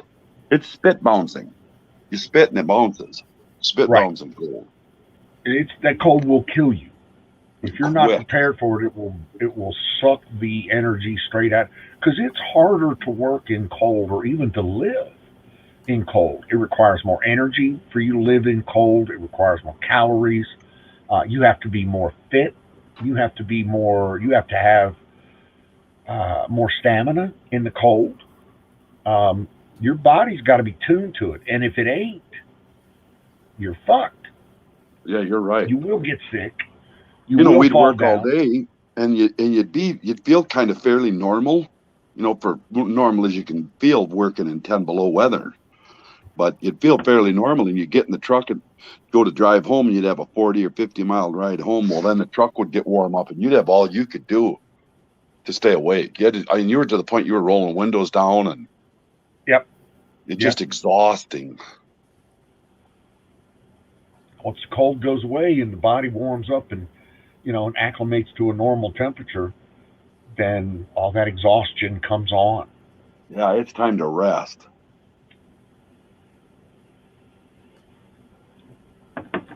Know exactly what you mean, sir. By the way, fire in the bowl. I'm sitting here hitting one and not calling it out officially. Fire in the bowl. But yeah, that cold is brutal. Brutal. That's why I moved.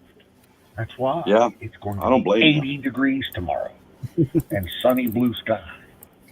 The most brutal winter story that I've ever heard was from a guy I knew that was in the Air Force for a while, and he did a gig out at Keflavik Naval Air Station in Iceland.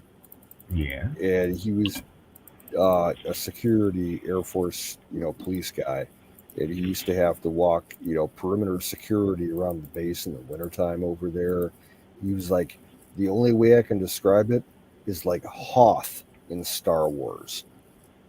That fucking cold and windy, negative 60 to 100 degrees with constant, 60 mile per hour wind. Yeah. Nasty shit. Well, I got to be honest with you. That's why I saw my father spend his life doing construction outside in the cold. And I personally think that the fact that he did that brought him to an early death, an early demise. So, dude, that kind of work outside in that kind of cold and those conditions will take it from you. It will. Oh yeah, yeah. There's a point where you're not building you up; it's breaking you down. Right. And if you do that your whole life, I mean, fuck. At 28 years was fucking horrible. Once you climatize, a lot of times, it'd get down to like single digits. It'd be anywhere from 7, 8 degrees to up to maybe 18 degrees. And we'd sit outside and eat lunch, and people would think we were just nuts. What's the matter with you sitting outside eating lunch? And you try to tell them that the energy it takes to reclimatize, you go in and warm up for a half an hour, 45 minutes. Yeah, it just isn't. It's mentally debilitating. Yep. I get it.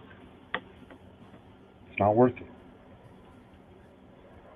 Yeah, we poured concrete and everything in that weather. Man, how do you pour concrete in that shit? Fucking how these does wet concrete blankets. set up in that shit? They're like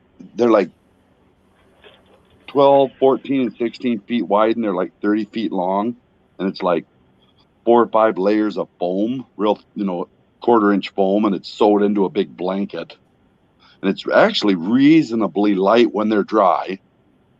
And you build shelters out of them. It's insulated blankets, and then you pump heat. We'd have 100,000, 500,000 BTU heaters that were big as a car. I mean, they're literally as big as a car, and you just crank that fucker on and just blast underneath that deck, and you try to get the deck warm on top. And yeah, we poured a lot in that kind of weather. Or you'd shoot them down a wall. You know, when you can pour one side of a wall and it'll radiate through the wall enough that it doesn't freeze the other side of the wall, the exposed side. Yeah, I mean, when I was a youngster, pouring concrete, knowing nothing about it, okay? But I do know that they canceled concrete pours because it was too cold. Oh, yeah. Yeah, when you're doing flat work. Get that around here. Yep. Oh, yeah, when you're doing flat work, you can only pour so much, and then otherwise doing flat, because you got to keep the ground thawed when you do flat work. Right. So you can't, but when you're doing concrete forms, you just got to keep that form warm. And it's a lot easier to do to keep the form warm than it is to start trying to keep the ground thawed. And if God forbid you'd freeze the ground by accident, then you'd want to keep it warm, because we poured a lot of slab on grade in the winter. Same thing. You'd put these big heating mats underneath it, and then you cover it in blankets, and you turn it on, and it'd run for days after the flat work was set. And they'd get it all warm. They'd pull it off, quick pour the concrete. As soon as it would set up enough to walk on it, you drag and cover it with blankets, and they'd have them heaters go again. But how long does it take to set up? Usually, depends on, if they can really juice them up 4 hours, 4.5, 5 hours. Wow. Yeah, I don't know what the call they put in it. I do know it'll pop into my head, but I just don't remember right off the top of my head that it's a mix. It's like 1% or 2%. 2%'s really hot; it'll go quick. But they put 1% in there, and that activates it. It's an activator. What is that? Makes it hard. 1%. What do they use for activators? I mean, is it just 1% Portland or?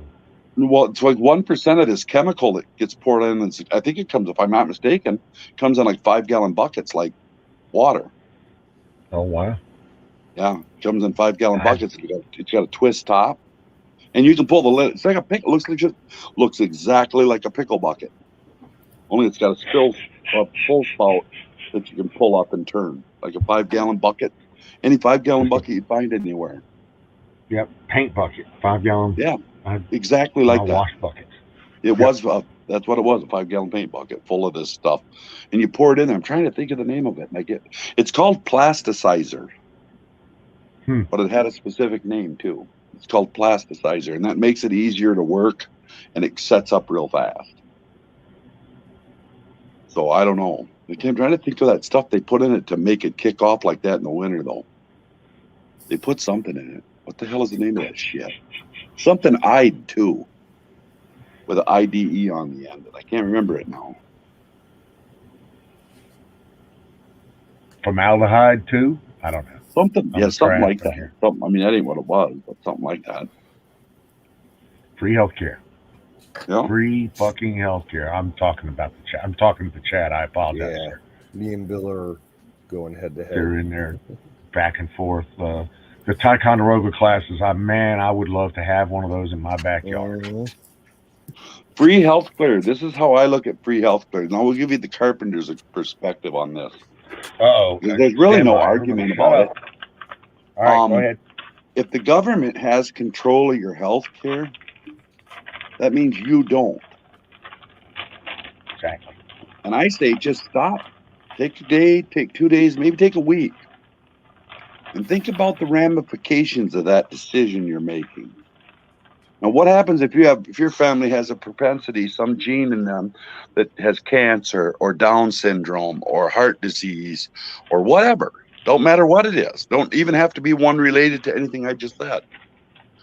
And they start making the decisions. Well, there's a 40% chance these people are going to need this or that or the other thing. So now who's going to make the decisions? You know what I mean? I do. I know exactly what you're saying. What if you have a 10% chance of getting sick and it's a $2 million treatment? You got a 10% chance that it's going to work. Well, that just ain't. That's not a good enough risk. 90% on 2 million. I'm not gonna roll them dice. I'm sorry, you don't get treatment. Well, then what if you were one of the 10% that went on to live a completely long and healthy life? Exactly. So that's my thing. That the theory of healthcare, the theory of free healthcare, that the conception of that, absolutely. I think everybody should have really good healthcare. The problem is we can't have the government touching it. Right. I don't need the government telling me when I can and cannot have health care. Exactly. I will not accept that. So when has the government got involved in anything went right? No, or I should say not so much right in our way, went in our favor. Just say succeeded. When has the government ever been successful in theirs? And never. Yeah, under and no especially circumstances. towards the people. So, I mean, particularly when it comes to mandating what I do with my health care. Right, and that's what I think that. No. Yeah, so like when people say, my viewpoint is simple. And I've been vocal about it. I make no bones about the fact that I spent a lot of years in the United States Navy. And so I get free VA health care. I do. I won't touch it. I don't use it. I haven't ever used it since I've left the United States Navy. I buy my own health care. I buy my own insurance, and I direct my own health care. Right. And I will simply not. I've heard horror stories coming out of the VA. Some of my friends that are using the VA, I just cannot. One of their big things is, well, the VA gives me a piss test every month, every time I go in there, every 6 months. I was like, are you on crack? Fuck the VA. No, I'm sorry. Yeah. I remember my grandfather, who was a Navy vet in World War II, back around, he was 80 years old.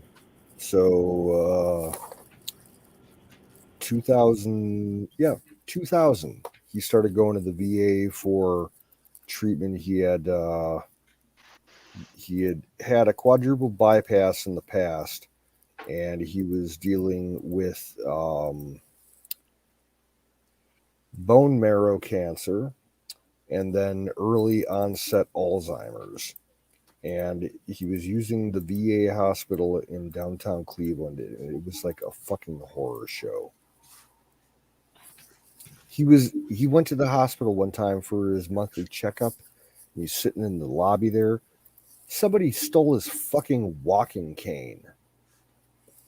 And the security people didn't do nothing about it. I'm like, fuck you guys. Yeah.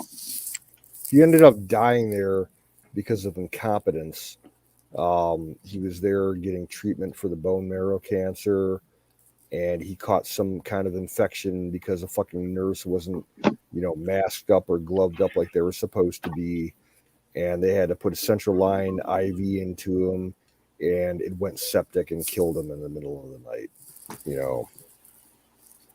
Fuck the VA, the way it's set up. It's supposed to be better than it is. My point is, I need to have control of my health care. I have a problem with others dictating what I can and cannot do in that vein. That's all. Yeah, that's my entire view on healthcare. And yeah, the VA does suck. As long as the fucking government gets in it, then it's going to be fucked up. Yep. And no, it isn't free health care. It's not free health care. You do not get free health care. It doesn't exist. It is a made up. Unless you live in a socialist paradise like Cuba. It's not even free then. Yeah, well, okay. Imagine what you're giving up. Look at what you're giving up to get your fucking health care there. I was There's just nothing free about that shit. Yeah, I know. Okay. I know. Let me. Is it legit? I have heard that the most successful free government-run healthcare system in the world has been for like the last 30 years, Costa Rica. Wow. I didn't know that. Yeah, it's No, neither did I. I'm going to have to look into it because it's always boggled my mind. I read it in a couple journals and even in a few novels back in the 90s. They said Costa So Rica. do I need like Costa Rican citizenship? Because that I don't know. I'll have to look into it. Doesn't strike me as real hard to get. I mean, I could probably take $500 and a couple of guacamole or a couple of avocados down there. I'd like to run go the down joint there and go offshore and see. Isn't avocado one of the few things that we can't produce or don't produce? But isn't avocado? We don't produce any of that, we produce some domestically. Yeah, like Southern California, down in Florida, I think they grow avocados. I thought Cali had some avocado farms there, but I don't know. But like enough for the country? I mean, like how many? How many? How much does the country? I just heard one time out of the blue that avocados were one of the few things that America doesn't produce enough of for itself. There's only a handful of things, and all of them are like an avocado. We fucking can do without it. I'm sure we can throw them up in a lab somewhere. They put fucking avocado slices on hamburgers. I'm like, you got to be fucking kidding me. That's got to be in California. I've had avocado, sliced fresh from the fruit. I've had guacamole. I think it's absolutely disgusting. AZ says they're all from Mexico. Hey, welcome in, AZ. Florida, or Ghost says Florida has some good avocados. I was simply using avocado as a joke, as an example. Same here. It's just not my thing. My point was that Costa Rica seems, at last I heard, was still a third world Central American banana republic, pretty much the epitome of the banana republic.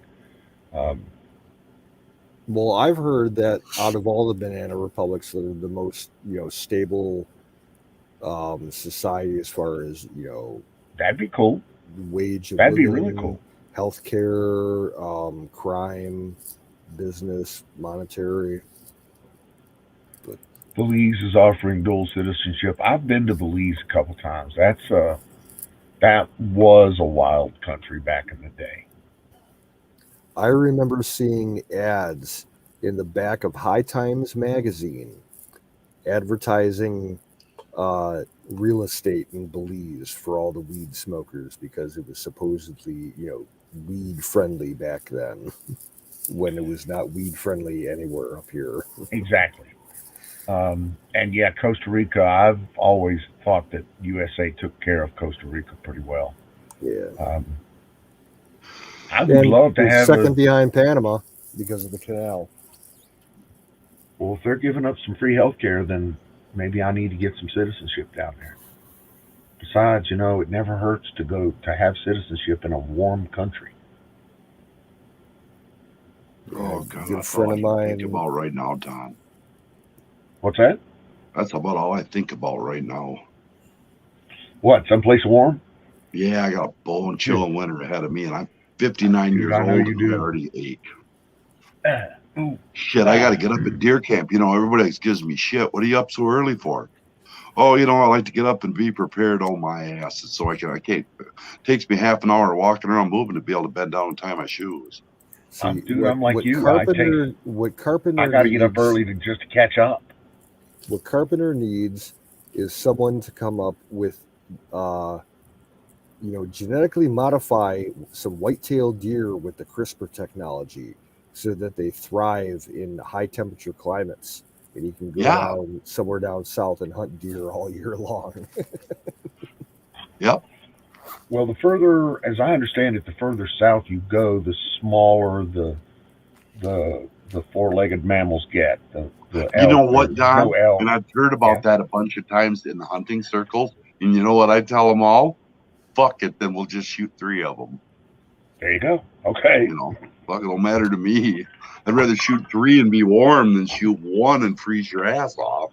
Well, I know that the whitetail down in, say, Mississippi and southern Georgia, are substantially smaller than, say, the 180 that you're talking about.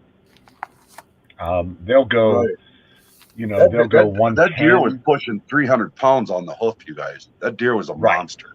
Yeah. So these smaller white tails are in the 110 area that would never push more than 200 pounds on the hoof. Now you can get some 8, 10, and 12-point racks up there, but still nothing in the elk like stuff that you have in northern Minnesota or Wisconsin or anything like that. No. Yeah.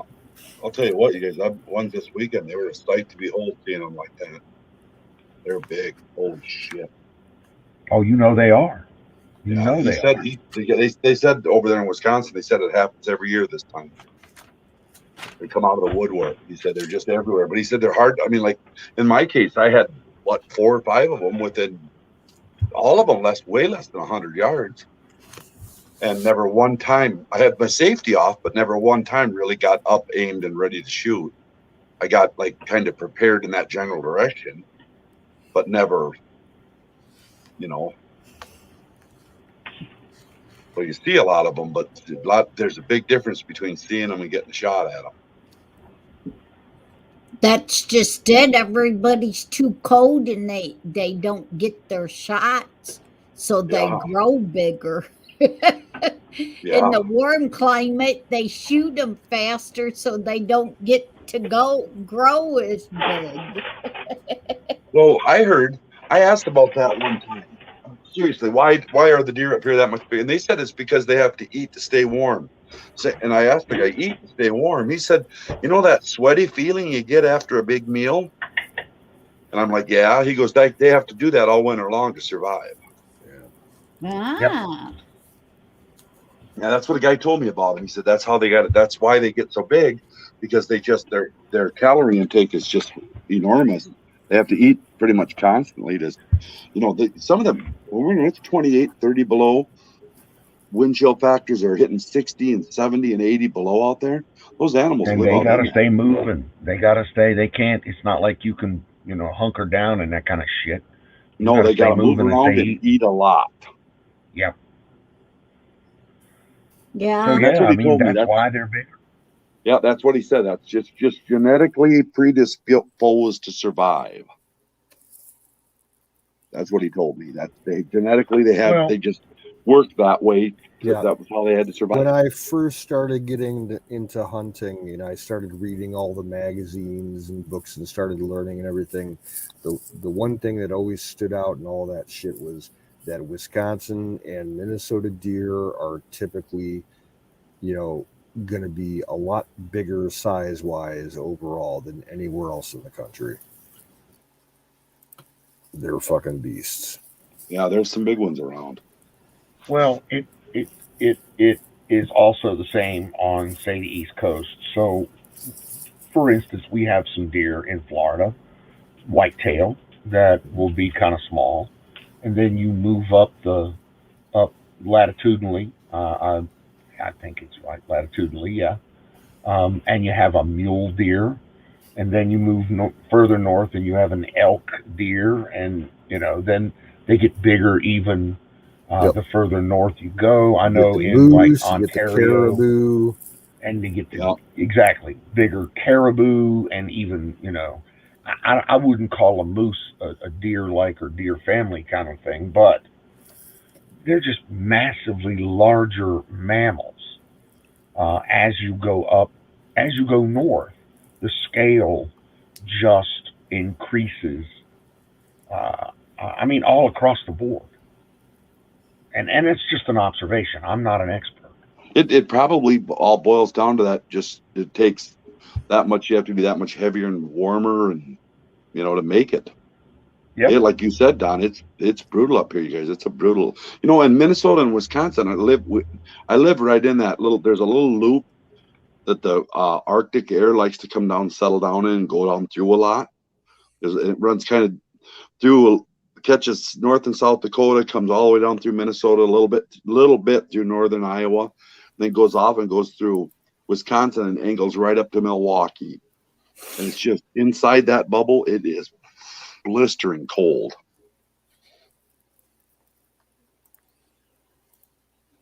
They had a name for it. It's some solar vortex or some bullshit. All I know is it gets cold. I hate it. I like to hunt, but if I could leave like December, middle of December, I'd like to get right out of here. Come back in March. And here you thought nobody wanted to talk about this shit. Yeah. Yep. I live that shit. My absolute favorite wild game to eat is it's a toss up between moose and caribou. Yeah, moose is the really leanest fucking wild game you can get. See, don't caribou eat that lichen, right? Because I've never had it. Yep. I mean, I think I've had lichen it and like grass. That's about all they got. Yeah, that lichen and grass and that shit on them. They Well, stay moose really only they eats. stay really lean because they have to migrate, because they clear out, their feeding areas so quickly. The herds they travel thousands of miles every year just chasing food. So it's real lean meat. I had caribou steak once. Oh my God, it was the best fucking steak I ever ate in my life. Yeah, I've heard it was good. I've had about everything you can imagine at these game feeds, but I can't really, they all kind of blend together now. I kind of don't remember what dish was the best, Yeah. Well, the where I worked up in Canada, at the canoe base, it was still kind of like South Central Ontario, but there were some First Native, Indian reservations around there. And we got to be friendly with one of the reservations, and they invited us a couple of times to some of their get-togethers, and we had moose chili.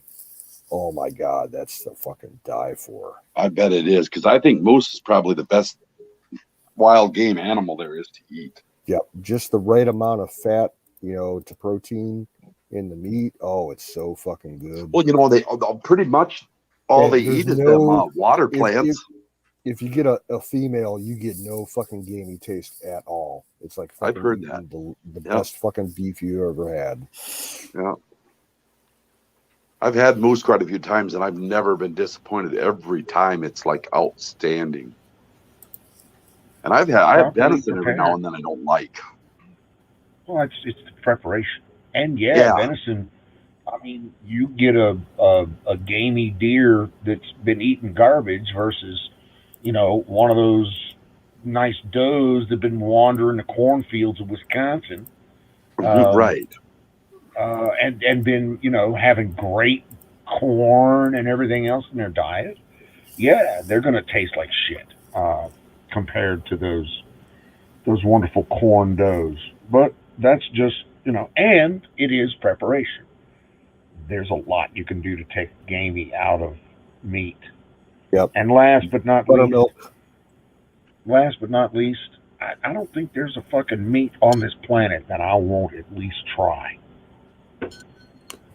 Most of them I love already. I agree with that. Like people say dog and cat. Hell, I'd eat dog and cat in a minute, you guys.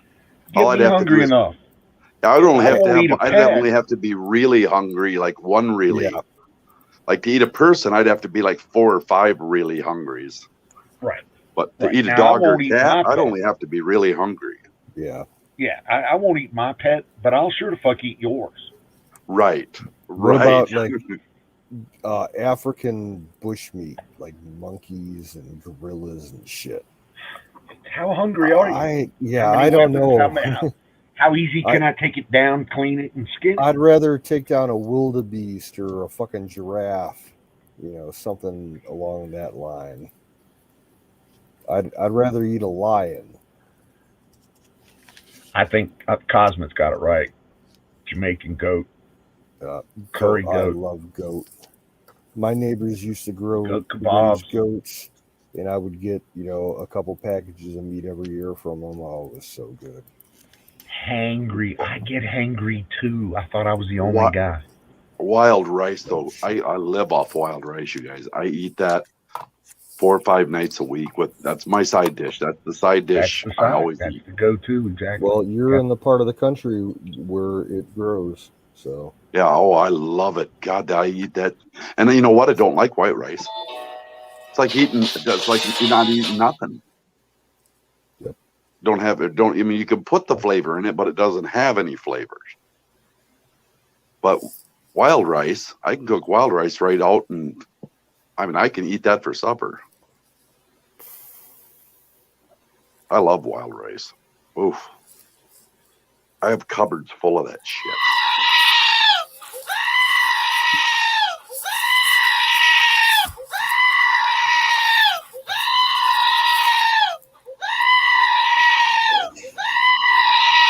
Okay, that's enough. Okay, we'll call fire in the bowl. Fire in the bowl. The goat went like a little on his own course there. Right. Apparently, yeah. Right, Ghost. You let him I off the leash. eat a lot of meat. I'm definitely an omnivore that leans heavily on the side of carnivore. Yeah. I'm a carnivore that might pass for an I'm a carnivore that, well, what is it? My meat eats that lettucey, flaky kind of shit, vegetable. Yeah. The goat. I like a little bit of parsley on my potatoes with the steak. That's about it.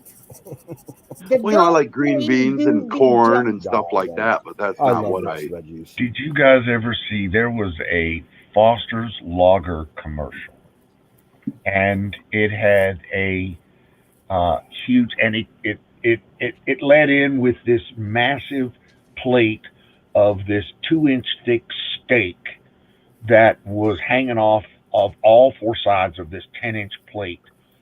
And they put a little piece of parsley on the steak and they said, salad.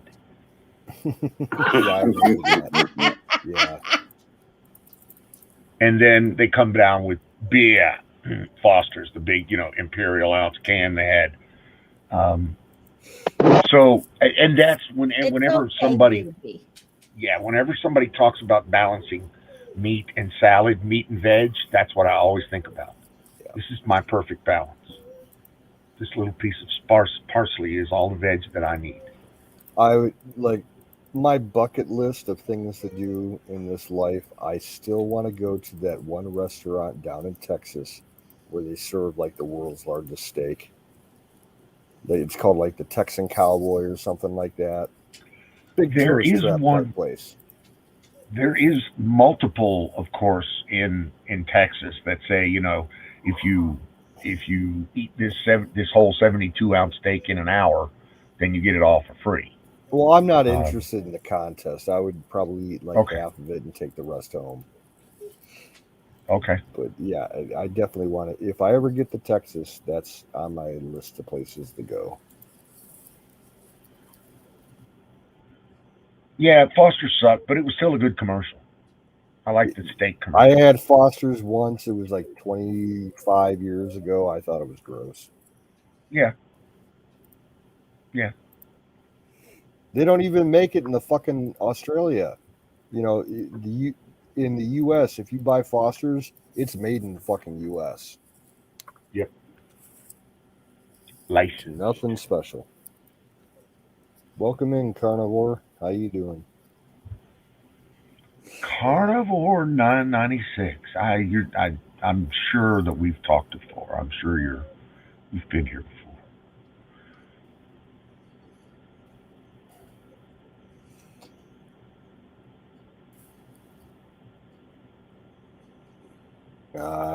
Wild Bill Labatt's doesn't make the Canadian. Molson makes the Canadian.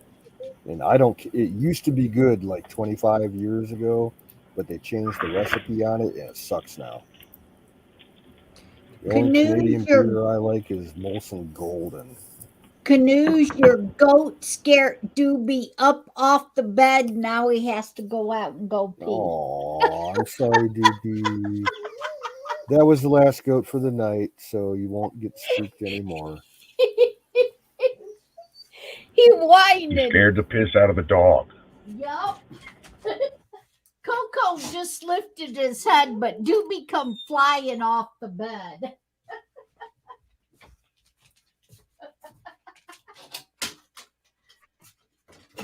The second revolution has started. Yes, it has. Depends on how you look at things. I think it's a warming war. right now. We haven't gone full hot yet. You'll know when it happens.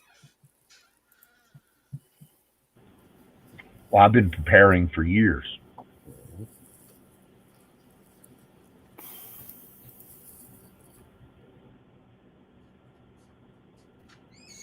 I got to take the wife out. We recently found a nice steakhouse here in the desert, um, and so we're trying to get out there on a pretty regular basis. Stockman's, I think it's called, or something.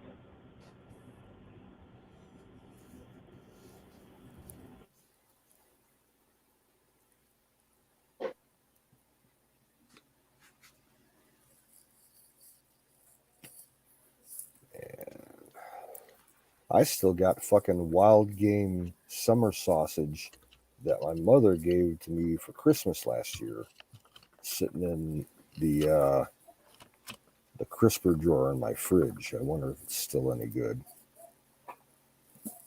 Probably is if it's still one of them sealed, I'm sealed sure. ones. Yeah. She found this. She was out shopping somewhere, and she knows I love Smokies and things. And she found these wild game Smokies from this outfit in Iowa. And she bought a bunch of them, and she tried one for herself, and she's like, "Oh, this is really good." And she ate all the fucking Smokies that she had bought for me. So she went back to the store and bought me a bunch of other ones, and saw that they had different summer sausages. So she bought me like 5 or 6 of those. I still got 4 in the fucking fridge. Because Yeah, I ate a lot of them. That's my all-time favorite snack is crackers and cheese with summer sausage. Yeah, you open one here, it's gone quick. Yep, I'll eat a couple pounds of that in one sitting, no problem. Yeah. Like the normal platter you would put out for like a social party or a social dinner, that's my dinner. That's what my next one will be. It'll be all specialties. With some fancy mustard to go along with it. Yeah, all that kind of shit's good with that stuff. Like the Hickory, like you see Hickory Farms and Pepperidge Farms put out those like meat and cheese kits around the holidays and shit. That's like the best thing that you can get from me is something like that, especially if it's wild game. Oh. You always love to see the person walk in with the meat and cheese tray.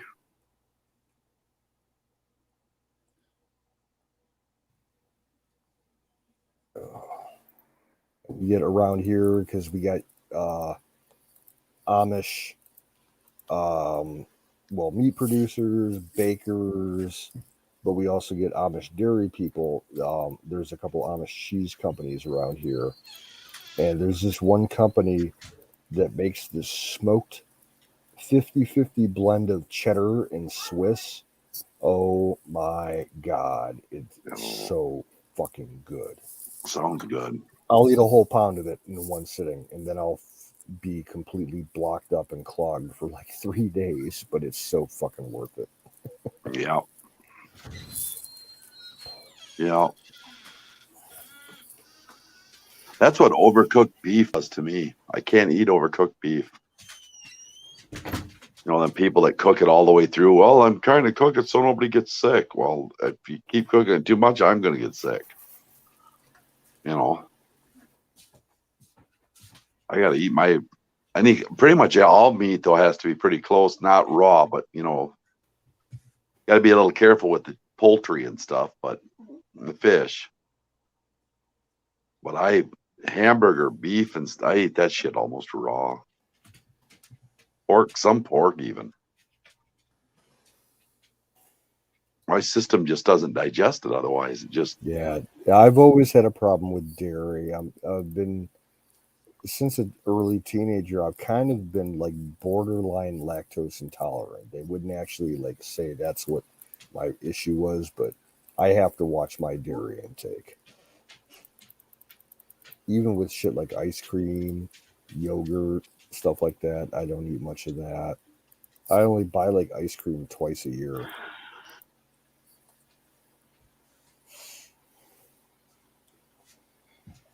Yeah, I don't eat much ice cream I try to stay away from the sweets. I really do.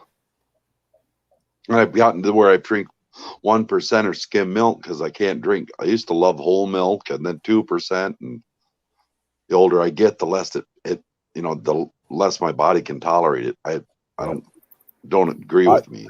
I'm weird like that. I was from when I was, a small child. The only thing my family ever used was number 2% milk. Yep. And to this day, that's the only kind of milk that I can drink. I skim. I mean, if you're putting it in cereal and you're really hungry, I can get away with it. But whole milk, ugh. No, I don't drink whole milk. I don't like to chew my milk.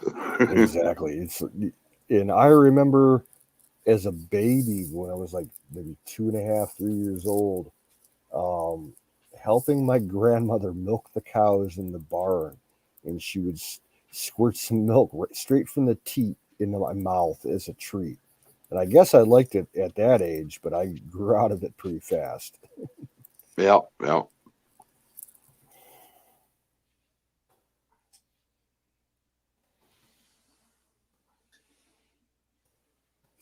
Well, guys, I'm going to go ahead and. Me too. I got to get up early. Yeah. All righty. I got the dogs in, so I get them to bed. Get in my nice warm bedroom. Alrighty. Kim, if you have any problems when you go to pick up that heater, have them give me a call or give me a call yourself, whatever. Okay. I'll take care of it real quick. All right. Probably the best bet for you, go to the customer service desk and give them that order number. And tell them that I tried to set you up as the alternative pickup person, but the website was acting goofy. So if they need to call me, they can call me. Oh, okay. All right. Don, you gonna hang around? I can hang if you want. Yeah, I got about 10 minutes more of this beer to go. Yes, sir. Cool. Okay. Well, night, guys. Yeah, take care. Night, Kimmy. Good night. Night. Night, chat. Yeah, Carpenter, thanks for dropping in, buddy. Always love to hear the hunting stuff. It does not bore us at all. Always good, Carpenter. Always good. Yep, it's always good. All right. And Wild Bill, he's going to take off. You have a good one, brother. Take care. Oh. Yeah, so I found a sale on something that I'm seriously considering buying. I don't need it, but the price is so cheap that I really don't want to pass it up. The one website that I buy a lot of my shooting gear off of has a complete except lower receiver for an AR for $400. I saw that. Now, what will a lower cost you? $50. Well, fuck. That puts you in an AR for $450. It comes everything, the entire inner parts kit for the lower. All you need is a stripped lower, and I can get one of those for $50. So I'm thinking about it. It's a company I've never heard of before. They're called CBC Incorporated. CBC, and Canadian Broadcasting. Yeah, I wish. They got some pretty decent reviews, so I'm thinking about dropping the hammer on that just to be on the safe side. At least that way I'd have parts from my other one. Can you get "Let's Go Brandon" engraved on the side of it? The shipping wait time for something like that is going to be 6 to 10 weeks. So, did you see the story where who was it? Palmetto Arms in South Carolina. That's who's making them. Yep. anytime there's any kind of political slogan that pops up in pop culture, they make a line of lowers that are marked with that. Yeah. So somebody from NBC apparently saw that and called the FBI That doesn't and surprise me. said, "This is, this is against the rules or against the law. Do something about it." And the That's FBI told them racist. exactly. And they wrote a story about it. The people from NBC, I believe it. the dumbasses from NBC. I mean, They got Palmetto has one now that has. I can't, God, they did. It was like a pun Latin phrase about Joe Biden pooping his pants. I shit you not. It was like POTUS shatus. That's what it was. POTUS shatus. that's cool. Waiting time 6 to 10 weeks.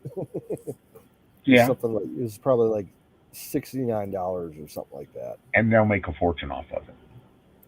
Well, what I look for, like for lowers and shit, I don't care about any of the fancy No, you don't. engravings or anything. You can buy blemished or plain, completely free of any kind of manufacturer marking lowers for anywhere from $45 to $50 from any of the main manufacturers, because the engraving for anything they put on, they're going to upcharge $20-$30.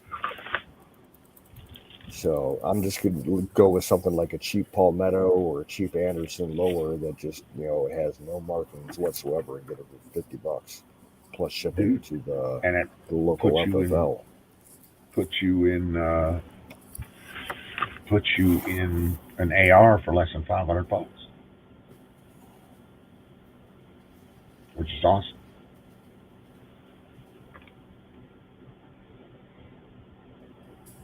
Got the caramelized cheese all over it. Oh, that sounds good. It's kind of like when last year when I was kicking myself in the ass because I passed up on getting a fully assembled, ready to go Diamondback brand AR for like $450.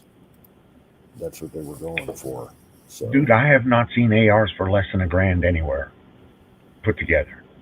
I mean, just stripped down ARs for less than $1,000.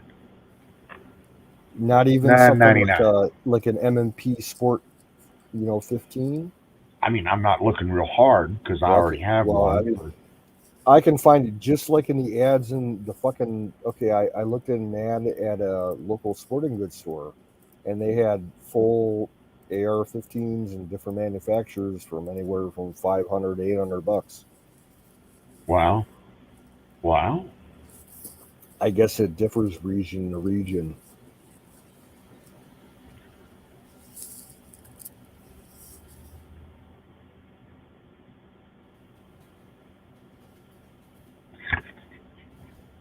Skull says, I want an AR with another AR mounted to it. Now that's a fucking AR. I could do that for you. That's two AR-15s is an AR-30, isn't it? Kind of. Yeah, depending if you follow Common Core math. Have you seen that one goofy manufacturer that makes a double-barreled AR that's side by side? I have not. No. Oh, this thing's fucking sick. It's like, I think like $4,000, and it's just Jesus. It's a completely proprietary upper that holds two standard AR barrels and the upper receivers for them, and the way that they have the whole trigger set up in the fire group controls, it fires off of each barrel one by one, and it has like a 60 round magazine. It might be made in Israel, to be honest with you. Of course. I want to say it's made in Israel. Of course. Yes. Yeah. That came out probably 5 or 6 years ago.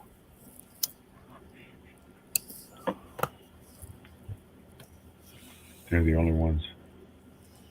Yeah, it's making me hungry too. I'm watching watching Skull talking about caramelizing cheese and onions. Or you're the onions, he's the cheese. Yeah. Caramelized onions and peppers on a pizza. You can't go wrong with it. I'm sitting here looking at this bag of chips, thinking if I start shoving those into my neck, the crunching is going to drive everybody else nuts. So I'll wait. In about 20 minutes, I got to go start making some homemade chili mac. That's what I'm going to have tonight. Two boxes of plain, dollar store mac and cheese. That's just as good as the Kraft. Yeah. 10%, 20% cheaper, and then top it with a can. What I do, I'll take a can of Hormel chili with beans and mix it with a can of Hormel chili without beans, and I'll warm that up together and pour it on top of the macaroni and cheese. Oh, I love it. All right. So just to be clear, you got 2 boxes of mac and cheese and 2 cans of Hormel, one with, one without chili. Correct. Or beans, excuse me. Correct. Now, you're making the mac and cheese like normal. You get that all set up and still in the pan, made. Then you apply the chili? Is that what I'm hearing? I'll take a dish and put a couple cups worth of macaroni and cheese on the bottom and put some salt and pepper on it, and then I'll pour the chili on top. So you'll heat the chili by itself and mix both of these. Yes. Gotcha. Okay, yeah, gotcha. Because I'm just thinking about, hey, I can do that. Yep. And I have 0 culinary skills, by the way.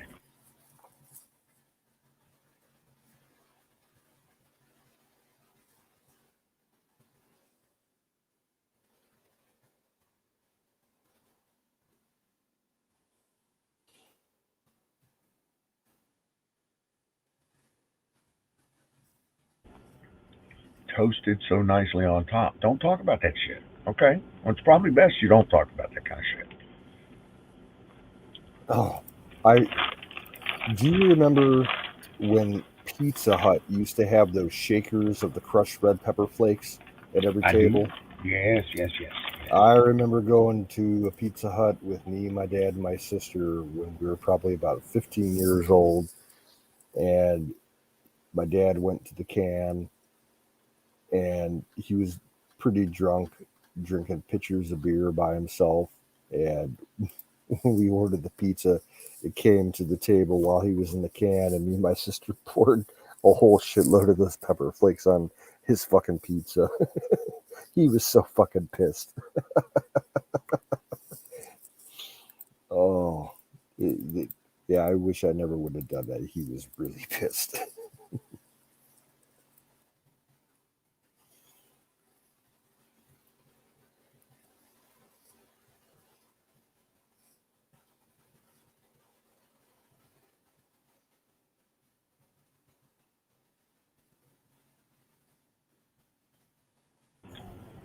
All right, you guys already run carnivore off.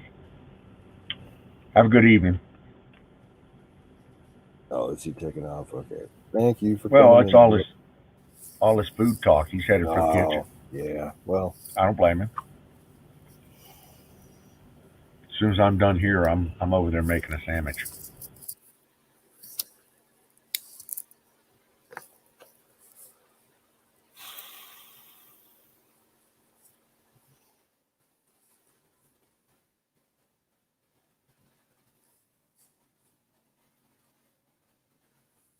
yeah, I'd rather have a pork roast than a beef roast. That's how much I love pork roast. My mother's mother, maternal grandmother, oh man, she made the best fucking German style pork roast with sauerkraut. Oh my god, it was to die for.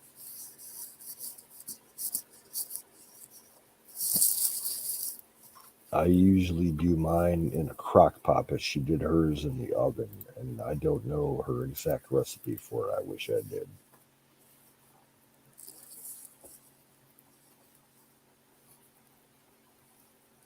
And I used to take the leftovers. I take some leftover shredded roast pork, with the sauerkraut and mix it with mashed potatoes and roll it up inside of a tortilla and nuke it and have like a pork and sauerkraut potato burrito for breakfast. Oh, it's so fucking good.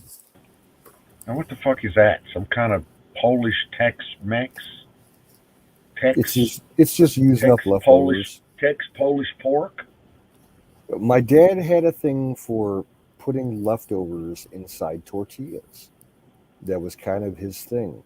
Like leftover Thanksgiving dinner, leftover, he would have the turkey, the potatoes, and the gravy and the stuffing and make a burrito out of it. And sometimes he'd take leftover like beef roast or pork roast or leftover chicken and mashed potatoes and corn and shit. And that was his thing. It was weird. So thanks Mexican, right? I guess.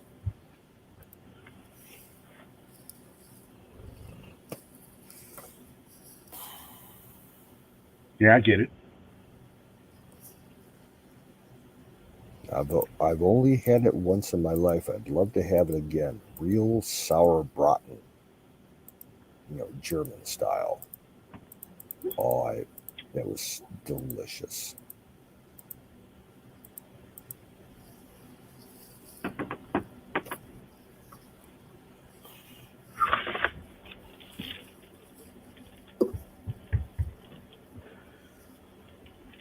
So I'm informed today that I have a 2-hour Saturday morning meeting. Lovely. No, I'm not at all happy with it. Not at all. The meeting sponsor has taken advantage of my good graces. He said, "Can we have a half an hour meeting on Saturday morning?" I said, "Well, as long as we make it early and it's not too intrusive, then we're fine." That half an hour meeting turns into a 2-hour fucking meeting. Remote or in town?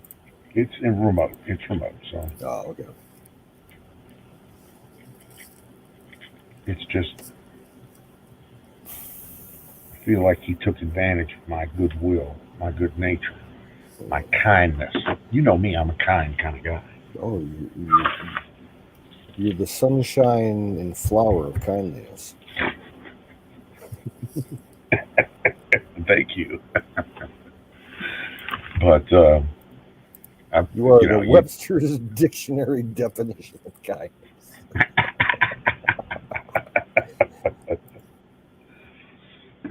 Once again, much appreciated. But I just don't care for when somebody takes advantage of my good nature.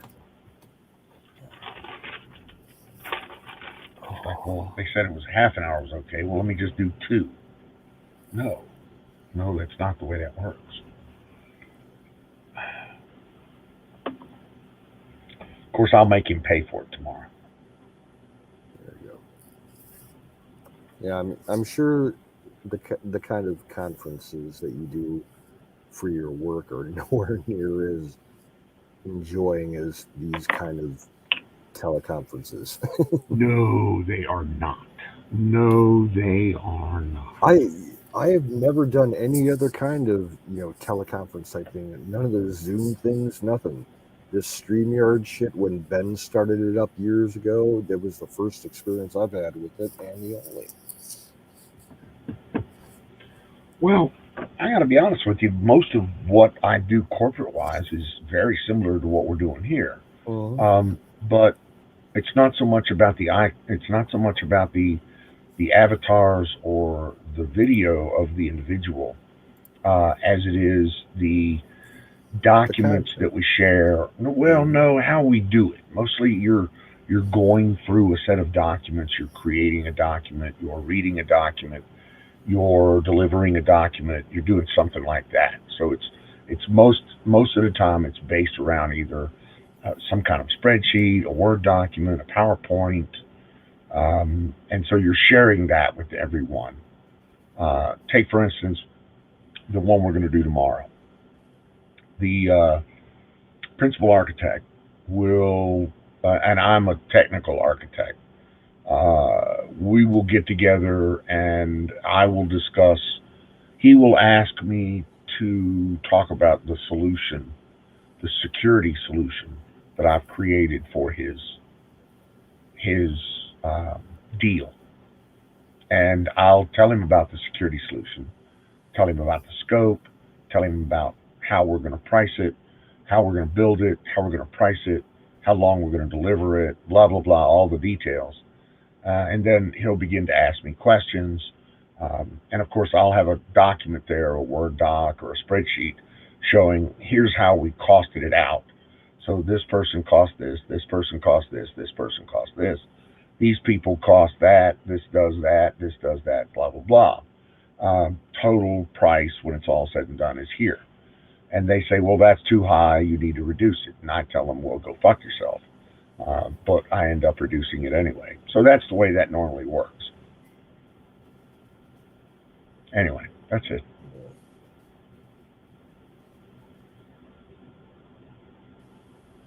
Most of the time, it's one of two. Those meetings end up for me one of two ways. A, I can just sit in the back and listen, and I'm already done with all my work. I stayed in front of it, so I managed to get all the work done ahead of time. And so I'm just kind of waiting on everybody else to catch up. Or B, the deal is very security centric, and so I have to be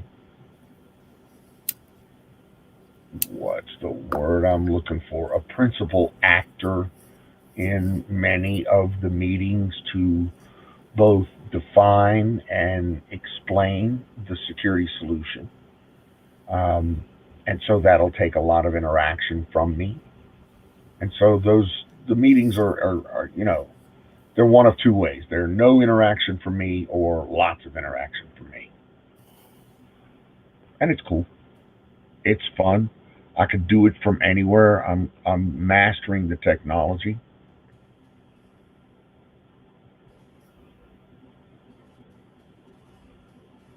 Nightingale, hey, how are you?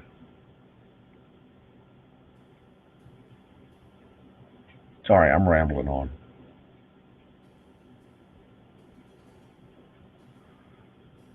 La, la, la, la, la, la, la. Anything new out of Nellis?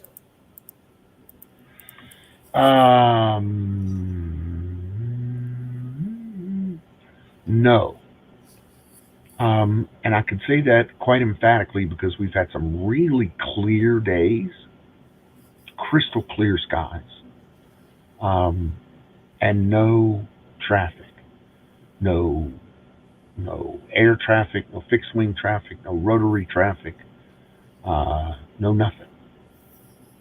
Been pretty weird, kind of quiet even. But this is the RV season, apparently, around here. Yep. So there has just been a shit ton of RV traffic.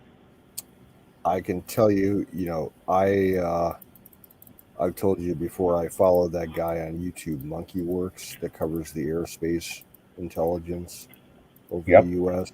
And I watch it myself with that the ASBD website that does the military tracking. And during the daytime, there's a lot of traffic in your area, but nothing, that would look strange just from sight. It's like a lot of spy traffic, smaller planes that are all set up for ECM and intelligence, eavesdropping and hijack, lowjack type shit. But I was looking at the site about maybe 4 hours ago, and it was the strangest thing. Over the entire lower 48, there were only 5 military flights up in the air at that time. I've never seen it that low at night. It's almost like they're doing a stand down tonight.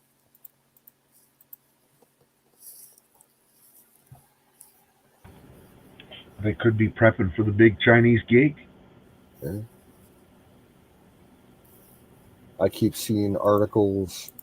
I haven't read them, just saw the headlines saying that people are freaking out because China is now claiming that they possibly might not have enough food to feed their populace throughout the winter.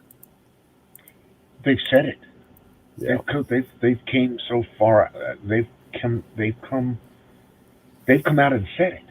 Hoard food for a very sparse or dark winter, is what they called it. And that's one of the Chinese nightmare scenarios, is when they run out of, basic resources and they go into invasion mode. Yep. They can't do it. If they can't get it all themselves, then they have to go acquire it. Yep. They Straits of Taiwan are only just a few miles wide, and there's a lot of resources on the island of Taiwan. Straits of Malacca. Exactly. They got all the old plans for northern resource area and southern resource area.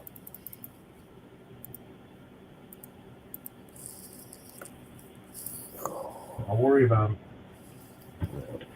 Northern resource area, that was all Siberia.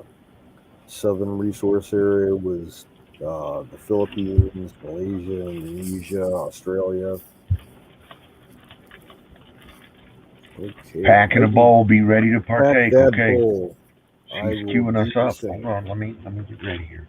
Yeah, I gotta tap out that cash bowl and refill the motherfucker. All right. Somebody make it official. Oh no, I need to go into my actual jar and get some fresh bud. Uno momento, por favor. Yep. The Chinese simply have, if they've got a big food shortage, then all they're going to want to do is create a diversion, and that's easy to do in the South China Sea, or pick a fight with us, or pick a fight with Taiwan. It's the perfect opportunity for them, because fucking Biden is such a Chinese shill. Oh, he's a god. You could make a fucking deal to sell our excess wheat over, because that's what they want. They want wheat to make noodles. That's how China survives, is by noodles.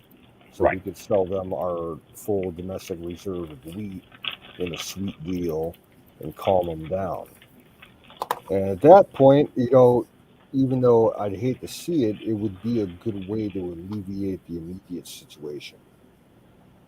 Kind of calm them down with all that fucking naval activity that the going on in the Formosa and the Spratlys. I don't know. Fire in the bowl. Fire in the bowl.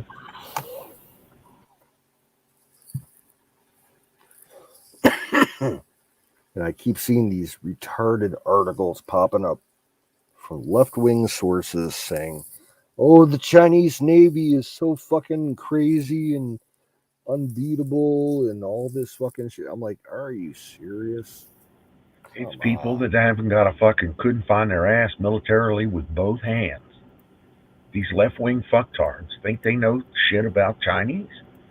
They listen to the Chinese tell them how bad they are, or how awesome they are. They got a tin can. We go into bowl, baby. Tin can Navy with a couple of They're subs. A piece of fucking shit. They're with crap. One carrier that can't fight at night.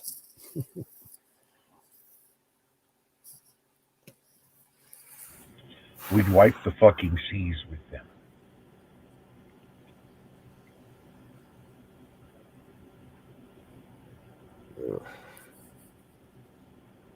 Let me hit the thing. Supposedly, a bunch of pictures leaked out of China a couple of days ago showing some new variants of their new J-20 stealth fighter that all the left is freaking out about it. But fucking J-20, that was all. Those are not leaks. Those are not leaks. Yeah, you're probably right. No. Those are not leaks, and those are meant because those said that the J-20 had finally achieved parity with the F-35B. No, it has not. No, just to be clear. It never will. And it never will. To be clear. That technology, they stole from us like 25 years ago. It's completely obsolete. Correct. And they don't have the engineering prowess to put that technology to work. They just don't. I can't go into detail about it, but I used to know a guy who flew F-35s He was an instructor down at Luke Air Force Base outside of Phoenix. And he said there's things about the F-35 that won't be unclassified for like another 100 years. Exactly. Yeah. So, no, that won't achieve parity. And all our allies are buying them like fucking crazy right now. Especially yes, they are. Europe. Yep. Well, they were all partners, strategic partners. Mm-hmm. You know, the Israelis were one of the first to get delivery. I mean, literally, external of the United States, they were the first to get delivery of the B and the C variants. So yeah, and people are buying them you're right, like nobody's business, and they ain't cheap.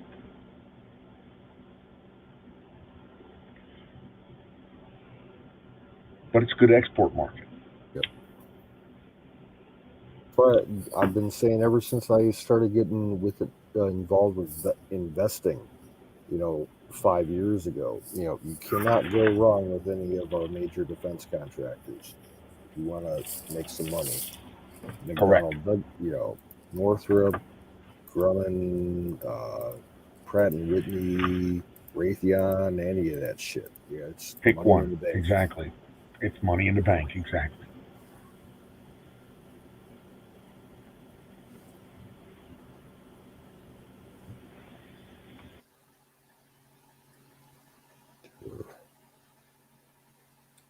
I'll be back in 1 minute.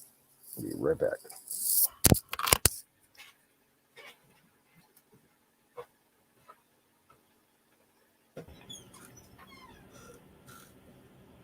All right. Well, it looks like it's the Dawn Show. Hey guys, how's everybody?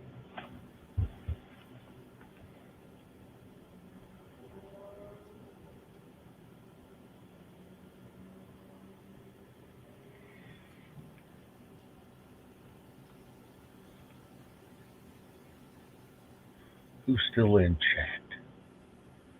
Cosmic, Skull,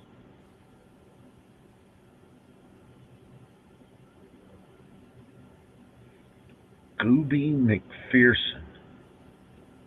Wow, that's cool.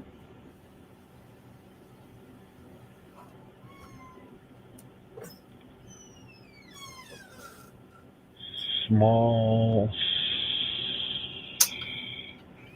streamer DC server.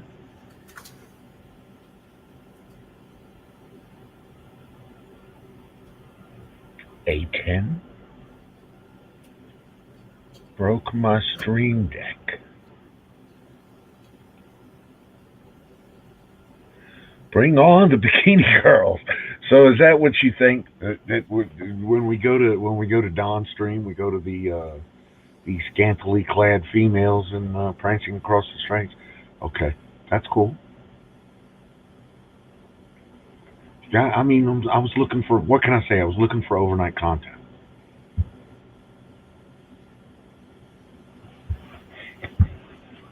That's funny.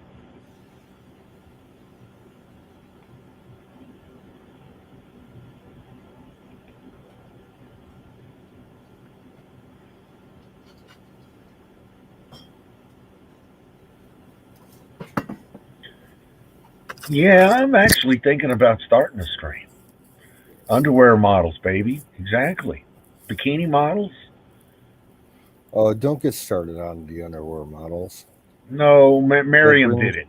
That brings back memories. Because I was a perverted teenager, and I used to love getting the annual Sears and Roebuck and JCPenney's catalog to look at the underwear models.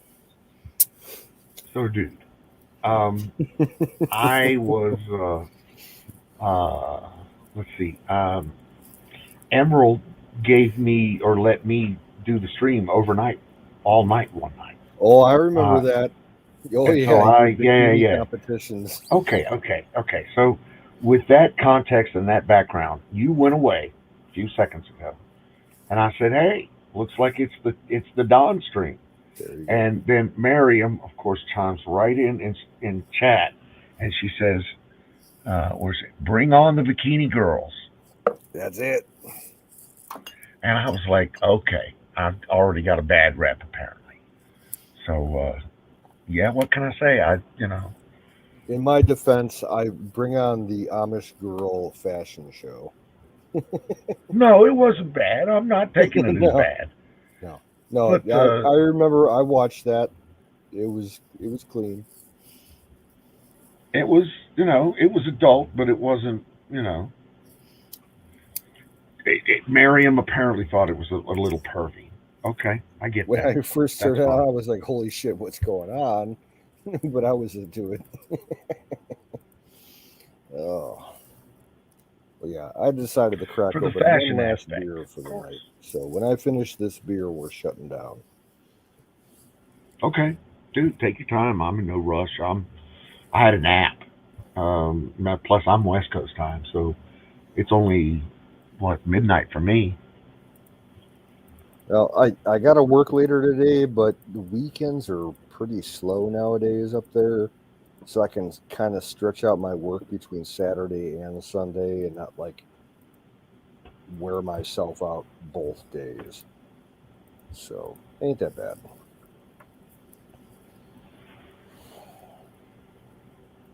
We need a stream. All right, so let me throw this out, and I want to hear what Cosmic and Nightingale have to say about this. Plus, I want to hear what you have to say about this.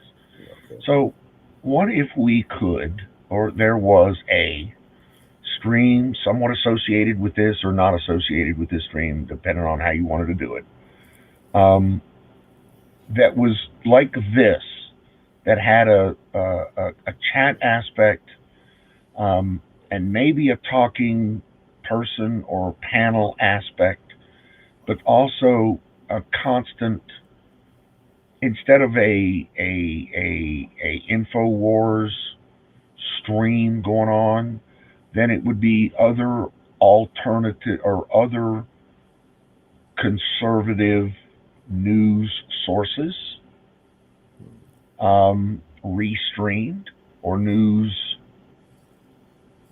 sources restreamed. I've got an interesting idea about that. I'd have to look at. Go ahead. Go ahead. I'd have to. I was just let me complete the idea where, the site kind of runs 24/7 like Bears does, but has a different perspective on the video and the panel perspective of it, and it does have a continuous chat.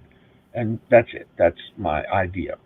What thinkest thou of that idea? It's an interesting concept, and my initial thought would be, okay, I have an app on my phone that is basically it's a radio app that all the channels that are available are all conservative radio talk shows across the country.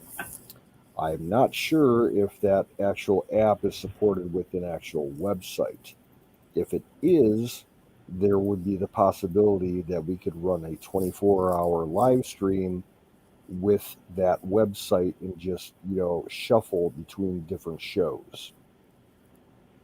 So there would always be some kind of conservative talk show online with our own private chat that we could just run continuously. Right. And I'm talking stuff, they got InfoWars, they got Fox News Radio, and like Prager, all the big names.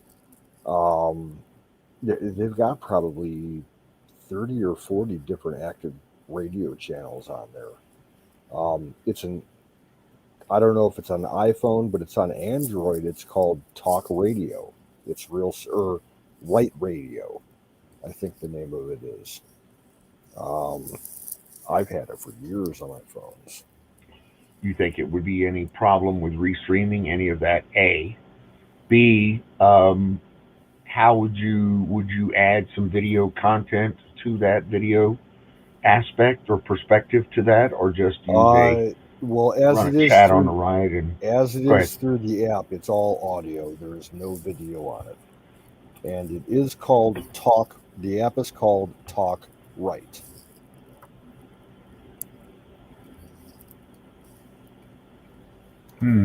Okay. Oh, look at that! I just got a notification. He says, "Get notifications on my primary." Yeah, here I do that. Yeah, no, you're right. Isn't it awesome that you can get automatic notifications out in the middle of the fucking jungle?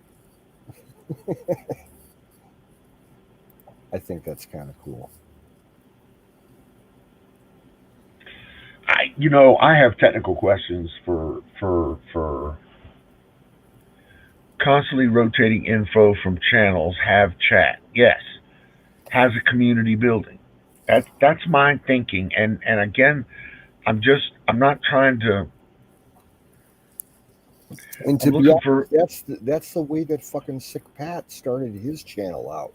He would run like an hour of Fox News, and then he would run in the Dan Bongino show, and then he would run something like Coast to Coast with a continuous chat going through all the shows. That's Right. kind of how he started out. I see a lot of people looking for places to land for chat. A lot of our people here, even this evening. When Tanya, didn't go, then people were scrambling to, Aaron the Tires was scrambling to bring his channel up. Dear Butch was scrambling to bring his channel up. And then later on, you guys bring your channel online. And so there seems to be a constant want for that chat, that continuous chat where our people have the advantage.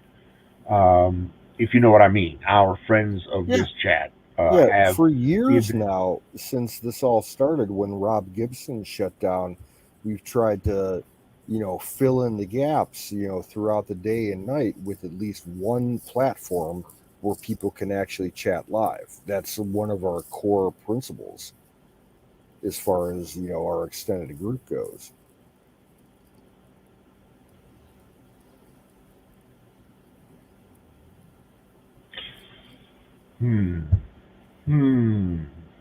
So let me then ask another question. Would I be presumptuous in putting something like this together? Dave, if you got the time and you want to expend the effort, go for it, man.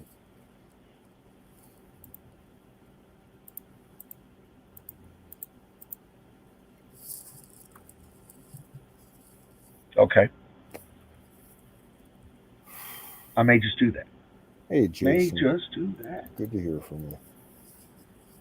Oh.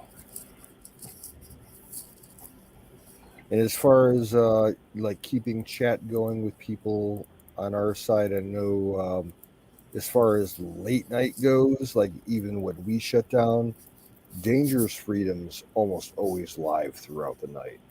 So if you ever want to place the chat, go to Dangerous Freedom on YouTube. I have seen Dangerous Freedom, but I've also seen that they're not as live as, well, they're not always there. Yeah. Well, yeah, Maybe it's lately just a me. lot of times, like, he doesn't have very many viewers, but some nights he gets like 50, 60 people in the chat and, a full screen of people on panel. That's true. That is absolutely true. Some of our regulars over there, like your buddy Smouse and a couple other people. I go over there occasionally, not as much as I used to. I don't know. He seems like a decent guy. He is. He does seem like a very decent guy. That does seem like a very decent chat. This evening seemed to me this evening people seemed to need a place to go, and we didn't have one readily available for them. Yeah, it was a little discombobulated. Just my humble opinion. Aaron got drunk too early. That was the main root cause. Aaron got drunk too early. That, you know what? Okay. Oh yeah, and I gotta address Marion. Yeah, Sick Pat, when he would do his straight music streams, those were great. He'd play like 5-6 hours of fucking like crazy swampy bluesy rock and shit. Oh, I miss that. And the nights that he would do like MSTK3 style I love those. shows Yep. with like the B-rated samurai movies. That shit was so fun. I miss that so much. Oh my goodness. I miss that. Oh.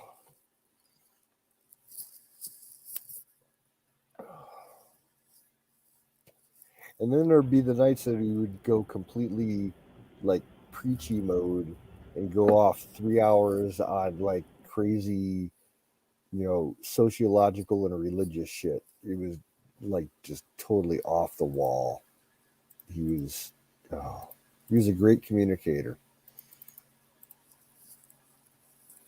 Oh.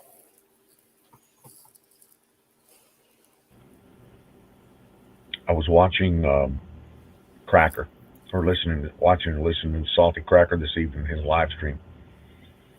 Amazing. Just amazing the amount of people that listen to him.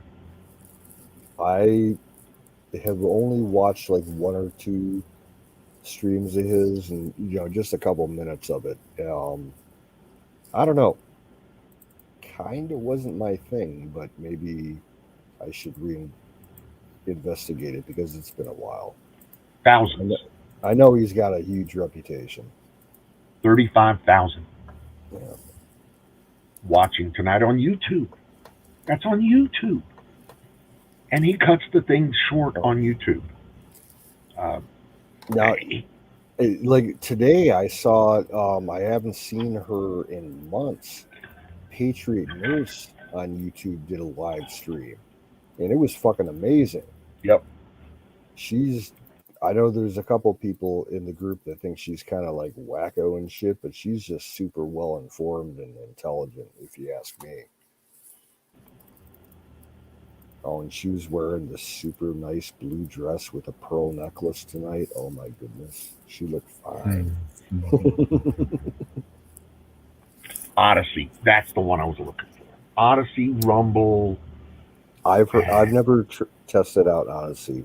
Couldn't tell. I got to get on all those. Because all the good content is going over to particularly Odyssey and Rumble. Good conservative content going on. I ain't getting it. I need to be over there. Thank you, Skull. YouTube asshole. Odyssey. Okay. Well, you can always hook up over at lobbyfriends.com. Lobby Friends? Yeah, that's what Censor Wars became. Oh, okay. If you go back to the old days when Ben used to run this stream. Yeah, I signed up for that. I still have an account over there. I haven't posted anything in about a year. Ben's just too little off the wall for me, though. He's got that fucking bunker mentality where he feels bad for everybody else that is not as well prepared as him, but he doesn't give two shits about them. He laughs it off. Oh, you fuckers are stupid if you haven't gotten a bunker with 10 years of food and thousands of guns and shit. Yeah, he's a little off. Well, people got different views of what it should be. Yeah. What is that? How does that go? Opinions like assholes. Everybody's got them. You got it. They all stink.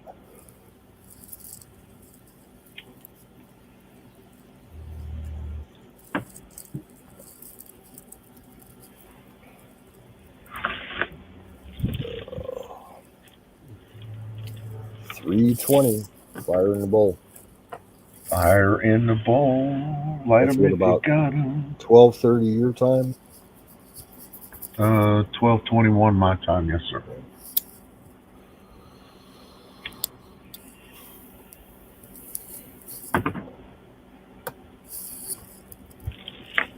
So what's like the city of Vegas right now? Are they still under a mask mandate or? Negative. Okay. Vegas is in the process of turning back on. Their flights are upticking. The number of flights that they have incoming are upticking. You see the strip is now filling back up. This is the season, for lack of a better word, in the Southwest where it's nice and cool. Mm-hmm. It's not as hot. So a lot of people doing a lot of things on the strip. So yeah, Vegas is turning back on. The hookers are all getting busy. Well, yeah, that business doesn't fall off. I mean, that, it's a guarantee. Even on a bad day, gambling gets you 25% return on your investment. So, the MGMs and the fucking Caesars are not doing bad. Not at all. As a matter of fact, I think they're all selling them to somebody else. They turn these with the real properties estate market nowadays, hell yeah. Everything's up property-wise. They've turned these properties into, wealth generating machines. And so now they've literally split the operations and the properties, and they sell those to two different places. And all the money that those casinos make is, it's guaranteed, because the way that the math runs for, casino earnings. Oh yeah, The house always wins. You can't beat the fucking house. Correct. Can't beat the house. That's why the mafia moved in. So, but Vegas is, I don't know. It's opening back up, but it's not the job creating machine that it used to be. Used to be that it just all kinds of hospitality jobs. You couldn't swing a dead cat, kind of like BC for IT jobs. Yep. Now they're all talking about the owners, I guess, the casinos or the properties are not bringing the workers back fast enough. And they are doing some mask and vax mandating. So that's becoming a problem.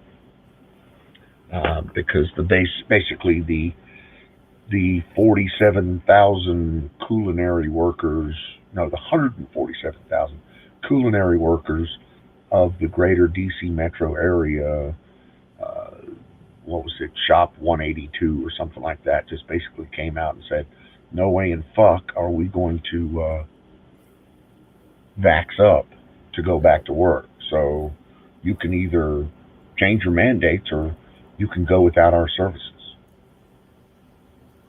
And they can't go without their services. So. Yeah, I'm kind of feeling like in a couple of months, I'm going to have some free time vacation to use up. If the rooms are cheap and I can get a decent price flight out to Vegas, which out of Cleveland is a given. It's dirt cheap to fly to Vegas from Cleveland. Yes, it is.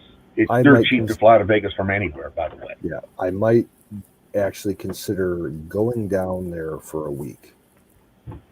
Maybe hang out with you for a couple of days, and then I want to experience Vegas, but I don't want to gamble.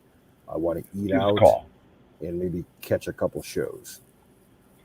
Don't tell me. I'll get hungry too. I want to hit all those fucking famous food buffets. at the hotels and just eat my way into paradise. There used to be a lot of cheap food in Vegas. The cheap food has turned into expensive food, but it's still there. Me and the wife, and the reason I know this is me and the wife are looking to do exactly the same thing. So, for instance, we're looking at the MGM has their buffet. They're big and it's massive, massive. $67 a head. It costs you to get into that buffet.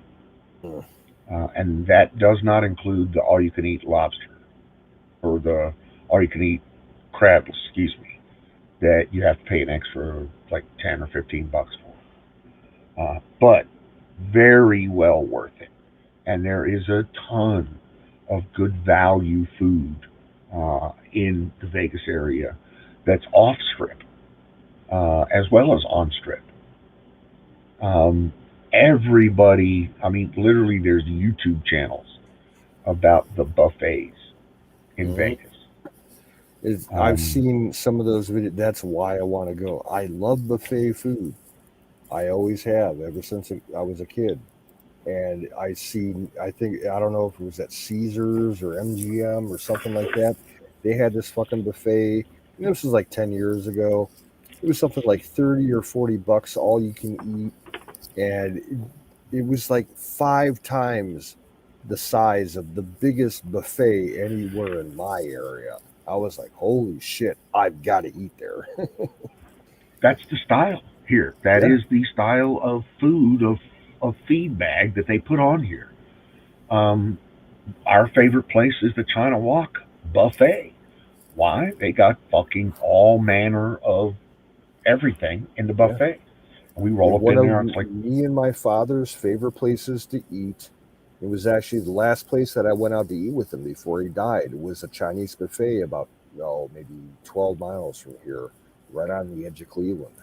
And it was like when we went there, they've closed permanently now because buffet style restaurants are complete anathema in Ohio. They've all closed. The only Chinese you can get now is from takeout. But this place, it was $12 all you can eat. And they had like probably 70 or 80 steam tables set up with all kinds of shit. They had a sushi bar if you're into that. They had a soup bar, salad bar, fruit bar, meat bar, American bar, and then all the Chinese bars. It was insane. And you could take leftovers for a price, per pound. I forget what they were charging. $6.50 a pound. Exactly. Yeah, it was something like that, $6 or $7 a pound. Yep. Oh. We just to the opposite of that. We are the city of buffets. There is no other place that has the number of, the size of, and the quantity of the buffets that we have here. It's just amazing. One of my favorite places to go is to the Indian buffet.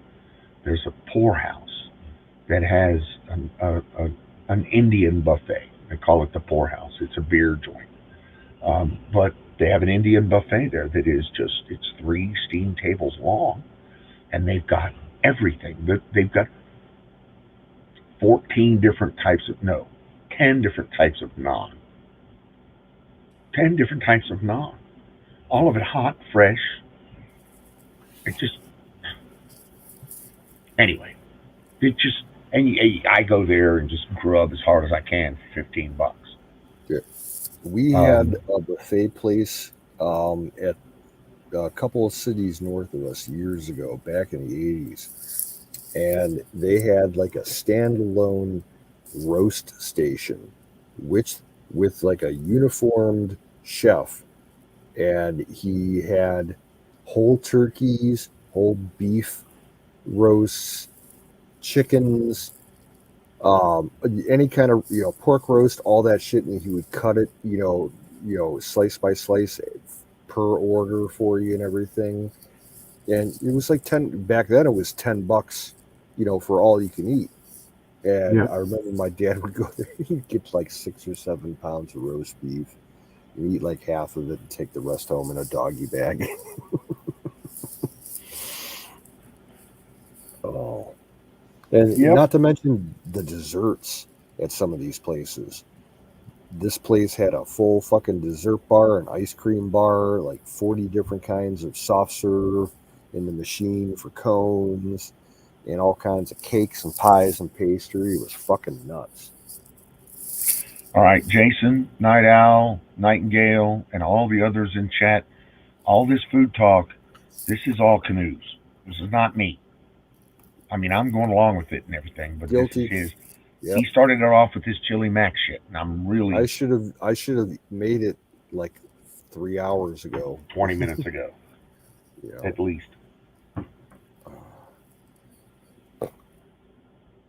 But yeah, dude, we are the.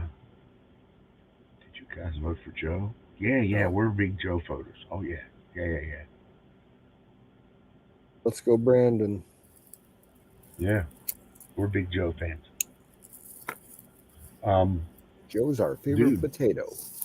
You need to get out here then, because buffets we got all manner of buffets. Hey. Everything we do out here is a buffet. Skull Drazer, have a good night, brother. Skull, take care, sir. I'll talk to you later, I'm sure.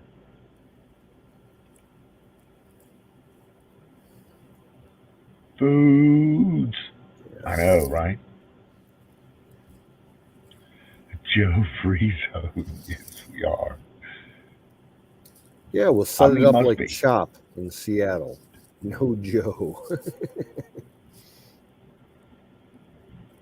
Just confused by the Trump pick. No. That's why. So why are you don't think there's, you know what, I get that a lot with this avatar and with my name. People think that I'm trolling. Even conservatives think that I'm trolling. They think, well, you're here just to make fun of. Yeah, they think it's a negative avatar when they do. They do. And it's not intended that. It's a positive. Yes. I'm so pro Trump, it's, yeah. I think Miriam, are you taking off? If so, good night, ma'am. Evening, ma'am. It looks like it's getting time for you and me to discuss deep military matters. Because everybody's dropping out, and that's what usually happens. Oh. Everybody's abandoning us. Yeah, dude, it's 3 o'clock. I mean, it's almost 4 o'clock your time. I'm good, but, I understand people.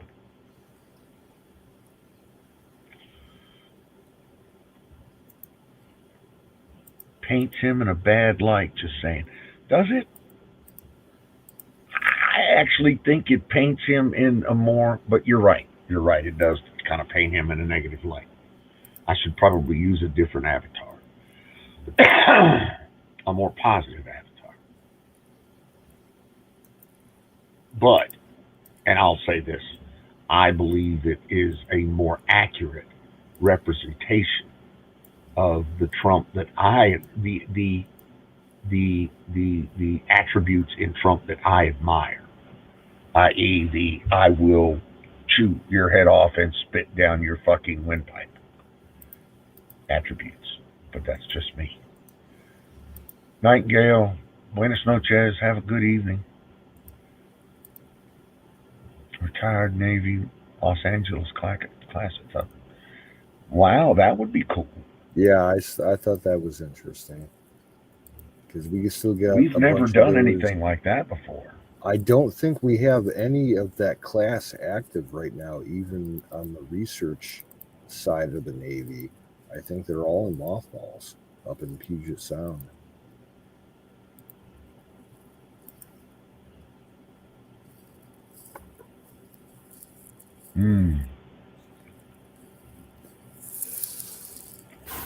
Yeah, he gets a bad rep, but I love him. Yeah, you're right. He gets a bad rep for doing just that.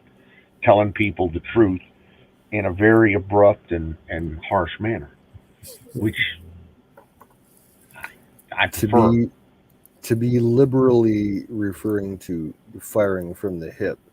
You know how it's always been a custom for a long time for a U.S. president to get gifted like a pair of pistols, from a major, pistol maker in the country.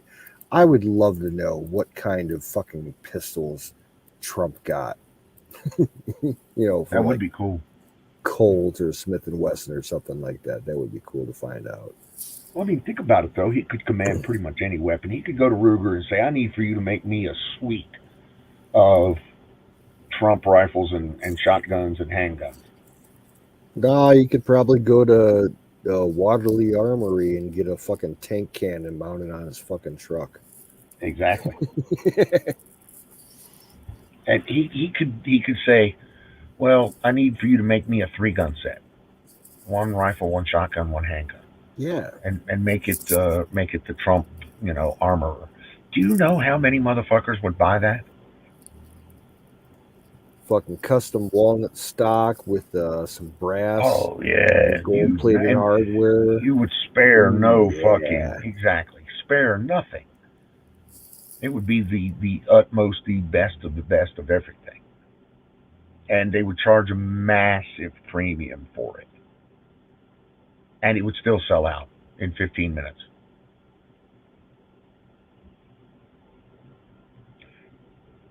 It would be, as a matter of fact, now the more I think about it, the more of a business opportunity this becomes in my head. The more I can put a couple of truck designs together in my head, go down to Palmetto Armory and say, make this for me and build me 10 of them, and then I could go have a website put together for, I don't know, less money than you can charge imagine. you $10,000 to make the die for it. That's what it would be. To make the die for what? For printing that logo on the fucking receiver. No. They would for a 20-run limited edition, they're gonna get their money's worth. They'll charge you up the ass for that fucking die. Well, if it's just gonna print, then I'm gonna make it print on 200 or 2,000. Okay, well, yeah, if you're going that far. Well, I mean, there's a bunch of money you got to cover here. This is going to be a high capital outlay, but at the same time, you should be able to quadruple your money on this investment with no difficulty whatsoever. Just my thing. I'm just thinking the business thing of this through. Is all. I'm just thinking out loud here. What it's going to take. You go down to Palmetto and say, you could work a deal with them and say, you do the guns to my spec, and you execute on my idea and give me, and I do nothing, and you give me 50% of it or 25% of it. You could write that up. You could make that deal easy. It'd be a right time, right place thing, but be black and gold. I don't know. Could be. I got an email today from Aero Precision. They're an AR manufacturer up in Washington State.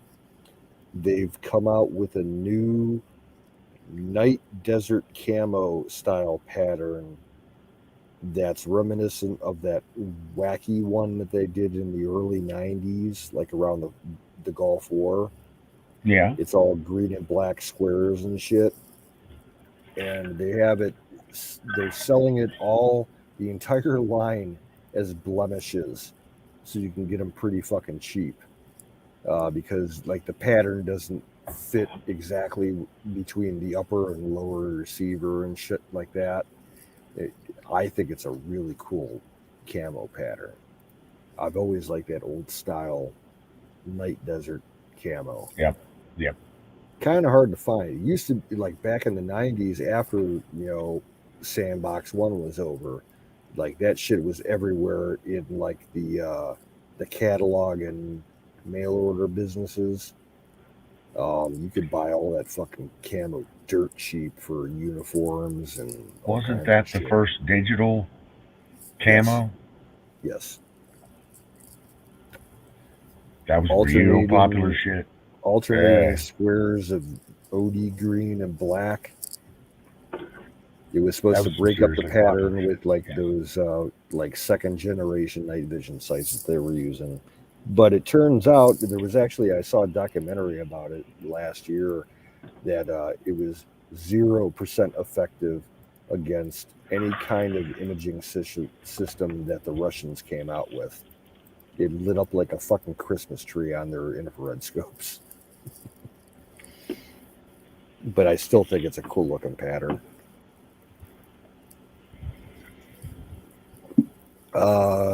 Pit Plus, I'm going to go without the rainbow colored Trump pattern. Yeah. That's a good call. That's the best analysis there. Skull, dude, you're on point there with the gold and black.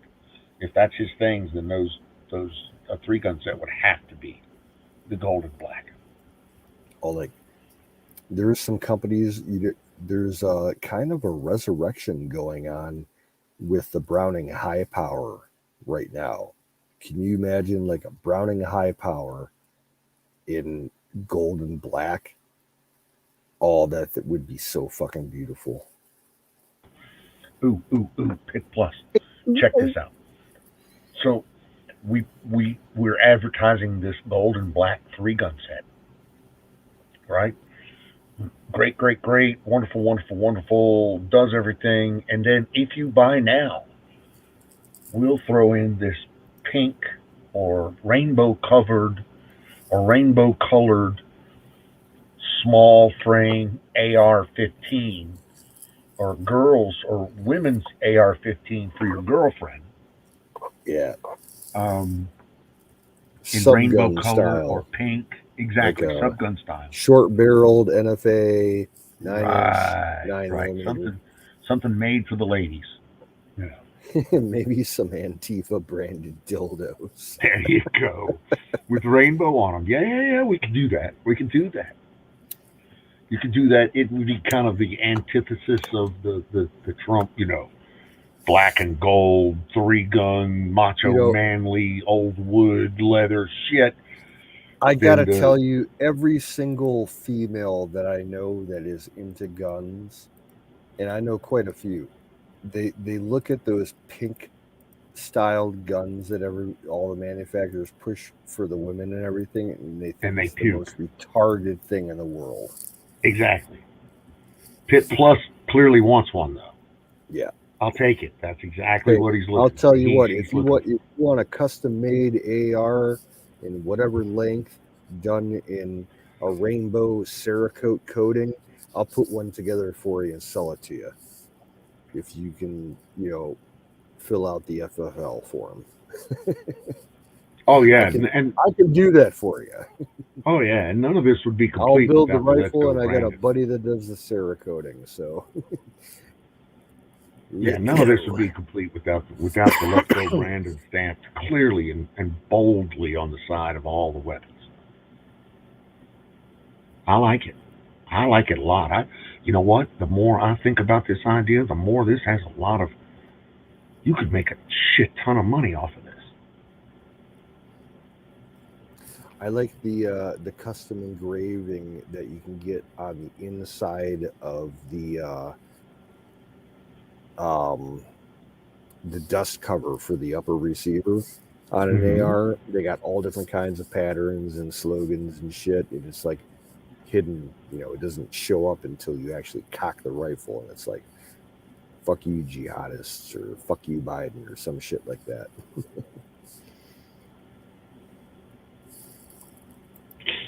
I don't know about skinny jeans, but definitely we'd have to do a licensing deal with the Don. I will not sully my hands with a touch of skinny jeans. Yeah, we're reaching by throwing in the pink AR. The skinny jeans is just, what is that, a bridge too far? We'll just say that. Next thing you know, you'd be wanting us to throw apple teenies in there. But I'm afraid, sir, that it looks like that we've maybe gone a bridge too far. Just my opinion, Just me. That remains I my try not. ultimate favorite World War II movie, by the way. I try not to judge. No. Let me rephrase that. I'm trying not to judge. Yes. The success rate is hovering at a fairly even level. But I don't judge, so it doesn't fucking matter. Success rate is somewhere around 0. But I'm trying. I am trying. Cigars that say it's a blank. Okay. I mean, I think he's being sarcastic because they already have cigars that say it's a. So. It's a smoking cock. You don't want to assume the new baby's gender? Yeah, okay. All right. I get you. That's funny. Yeah. I don't know. Would you want to pass out cigars that say it's a. As a father, would you want to do that? It's a something. Yeah, I'm having a hard time with that one already. I would just have it. I would have a cigar that says it's a blunt. There you go. That's probably the best way. It's a blunt. Yeah.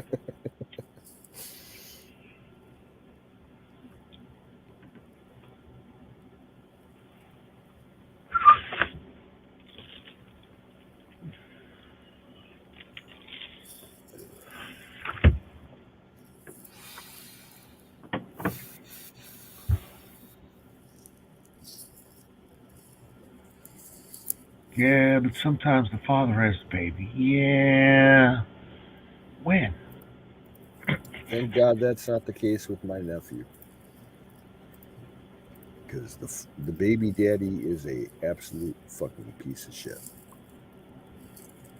I hear all of these. There's apparently 25 different genders or something. But I've yet to see more than 2. Yeah. So I'm just saying. I'm happy to have the argument. You get the 1 in 5 million cases per year that you see in the hospital reports about hermaphrodite babies. That's the only,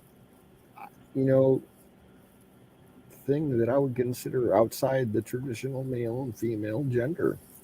Yeah, and that's fine. I'm okay with that. I mean, that's nature by definition loves to mutate. So you're going to have that. Yep. It's called evolution. But that's not a gender. Nope. It's just libtard thinking. And there's not 20 of them. Or 10 of them. Or 4 of them. Anyway. No, Democrats with guns just make easy targets. Yeah. Because they don't know how to use them. They end up shooting themselves with them. You know what? Democrats have bought more guns in the last fucking 5-10 years than any Republicans ever. There have been more new, and I say new applications to own a weapon through the federal or through Nixis. Yep. And that rate continues to climb. And trust me when I say, if you're a conservative, you've already got guns. Name me. And there's also a big disparity in the numbers of applicants who have been rejected through the process. Exactly.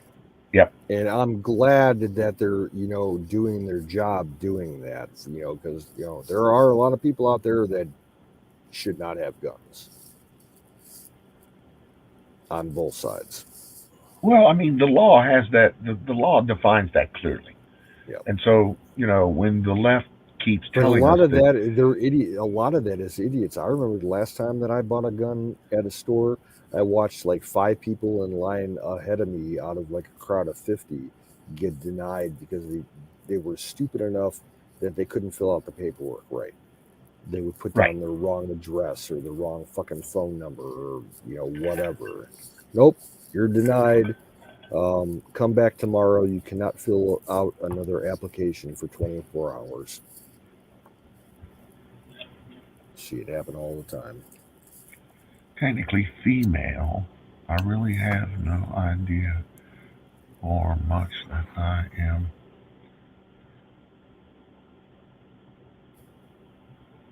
Just really trying to take them. Well, it's the government. It's more the Democratic Party than it is Democratic individuals. Individuals are individually exercising their individual rights, and they're buying guns because they're scared. And it just so happens that a lot of those nowadays are Democrats. Yeah.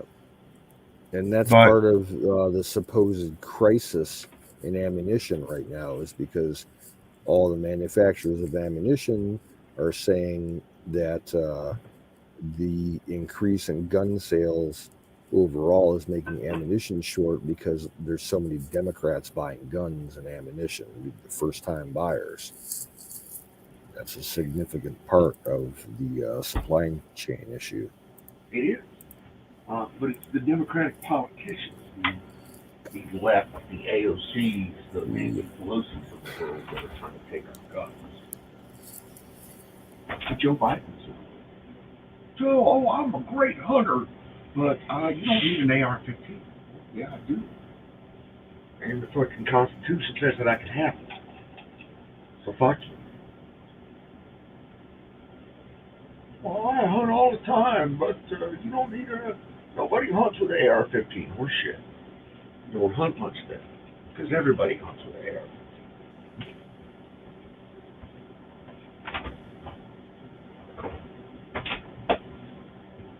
Ask Carter Patriot. Now he's a 308 or a shotgun guy, from what I understand, and a bow guy.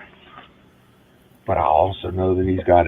There's not a hunter I know that doesn't have multiple ARs in there. I know he's got one. I don't know what he has it chambered in, but he says his favorite deer gun is a 243 Winchester. That makes sense. I got one, and I bought it specifically for coyotes. My buddy's favorite deer gun is a 300 Win Mag. That's Bill's favorite gun. I have a lot of guns for a couple years back. I bought a 7mm Remington Magnum from a buddy of mine, and that's pretty close to a 300 Win Mag. I've had it sitting in my closet for 3.5, 4 years, and I took it out to Whizz's for 4th of July and fired it for the first time. Holy fucking shit. The recoil on that thing is a motherfucker. I'm going to have to get if I decide to keep it, I'm going to have to get like a rubberized stock pad for it, because the kick on the thing is like a fucking mule.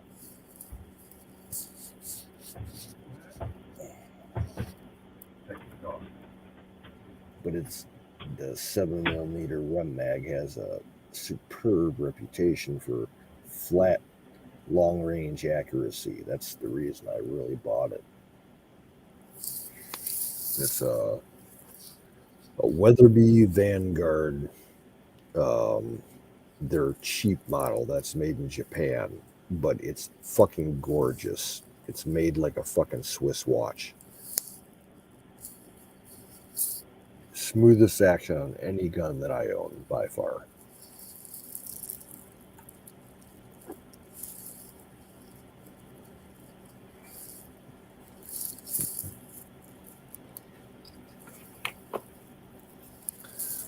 Dick O' craps. Yeah, if you mean crabs, yeah, crabs on your dick, that fucking sucks. Unfortunately, I speak from experience.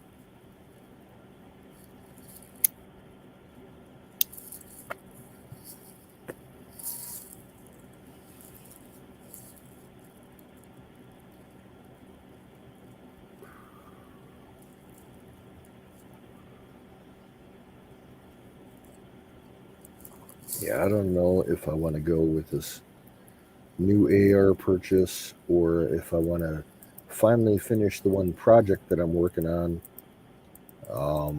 I need to buy a new Ruger, not a Ruger, I'm sorry, a new Savage Mark II bolt action 22 to fit into a specific stock that I ordered a few years ago because I'm building a precision rimfire rifle.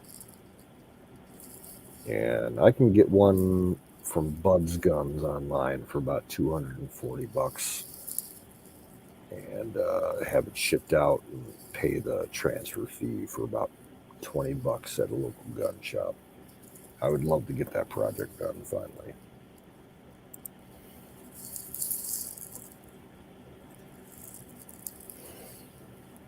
Oh, Pit Plus, just so you know, I see you're on Twitch.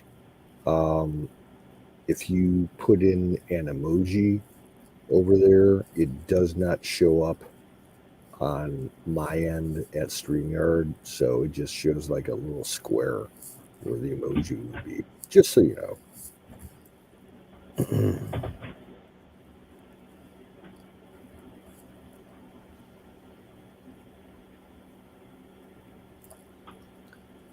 But I tell you, the hunting that I'm ready for, I don't like hunt. I love small game hunting, but I only do it after the snow falls. And I'm ready to go shoot some fucking rabbits and some squirrels. That's what I'm looking for. I'm not even going to go out deer hunting this year, I think. I don't have the time for it. What do you shoot rabbits with?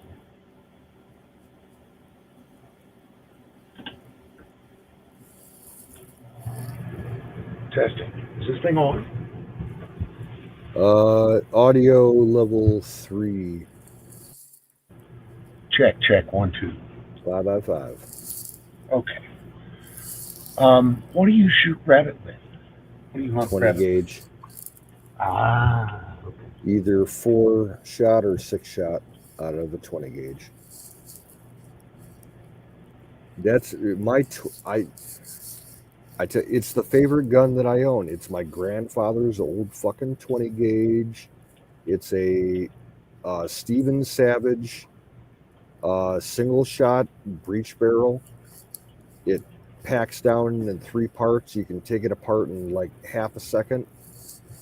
And so it's a good backpack gun, you know, for out in the country. And you can fucking shoot squirrel, rabbit, coon, possum, skunk, whatever. You can shoot game bird with it. You can fucking kill a deer with it with buckshot or a slug. It's the best gun that I own as far as utility. And it's beautiful because the damn thing was made like, I think it's like 1934, 1936 or something. It's got a pretty decent wood stock on it, and the metal work on it, it's what they used to call the old heat treated steel, so it gets a real cool patina pattern on it. Right. Real easy to clean up.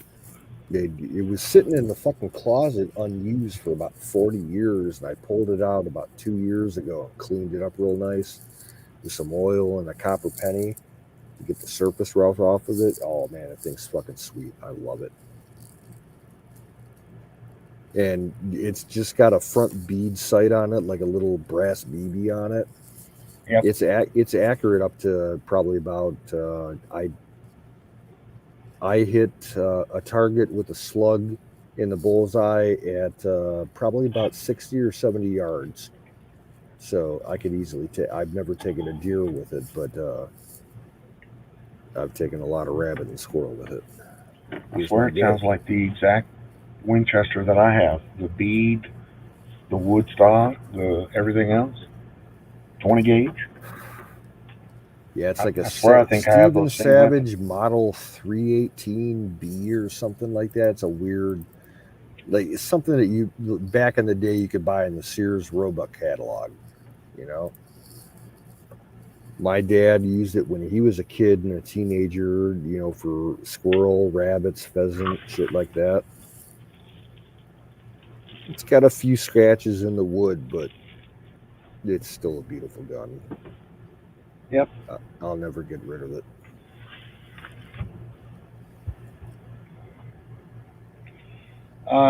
Something paranormal or Bigfoot while hunting? No.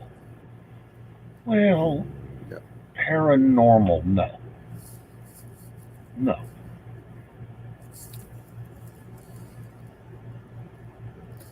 That's kind of why I go to the woods. I don't see a lot of weird shit in the woods.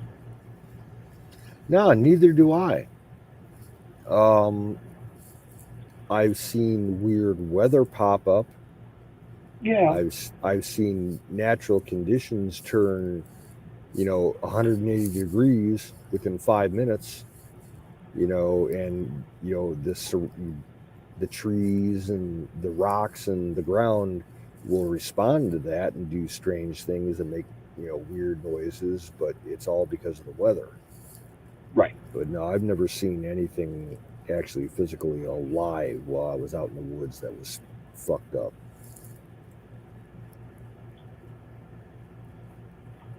On the other hand, when I go to the city, I see all manner of different weird shit. Oh, yeah. Lizard people. Exactly. Lots and lots of lizard people. Fucking zombies. And them goddamn left-wing fucktards that we have to tolerate.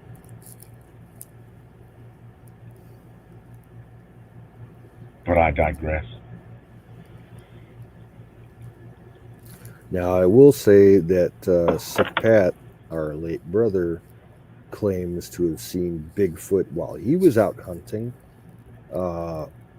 in the northeastern part of Ohio about 12, 15 years ago. Yeah, he said that he was within 50 feet of a Bigfoot.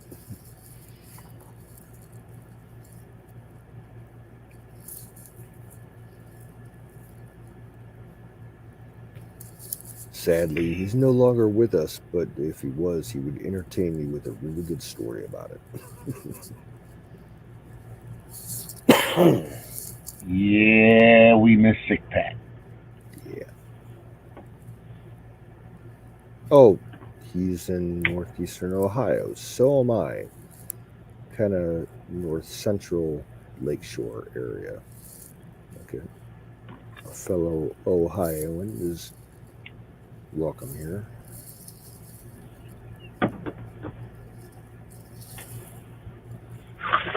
I'm out in Lorain County, if you know where that's at.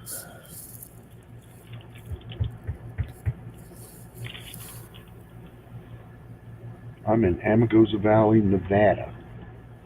Nevada. And when you come out here, make sure you spell it. You say it right. Nevada, not Nevada. They don't care too much. If you stop out there, you stop at the driveway and shout out, "Hello, the house." Exactly. Okay. There will be signs that say you are not welcome here. Yeah, Canton's about an hour drive from here. 45 minutes you could take the highway. Canton, Ohio. What was in Canton, Ohio? The Baseball Hall of Fame, isn't it?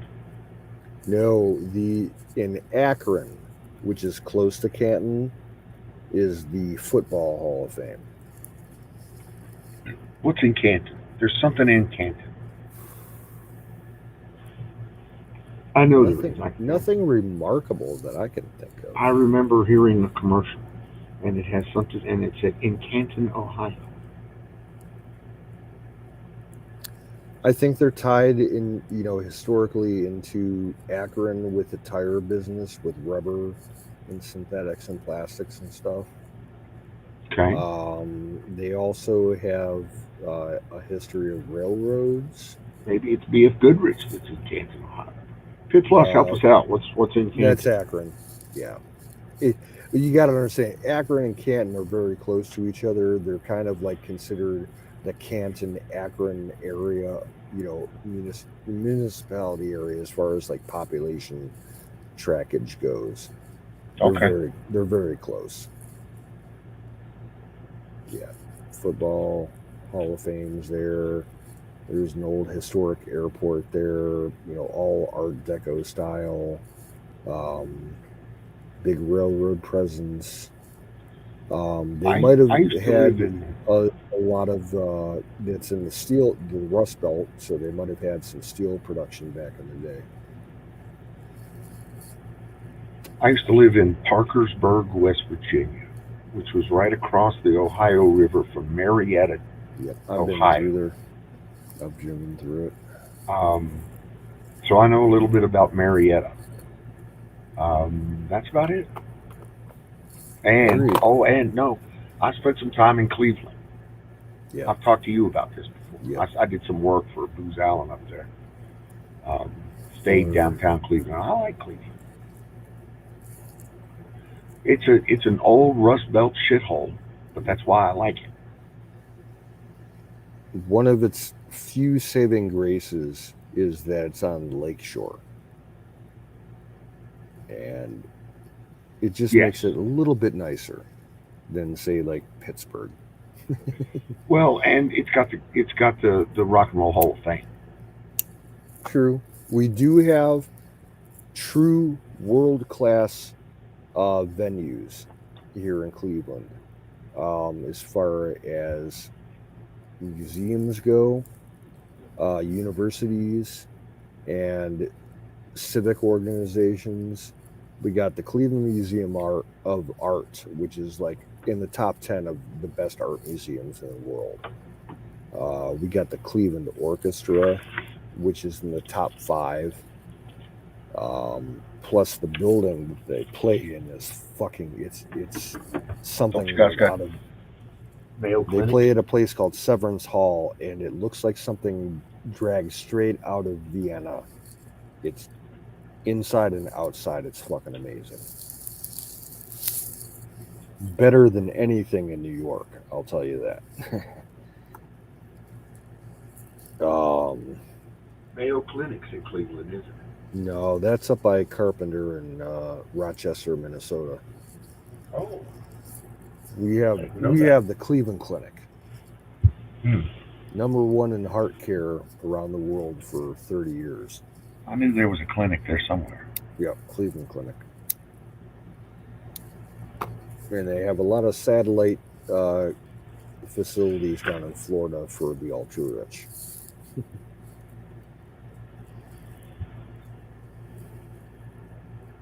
Well, let's see. We have the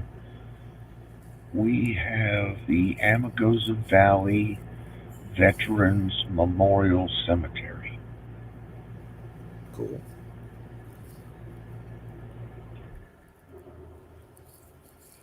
Which is right across the street from the medical Med-Evac Helo pad. I bet that sees a lot of business.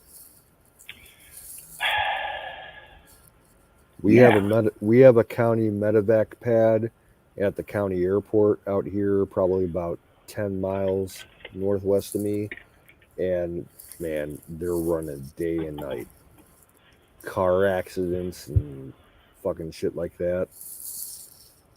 Well, I mean, remember Amargosa has a population of 623. Gotcha.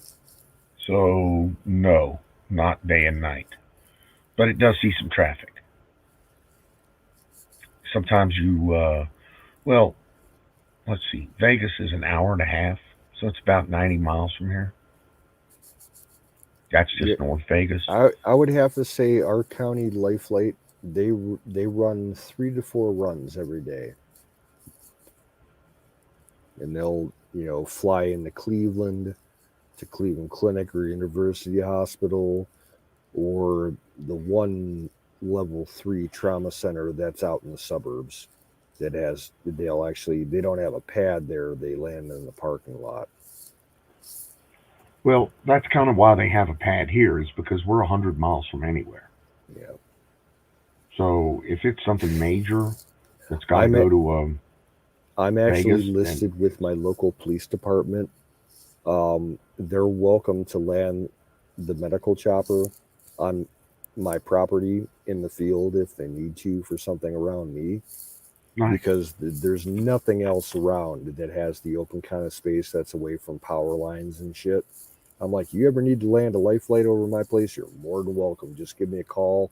I'll light up, the yard and show you where the ambulance can drive out in the field. And they're like, yeah, well, you're on our list. There you go. I did that like 10, 12 years ago. Because we had a case when I was working at the gas station like 15 years ago. There was a critical car accident right across the street from the gas station. This dude came off the turnpike and went right into a fucking lighted pole sign and destroyed his fucking car, and he was a mess. And they were trying to land a helicopter behind the motel where he crashed. And there was like this truck driver that wouldn't get out of his room and move his truck for the fucking helicopter. So they got all pissed off about it. And after I heard about that, I'm like, guys, I'm 2 miles down the road with a 40-acre field. You can land your helicopter there if you need it. And they're like, okay. Skull, will you ban that guy, please? Gonna kill her.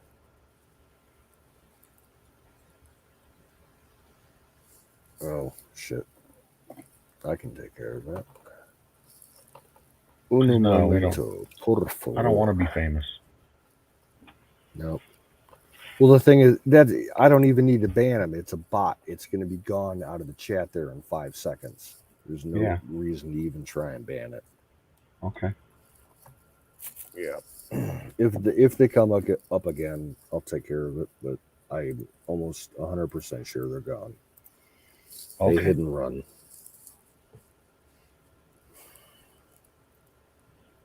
Okay. Well, Skull got it. Thank you.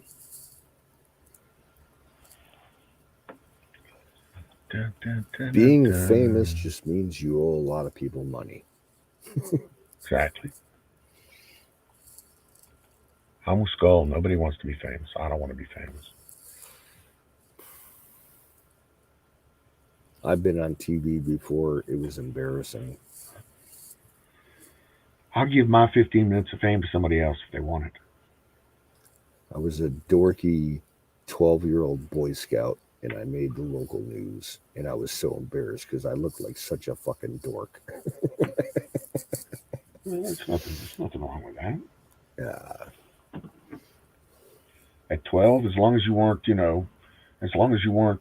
doing harm to small animals, or touching little girls in the wrong way. Of course, that's not the worst thing in the world. We were doing a charity rummage sale in conjunction with a partner scout unit over in the UK to raise money for some kind of cause. I don't know what it was. And it made the local news in Cleveland.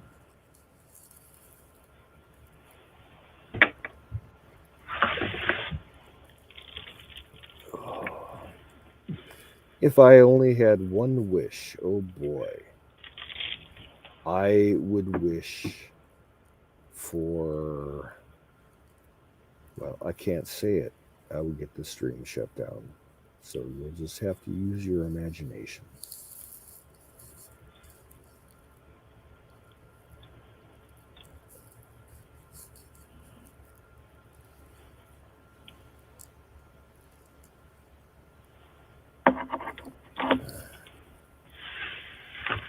One last fire in the bowl.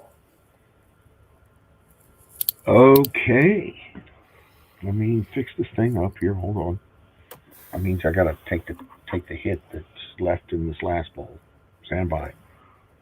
I think I'm going to shut it down in just a couple of minutes. I need to make something to eat.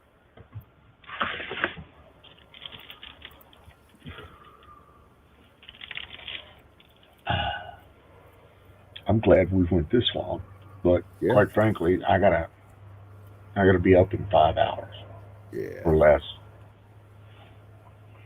4 hours and some change to go to a meeting that I don't want to be in. Motherfuckers.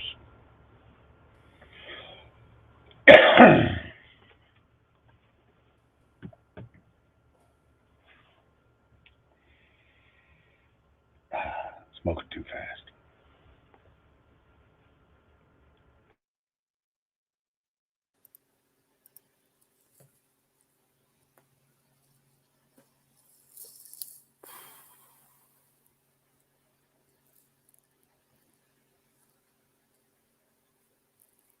Pit Plus, that reminds me of a movie where someone was offered whether they wanted to know everything, like they wanted to know complete knowledge, or if they wanted to have complete wisdom, and they had to make the choice between the two, and they chose knowledge, and it ended up killing them. And the guy that chose wisdom, he survived.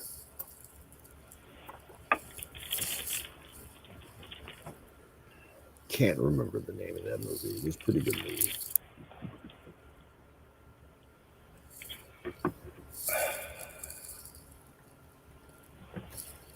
All right, I got one loaded. Finally.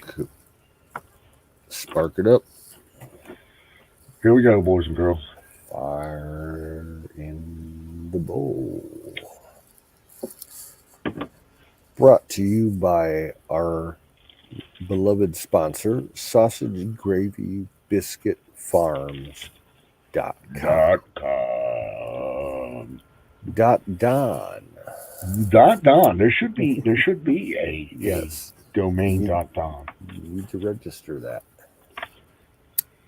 Can we create our own TLD? I doubt it would be available just because of Don Trump. You know, to be honest with you, someone probably bought that a long time ago. Probably.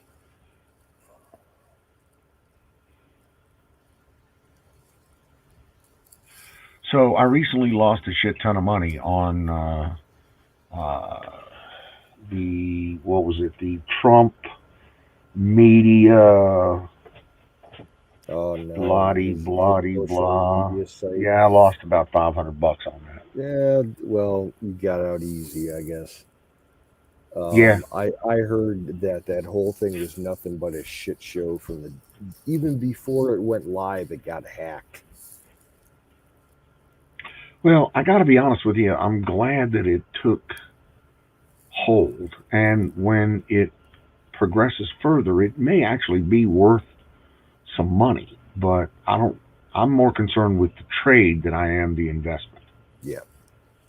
Yeah, I'm just going from what I've heard in the news. I haven't looked into it myself at all, so I have no. But I lost money on the trade. I bought the trade high, and it's done nothing but back off ever since. But I mean that the people that bought the trade early, the guys, they've seen their money double, triple, quadruple. You know, people that bought it in at 6, now it's at 54. I've been skittish about anything on the open markets right now because I told you early this year, back in the spring, I sold off all my stock and all my crypto because I didn't like the security that was going on, and I don't blame you. Leery about getting back into it. I really, right now, I don't think I want to. You're right.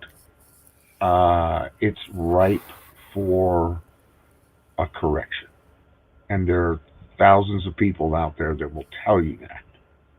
Especially as far as my feelings go, that report that came out about maybe 3 weeks ago from that senior Air Force guy that said that our crypto security for the U.S. as far as civilian and military infrastructure is like laughable compared to what the Chinese can do. I don't have any faith in it right now. I did not see that. And that was 3 or 4 weeks ago. I would really be into crypto. You said the Chinese crypto is better than our crypto? Well, they're saying the Chinese hackers are better than anything that we can put up for security. So, you know, our systems and US-based crypto is, I saw that. you know. I saw that. Yeah. I don't. That was one of those articles on the drive, so take it with a grain of salt. Well, Skull, I ended up actually making money off of Bitcoin overall because I bought in probably about 3.5 years ago. My gain percentage at the end was something like 416%. But I started out with like $100. So I made, a nice little pocket change off of it. But I think Bitcoin's going to go to 100K. I really believe that. I do believe that.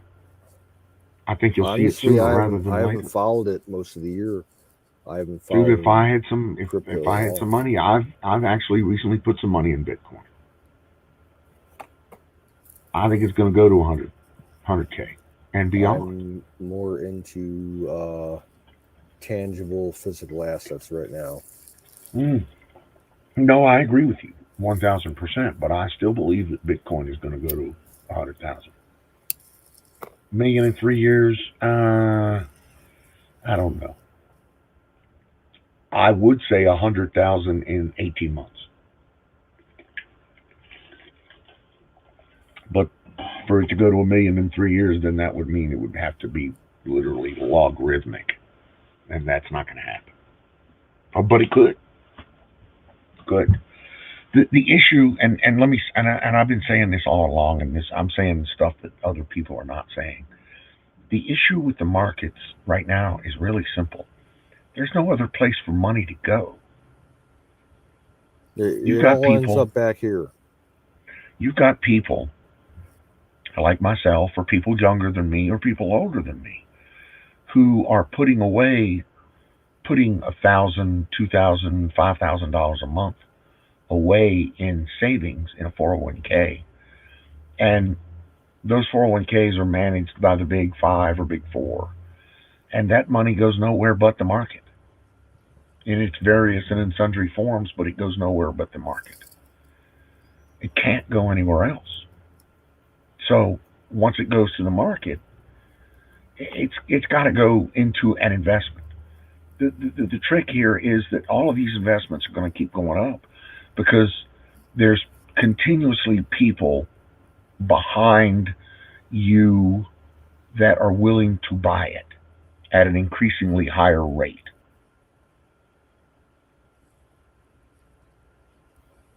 Now, I know that both you and I are Fidelity customers. Okay. I've never looked into it before. What are they actually investing in? Well, they invest in basically stocks and bonds. Okay. And yes, stocks, you as a person can buy stocks. And you can buy bonds, you can buy mutual funds, you can buy. So what you're buying is stocks. So even mutual funds are buying stocks. EFTs are buying stocks. Everything is buying stocks. Why? Because the stock market, that's where all the money's going. It has no other place to go. If you're buying oil, you're still buying it through stocks. So you're buying the market. Is it a pyramid scheme? Somewhat. Right now, the money is, and it always has, it's got no place else to go. You've got millions of people saving billions of dollars per month. Mm-hmm. And they're putting it where? They're not buying gold with it. They're buying gold stocks. If they're buying EFTs, and what you've seen is Wall Street has built more and more and more products on stocks. Yeah, I've heard the last 2 years about the rise of EFTs. I don't understand them, so I never got into them. They're just different ways to buy stocks. Yeah. Electronically traded funds. And what they are is different ways to buy stocks. So the long and the short of it is everybody's buying stocks. There's millions of people saving billions of dollars a month, and it has no other place to go but into the stock market. So the stock market is going to go up as long as these people continue to save this money. Does that make sense? I mean, so that's just my perspective. Nobody else is saying that right now. Nobody. And the market is due for a correction of at least 10%. But we'll see. I'm in it. I am in the market. I have one portfolio that made 43% last year on funds, and just using indexed funds is all I did. But yeah, I'm in the market. I'm not going to sit out the market. The market is going up, so yes, I'm going to get some of this.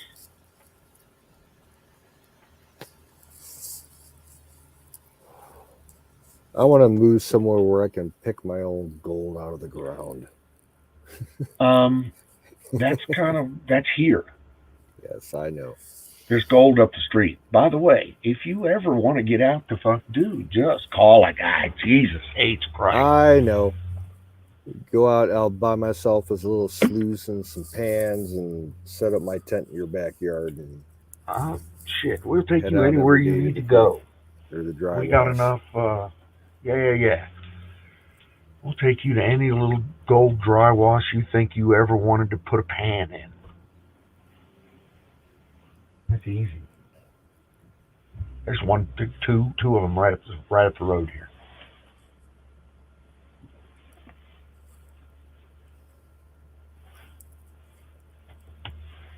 What did Bill Barker say? Come on down.